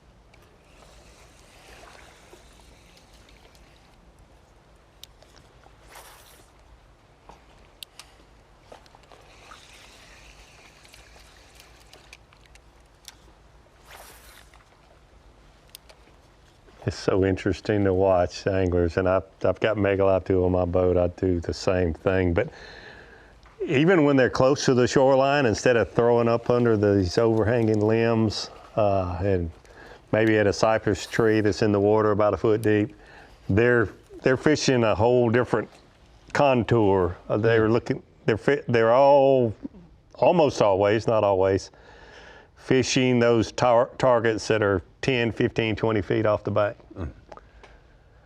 that normally don't get fished or didn't get fished for all these years until now. When everyone tried to throw right at a knee and all that kind of stuff. Yeah. I did it for 50 years. Most people still do. But he's not even thinking about paying throwing attention up there. to that. That's a great point. That's a great observation, Davey.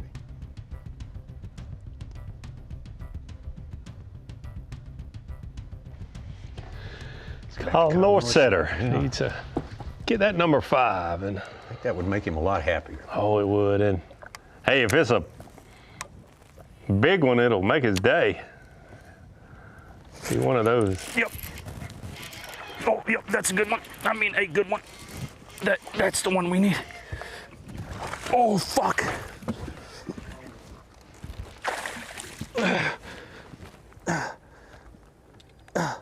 Come here. No. No. Yes! Boom, baby! Let's go!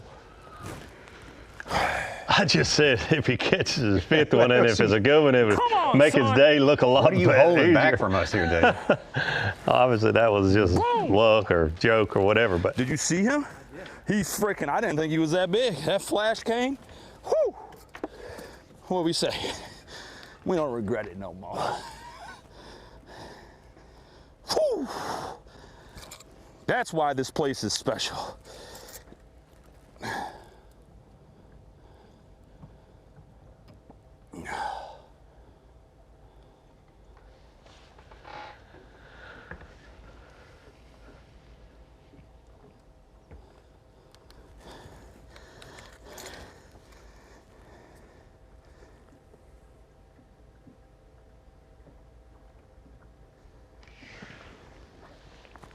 What the heck? That don't make no sense. Definitely a different.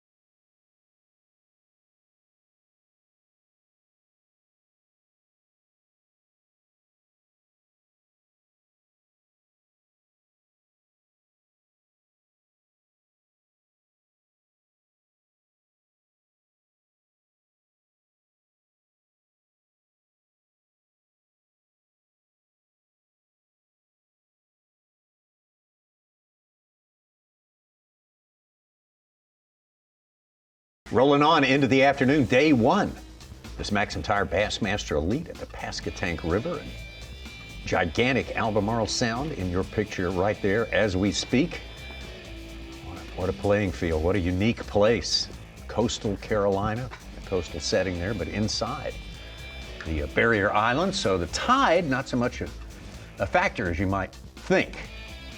But a lot of other factors like wind, as you can see there with the windrows, have certainly hampered transportation the first half of this day, that's for sure. May have abated some since that footage was taken, though, so maybe a little bit easier for these anglers trying to return to Elizabeth City, our fantastic host city here in North Carolina. Beautiful place, gets Fantastic reviews all the way around, and we appreciate them being our partner in this event right here with Stetson Blaylock.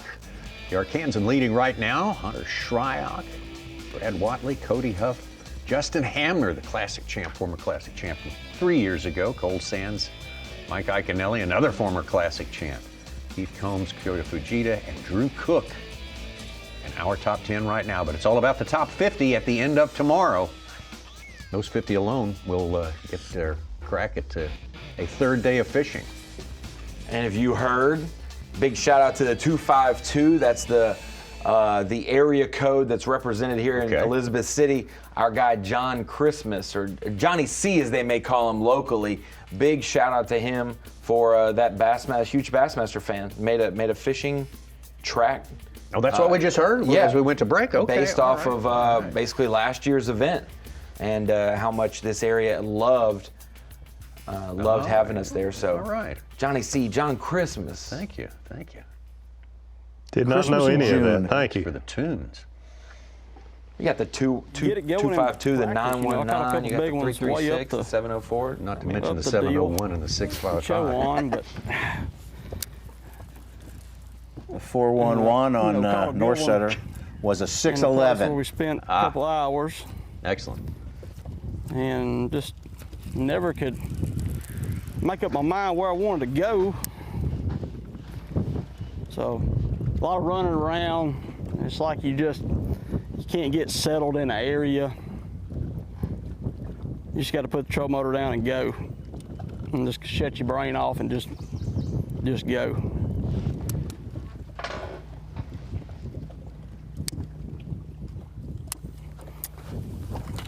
Just fish whatever's comes to you. Will Davis was 17th here last year.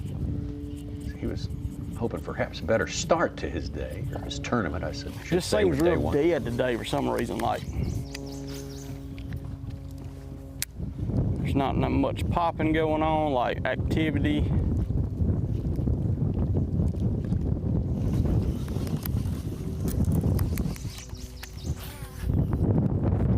Like with North Center, can turn around in a hurry. Get one of them 5-pounders to hit it. A Sprope frog. Be in business.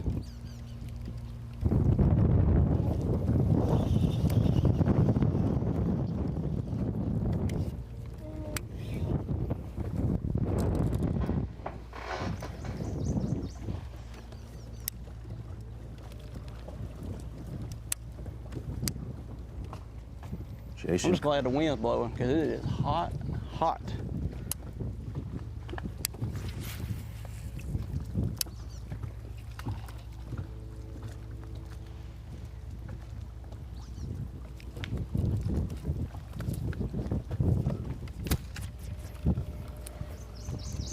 Really not even seeing a lot of fish.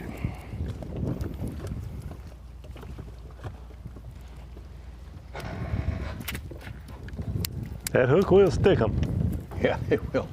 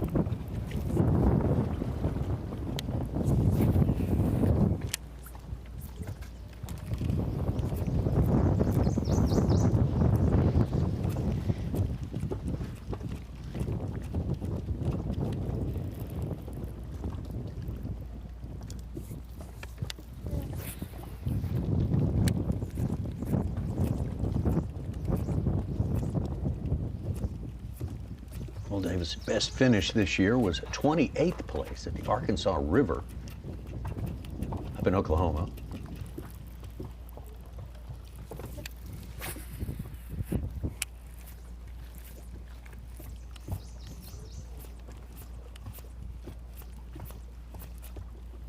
I really think that wind blowing as hard as it did during the middle of the night last night had changed up more than these anglers thought, certainly more than I thought it would, how these fish are biting and the way they are set up and where they're set up. And we've talked about it. It's no surprise that it changes the water levels. We called that that hammerhead wind shark earlier. blowing strong from the north or the south especially, but man, it has been a lot tougher looking at bass traps. Some of these anglers that I know had a exceptionally good practice. You know, thought they would catch 20 plus pounds, have struggled to catch 5 bass today. You know, Will said that his practice overall wasn't exceptional, but he caught a big one right in there where he is back to now. Right. He told us that this morning. Stetson Blaylock, though, the man on top with 22 pounds and 4 ounces. The 20-pound bags go down 5 places right now, but you kind of got to expect there's going to be a few more before it's all done with with all the low-balling and the late check-in times and so forth like that, and anglers whom we haven't been able to hear from yet as far as their estimated weight goes. We're right down to Drew Cook. That's our top 10, and we'll be right back.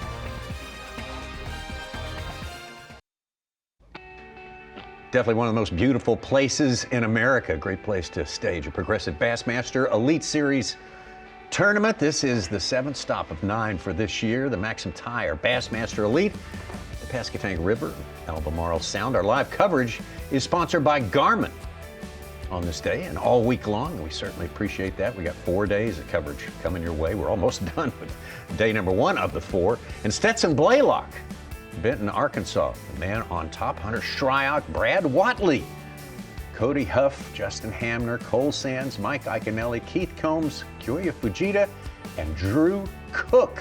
Your top 10 as it stands right now with weigh-in coming up soon.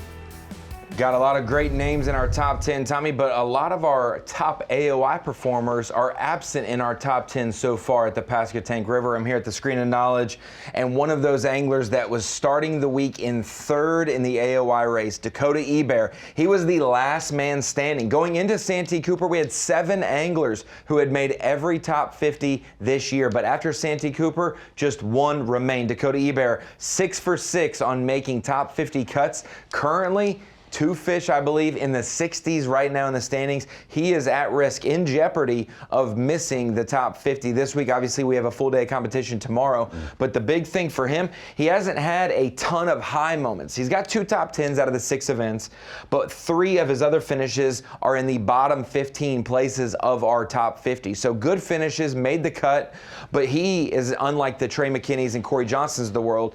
A missed cut in the 60s would do harm to him like a 90th did for Trey, because most of the other anglers have multiple top 10s. They don't really have many outside the top 25, with most of his good finishes this year being from 35th to 50th. He's got a lot of room there points-wise that he could have gained if they were closer to the top 10. So for Dakota Ebert, sitting in 3rd, we've seen a couple of our big hitters miss cuts the last 2 events. If he did that, though, he would lose a lot more ground in AOI than those other anglers have. So we'll keep an eye on if he can keep the streak going, since he is the last man standing who's made every single cut so far. If he can do that, he'll go 7 for 7, and he'll still be right in the thick of the AOI race as we head to New York for those final 2 events in August. So keep an eye on Dakota Ebert the rest of today, and then how he fares tomorrow, because that will really dictate, well, guys like Corey Johnston and Trey McKinney, if they're having an average day around that cut, if Dakota can take advantage or loses ground.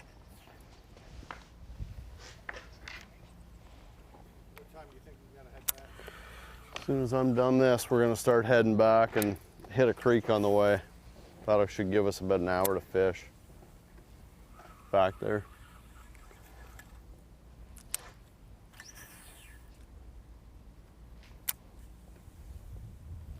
I'm not even convinced there's bass in this little creek.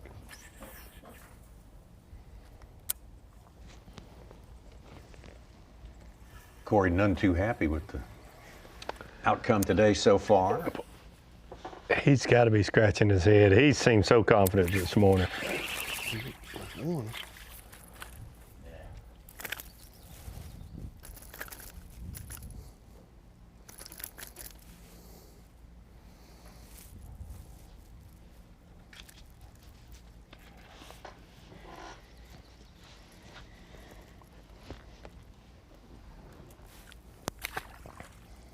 Corey was 34th here last year.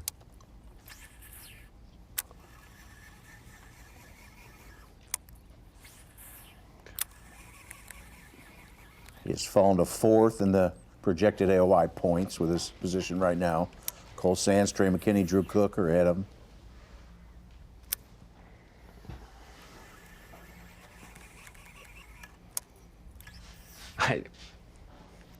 Still early. Obviously, we have tomorrow before you get cut and have a bad event. But just like everyone was saying, not so fast with Trey McKinney having the lead going into Santee and then he bombs. There's going to be people saying, not so fast. You thought Corey was in the prime seat going up north now. Like this is the event that's flip-flopping people again. Cole Sands could be leading AOY. Who knows? Yes. There we go. Hey, we caught a limit. Hey, that's been costing us the entire season. Making the top 50 cut is not catching 5. We got 5 today, baby. Oh, man.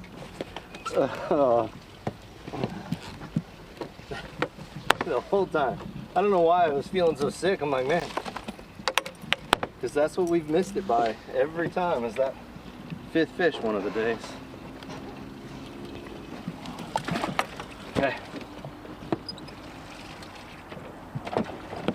Wow, that took a long time. Right, there we go. Oh my God. Yeah, good job. Oh, jeez. Man. Talk about making it harder than it should be. For real. Whew. Ronnie, you can say last year, day 2 was the impetus of Chris Johnson's AOY. He started 84th.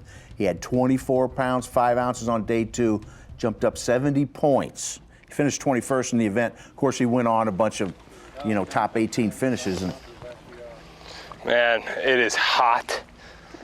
I'm tired.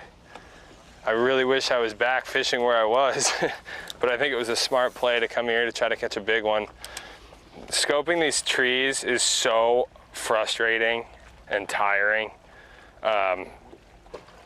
just because it's so hard to make the perfect cast, and there's so many of them, and I would say a solid 95% of them don't have any bass on them. But like I said, the possibility of an 8-9 pounder is, I think, higher doing this. So not only did I come here for the chance at that, but I also just felt like getting back with potential bad wind situation. I know it wasn't bad, but you never know here. Could be. Got him. Giant one. Giant one.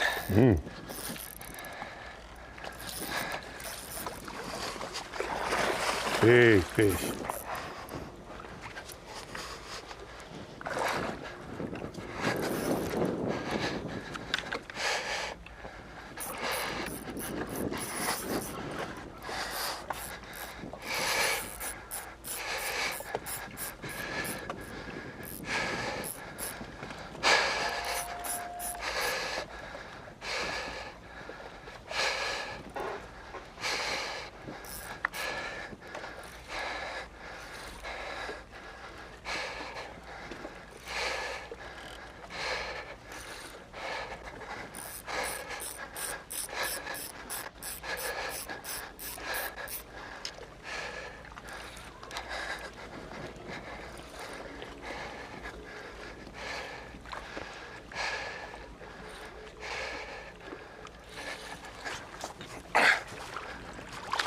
No. Yes! Barely hooked.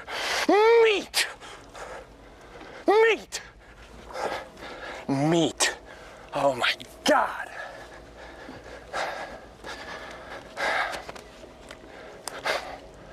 What was I just saying? What was I just saying? What was I just saying? Oh my God, what was I just saying? What was I just saying? Oh my God, what was I just saying? Oh my goodness, ladies and gentlemen. That's a giant. 1610. Number 5 is gonna go. Oh my gosh. Oh my gosh. That one versus that one.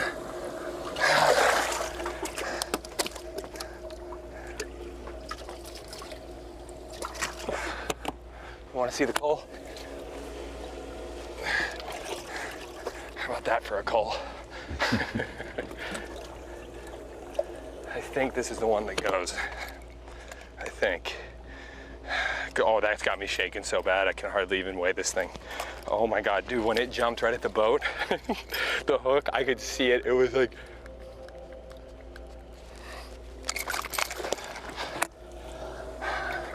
just for the fun factor, I want to see what she weighs. I feel like it's a lot.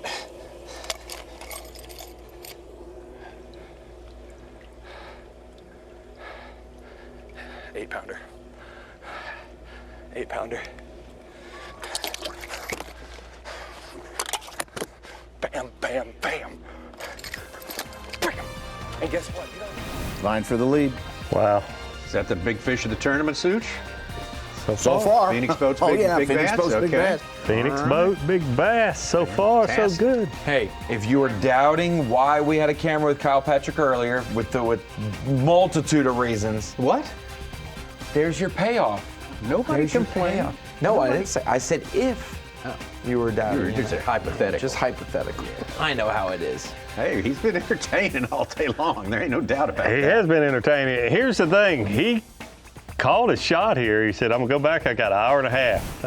It might not catch anything, but it's my best chance to catch one of those great big ones. And that's exactly what he just did. All right. Well, that leaderboard does not reflect that one that was just caught there, but it will when we come back. But for now, you can take a look at what it looks like. A little snapshot shows you Blaylock, Tryock, Watley, Huff, Hamner, Sands, Iaconelli, Combs, Joya Fujita, and Drew Cook. We are getting down to the last hour for the first flighters, so stay with us. We are back with less than an hour's time left until we start the check-in procedure for the first flight anglers here on day one. The Maxam Tire Bassmaster Elite, Pasquotank River, Albemarle Sound. Take a look at our leaderboard right now to reflect the new status at the top. It is a tie. As a matter of fact, right now between Stetson Blaylock, and you just saw it 2 minutes ago, Kyle Patrick, who was kind of at the end of his rope of the day. He was hot, he was tired, he was not in a great place, and all of a sudden he's in a great place. He is tied for the lead. Strength of that 8-pounder he just caught, which also stands as the Phoenix Boat's big bass leader for today.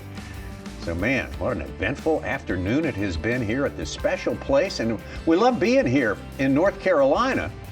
And but being in North Carolina, we're missing someone, right? Yes. Someone from North Carolina here. That is, of course, our friend, a friend of ours who did great through the season. And there's Matt Airy. And Matt, we followed you. We had fun watching you at the Arkansas River.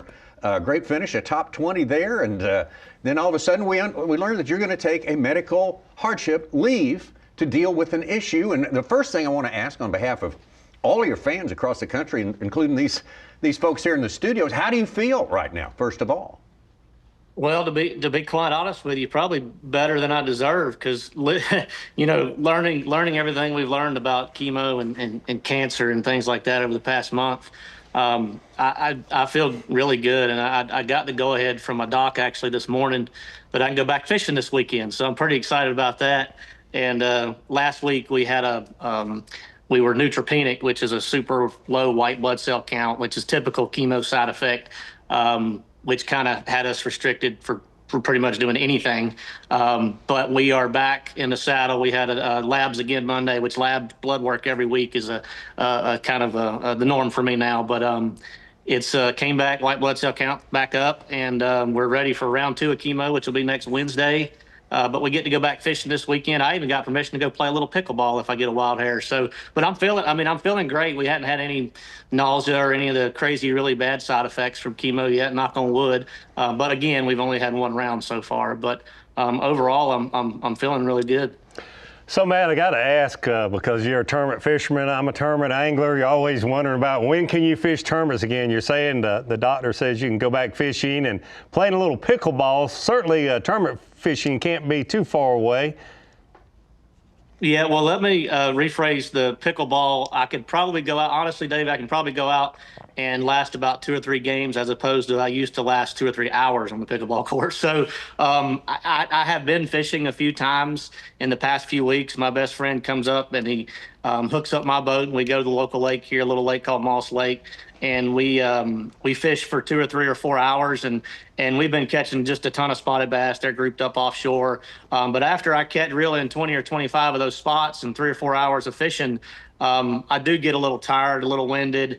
I am a little bit weaker now. I've lost some weight and things like that, which is typical of everything I'm going through. But so as far as my stamina is concerned and my endurance level, it's definitely at a lower point. I mean, I couldn't go out and compete at the level I need to compete at for 60, 70 hours a week like we do on the Elite Series. So I'm still, after chemo's over, the good thing is we're scheduled, if everything goes as planned, to finish in September, October timeframe, which gives me a good cushion to hopefully get everything, do some physical therapy and do the things to get my, get back in shape and ready for 2027, because I promise you it's a lot harder sitting here watching those guys out there doing their thing, as opposed to being out there with them.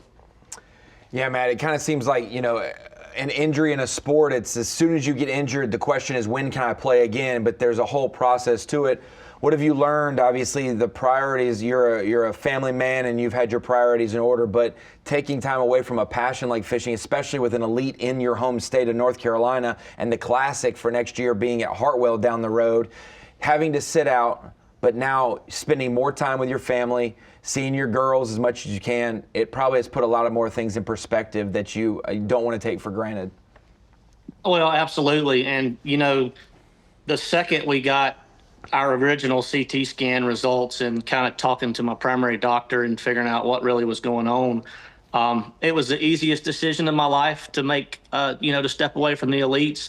But at the same time, since then, it's been kind of tough to deal with. And, last year was first year I had missed a championship in, 14 or 15 seasons. And it coming back to Hartwell and having 3 tournaments in the Carolinas, all on lakes Pasquotank River. I don't have a lot of experience there, but love Santee, love Lake Murray. And the guys they sacked them up down there, and not getting to participate in those events. And then, we were having a good season. I was feeling good. I was fishing good.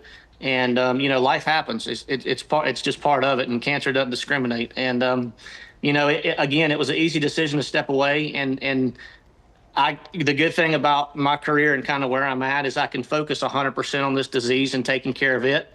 I've got 2 little girls at home, and, I don't have a lot of fears in this world.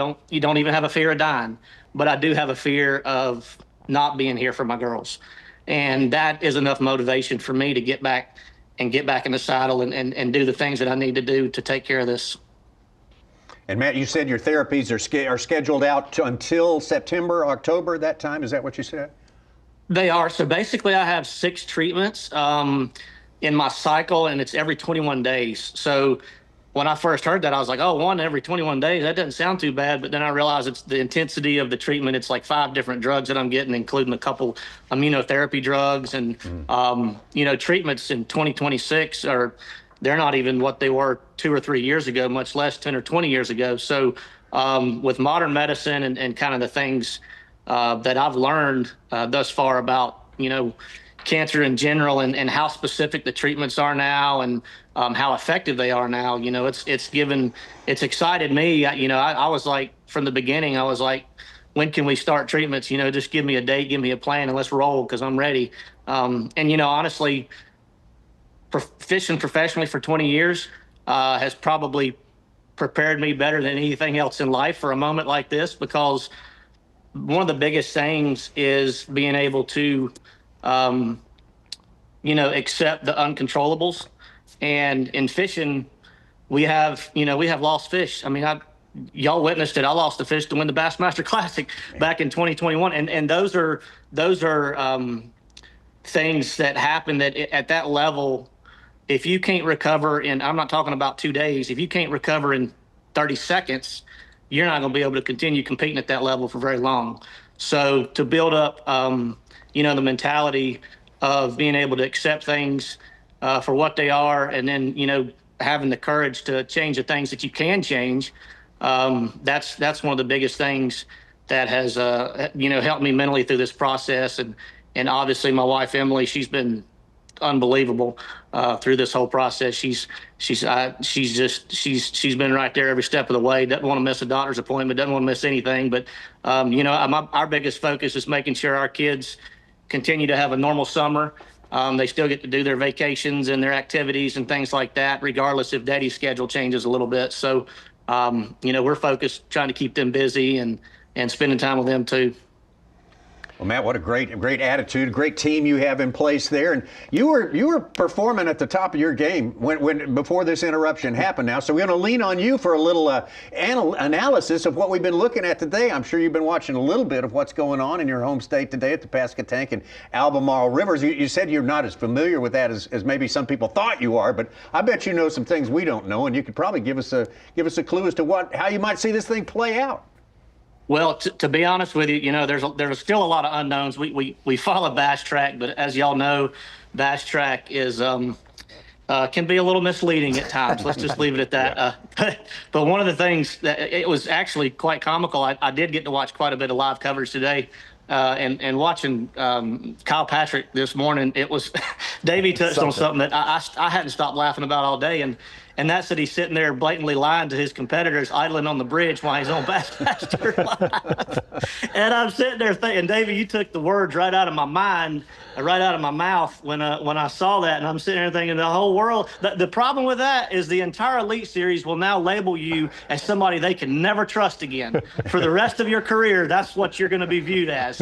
And it's just, Tyler Williams, I saw that moment where he idled on the bridge. He told him he had a 7-pounder, which he does, and he think he had another small keeper at the time. Kyle's like, 10 pounds, a bunch of 2-pounders, and I'm sitting here thinking, come on, man. Come on, man. But needless to say, what I've watched unfold is, again, there's a lot of guys down there that aren't checking fish in that I really want to see what they come in with. I think Fisher's down there. I believe maybe Tucker Smith. I don't know if he's checked anything on Bass Track. There's a few really good scopers that are super proficient at scoping shallow water targets and isolated targets and things like that I thought would be a really big player. I think the Chowan, the Perquimans, to me, seem like they're going to be the most active rivers in this tournament. I know the Pasquotank's playing also.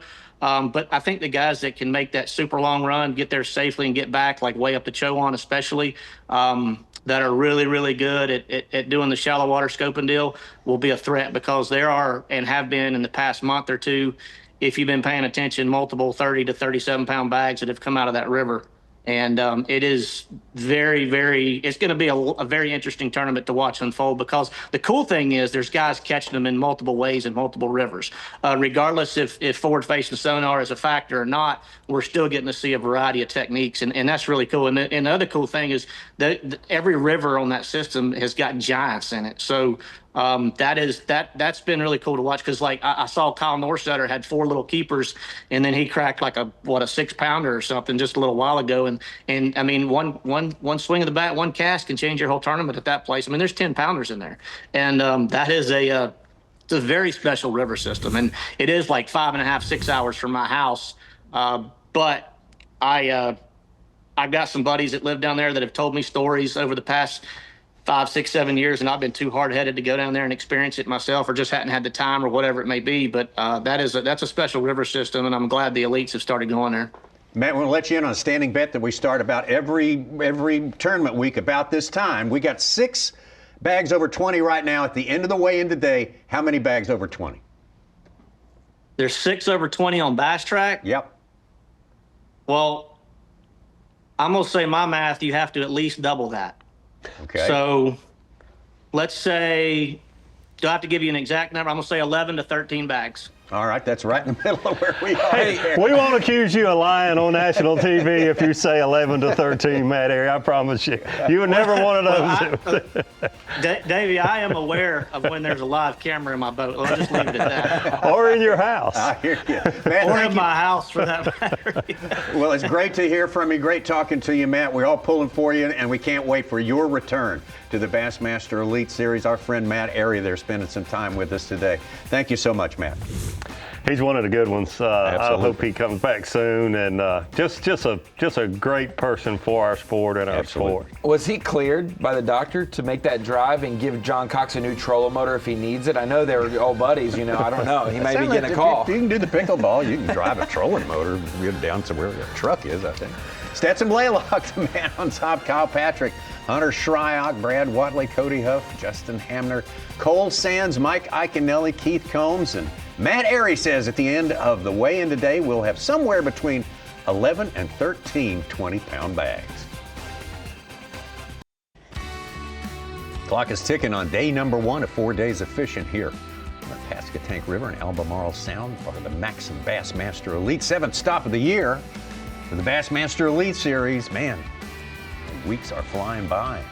We are closer to the end of it all than we can imagine. Time goes fast out here when you're having a good time. And we've had a good time today. We've watched a lot of dynamics up and down the leaderboard today, and one of those involved a man in second place right there, Kyle Patrick. We started the day with him. He caught him regularly, got a good early limit, always entertaining, like Kyle Patrick always is, and I think we're going to give him the nod here, Davey. So Kyle Patrick has been Mercury move of the day multiple times. Sometimes it's for falling in the lake, sometimes it's for doing other things, but this one is one I'm sure he's going to want to show for many, many years to come. Kyle Patrick catching an 8-pounder, certainly Mercury move of the day. Let's watch here.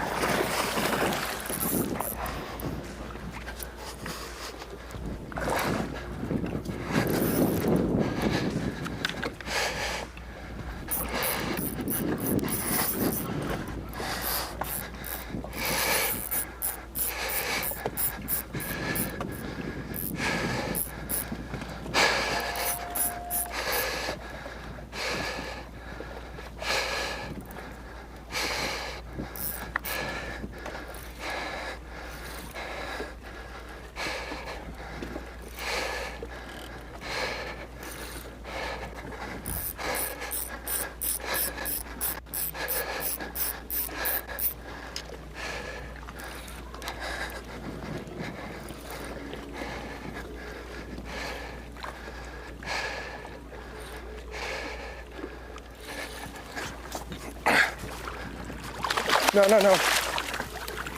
Yes! Woo! Barely hooked.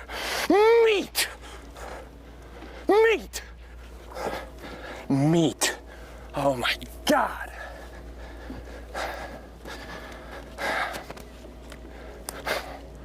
What was I just saying?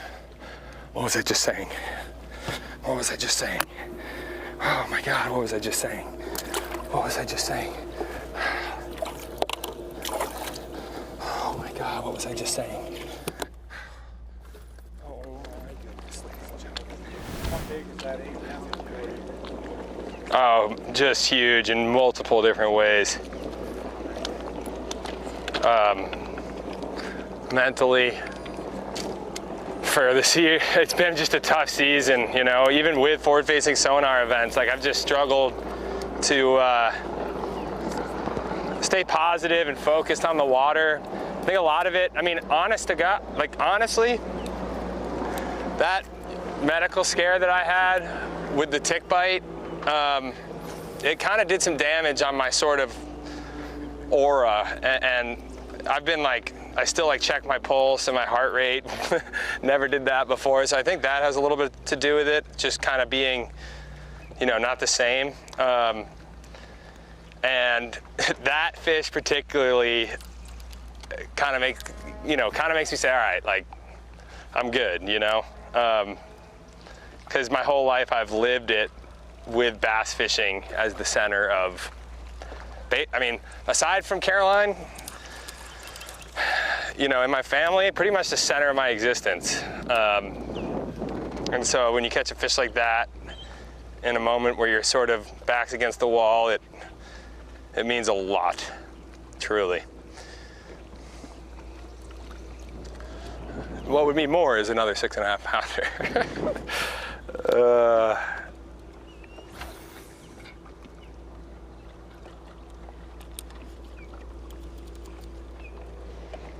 We all do it. He's been saying one more big one since about 10 this morning, hasn't he? That's right. We all do it as fishermen.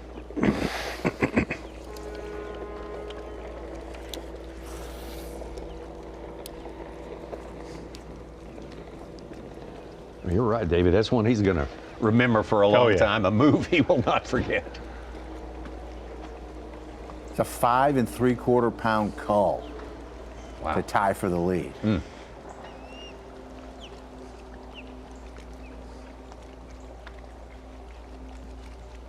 Real quick, I don't know. Matt Ayer's probably not still tuning in, but It is painful to fish and it this was slow. good to see him. He looks good, and it looks like he's feeling good. And great. look forward to him being back out here real soon. But hear him talk about his family and his faith and the fishing and watching the fishing and realizing how much he would really like. All that stuff was really good, and we wish him the best, and hopefully he's back real soon. We do miss him. He was doing great. I think he'd missed one cut only so far, and it come off a top 20 there in the Arkansas River. He's fishing at his best, and we can't wait for him to get back in the game, because I knew he was not happy about not being in the last Classic. Well, that and he's, like I say, he's from North Carolina, but the 2 South Carolina tournaments we just had, and then this one being in North Carolina, I mean, couldn't pick a worse time to. You're in theory, you got an injury that's now prohibiting you from fishing in 4 of the closest tournaments you'll ever have to your place, and that's why I asked the question the way I did. Like, all that aside, man, like, it's there at the end of the day. It's if I push it and your health gets worse, those might be the last times you ever get to fish those, and you don't, and so if you take care of it now, spend time with your family now, you get maybe the rest of your career to do this. And so, and he mentioned us seeing him be one fish away from winning. I'll never forget it, and I'm sure he thinks about it 100 times more often than me, but him missing that fish on the frog, and he was really dialed in and thought he saw the frog still there and didn't set the hook, and it was a leaf or a bloom. There was something on the water that he thought was the nose of the frog, and he was doing the right thing if the frog was still there by not setting the hook, and the fish had his bait in its mouth. So potentially had the winning fish on with the bait in his mouth. Ooh, here we go. Small one.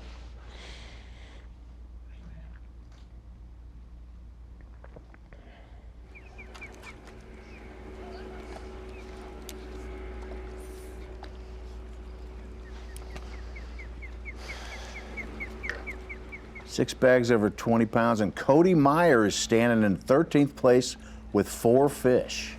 Wow. He's got a 5, 6, couple 4 pluses, 1 bite, and he could be among the leaders. Yeah, no doubt about it. Blaylock and Patrick knotted up at the top, 22 pounds and a quarter, or a third of a pound, I should say. Shryock and Watley, Huff and Hamner, Cole Sands, Mike Iaconelli hanging in there in the top 10. Keith Combs, Kyoya Fujita, tie for 9th place, tie in 1st for tie for 9th. We got some more fishing on the way, but we are running out of time on day number 1. We'll come right back and show you a little bit more. 2026 Bassmaster Elite at the Pasquotank River, Albemarle Sound. Maxam Tire Bassmaster Elite is sponsored by Toyota, by Nitro Boats, and by Humminbird. Well, about 25 minutes, the first flight anglers went out first this morning. A long time ago, it seems like, but it went by very quickly. They're due in for check-in, and shortly after that, the weigh-in will commence right here on Bassmaster.com. We got a tie at the top, unofficially, according to Bass Track. Stetson Blaylock and Kyle Patrick are all all square at the top there, thanks to Kyle Patrick landing the Phoenix Boats big bass of the day so far, an 8-pounder. Two guys who couldn't be more similar, right? Oh, wait a minute. I'm just kidding. They couldn't be more apart, but that's what makes it. No, that's Ike and Ellie in 8th. My bad. Everybody's different. Everybody's different out here. We love it. That's what makes it good. You mentioned only 25 minutes left to fish for some of these guys, but ask Kyle Patrick and Kyle Norsetter what 25 minutes can mean in your day. Holy cow. I mean, they have got some last-minute heroics here. Kyle Patrick's not done yet. Same thing with Takumi Ito, just caught a 5-pounder. He's only up to 11-2, but he's right now inside the cut, like 34th, and he had been down near 70th. You make a big run tomorrow? If you come back and you have an hour and a half and you catch an 8-pounder, you spend more time here tomorrow, you know? See what he said. You know, I kind of practiced here a little bit, and I was like, man, it is so hard to get a bite, like I was saying. But, you know, I heard about a bunch of people catching big ones. You know, I caught a big one. Tristan McCormick caught a big one. And so I'm just like, man, I mean, look at the history of it, right? With Welcher winning and everything. You know that there's a population of really big fish in here. And, you know, I figured with the bag that I had, it's hard to come in here and fish for a fish like that when you don't have a bag already. So it's almost like a test run.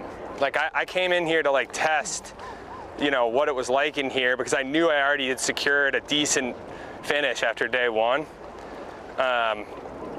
So it's easier to make those kind of like gambles when you already have something rather than coming here, say, tomorrow morning or, you know, even today if I had 9 pounds. It's a hard thing to do when you don't have a decent limit.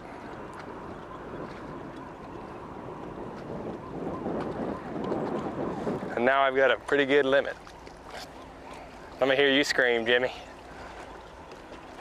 Let me hear you scream. He's exactly what Kyle Welcher called a fair amount of his fish last year. It really is. But we're looking for another 8. How about right now, while I'm talking on live like last time?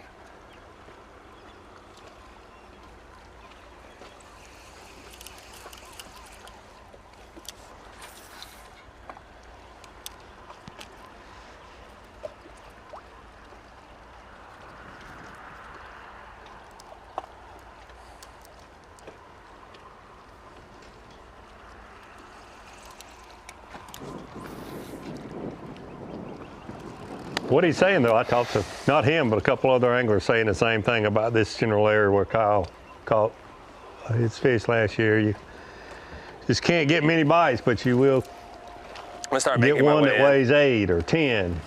Talked to one angler, said he caught a 10-pounder, but only had 1 bite in that whole area. Just makes sense.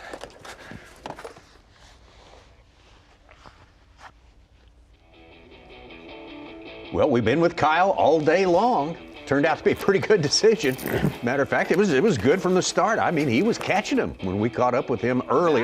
Is because come on with it. He absolutely started catching them early. Went off of some advice from Chris Saldane. And instead of a timeline, you just pay attention to his makeup. And as the day progresses, you realize that afternoon he doesn't have all the white makeup on his nose. Right, and then the zinc oxide, for the sun protection. Anyway, he stuck with the swim bait bite, even though he lost both of the swim baits that Chris Saldane gave him, was able to switch up and catch a few more on a different swim bait. Caught this good one after he made a move to this railroad bridge. Caught some on top water.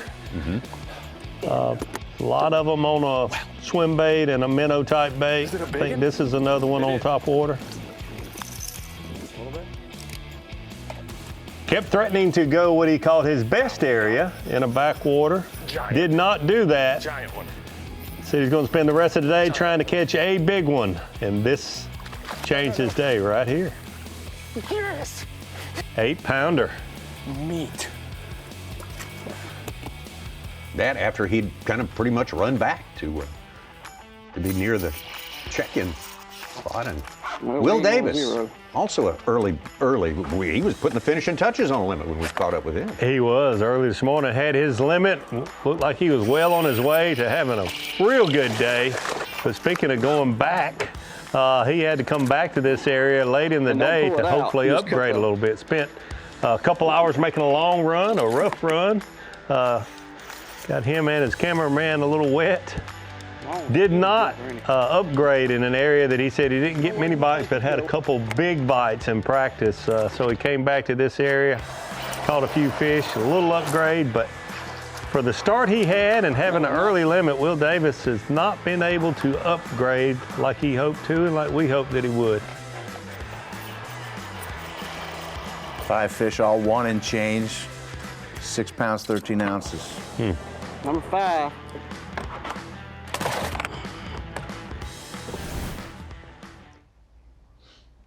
This is live with Will Davis.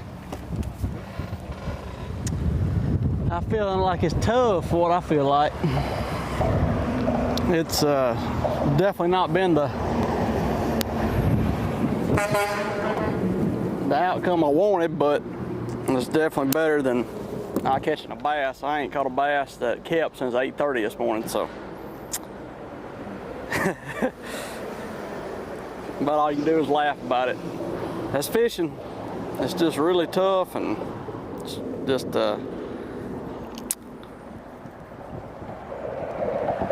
really ain't got much words about it, but just keep on casting.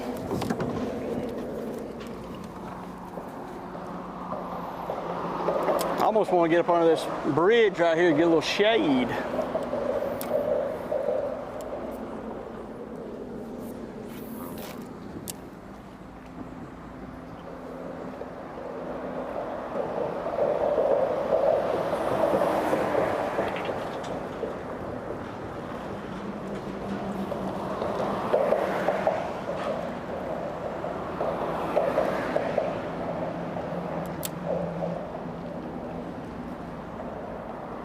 Yeah, this morning, a couple hours into the day, looked like Will Davis was on his way to a great day, and Kyle Patrick and Kyle Norsetter were gonna have a tough day, and it's turned out just the opposite.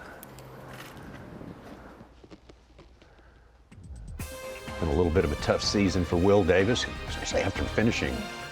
Was he top 5 angler of the year last year? He had the AOI lead after the Pasquotank River last year. That's right. He was our leader going into stop number 4, but overall been always a real consistent guy. Yeah. First year he's having trouble with consistency, but 99. Could all be set aside here. Give himself a good day going tomorrow. Somehow make it into the cut. That'd be a great comeback for sure. Stetson Blaylock, Kyle Patrick, Cody Huff, Hunter Shryock. That's your top 10 for right now. Of course, we're going to fish the full field again tomorrow. And after that, we'll cut the field to 50, and those will proceed into the weekend. But we got a little bit more fishing on the way. Stay with us.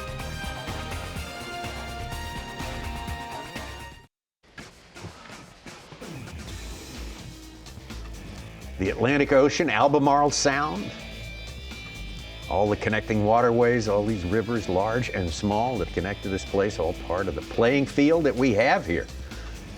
Massive playing field. So there's so much, as Dave Mercer mentioned, the smallest one we have in these last 3 events is Champlain. Oh my gosh, I didn't hear that, but that is. Which most people think of as one of the Great Lakes, actually, if you want to know the truth about it. It's not actually, but my goodness, what a vast place. And I would say, I mean, the St. Lawrence gets rough and it's 110 miles long, but it's skinny and narrow compared to the width of the Albemarle Sound. When you're trying to cross to the south or all the way to the west, it can get even hairier. That current in the St. Lawrence, though, is a game changer, along with the wind. God. It's not as wide, but holy cow, that current. Powerful, super powerful. Blaylock and Patrick tied at the top right now. What a great day we've had. Going to be seeing Stetson Blaylock tomorrow, it looks like, so we'll get the other part of that story. And another day with Kyle Patrick, it's starting to look like right now. I needed this day, I got to tell you guys. It's just so nice to have a solid day of good decisions. My only coral would be I got way too jacked up this morning, but that's just who I am, so I can't really change that. But epic day, just all around epic. Great decisions. A little rough in the morning, you know, but can't change that. We're on the Albemarle Sound. Thanks, guys, for tuning in. It's been a real one, seriously. Stoked. I'm stoked. I hope I have a camera tomorrow, because that would be cool as well. Sounds like Where that's is going to be the case. Yeah. Where is check-in? It's right there, I think. Fishing was Close good. to it. So were the, What lake are we on? What lake so are were we the on? powdered donuts for Kyle Patrick. No, wait a minute. No, Such. Be kind. Back to Corey Johnston. Been a tough day for Corey Johnston, for sure.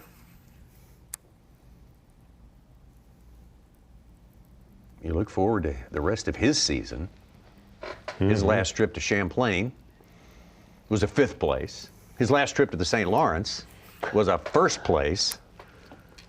So, man, if he can just His last slog 2. through here and get, hold serve a little bit. His last 2. He won the Open, and then he also won the last Elite there as 2 well. at the So he's St. won the Lawrence last, yeah. top. So, my goodness. He always says going north, just give him a chance. Likes his chances. There's the first flight coming in. Yeah. Corey still has plenty of time. 4:30 local time, last Oh, flight he's a to check in. 4:32. He Yeah. is the last one, so he has still an hour and a half from 2 o'clock to do that, and he needs all of that to get it done. So at 9 this morning, he said, "I'm just biding my time."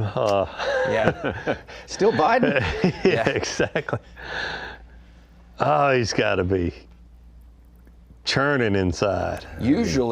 Usually when you have the short day, it takes you all day to catch him, and when you have the long day, you catch him in the first hour, and you're like, what do I do all day? Right, yeah. This is the opposite. He needs the long day today. It has not gone to plan.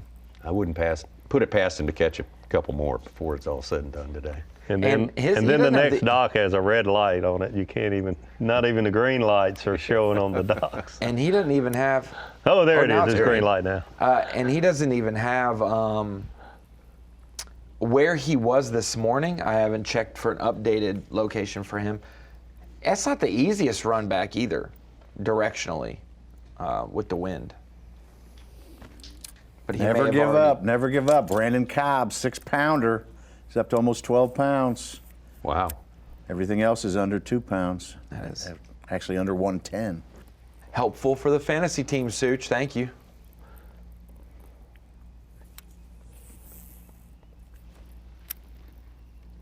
So was Randy House. So was Norsetter. Man, I'm just feeling it today. I'm feeling good. Yeah, you may until engineer kind of a comeback or something. Yeah, I know, because you can't come back, Tommy. What? Unless you give a big lead up, or unless you give the other person a big lead. Yeah, there ain't no back to it. Yeah.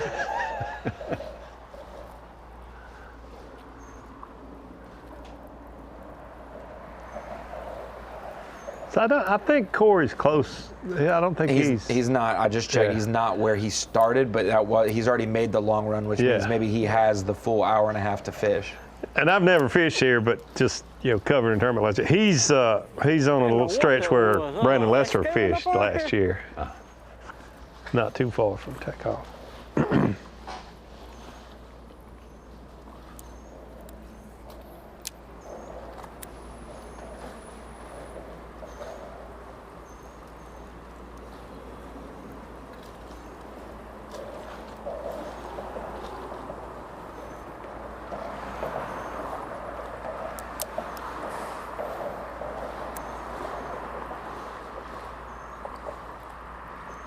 Is that Dave Mercer? No.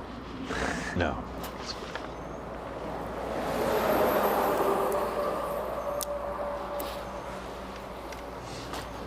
Yeah, there ain't many bass live in here. I guess. I don't know.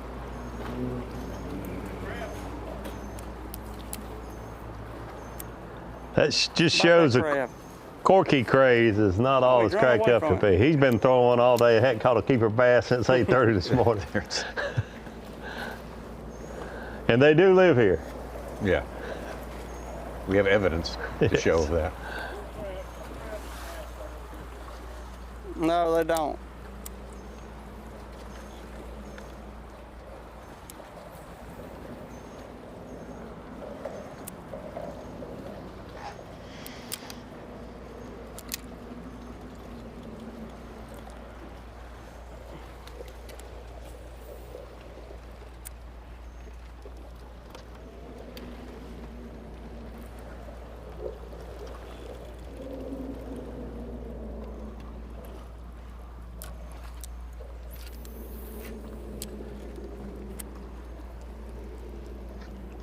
It's like everywhere else we go. They don't.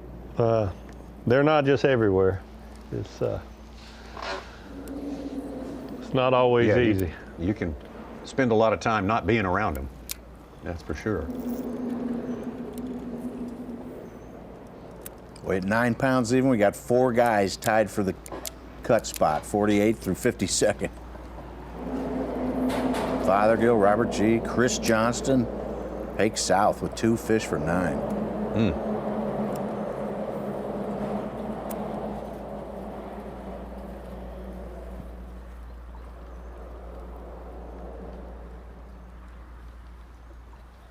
There's still about 18 guys who don't have bass track at all or haven't reported.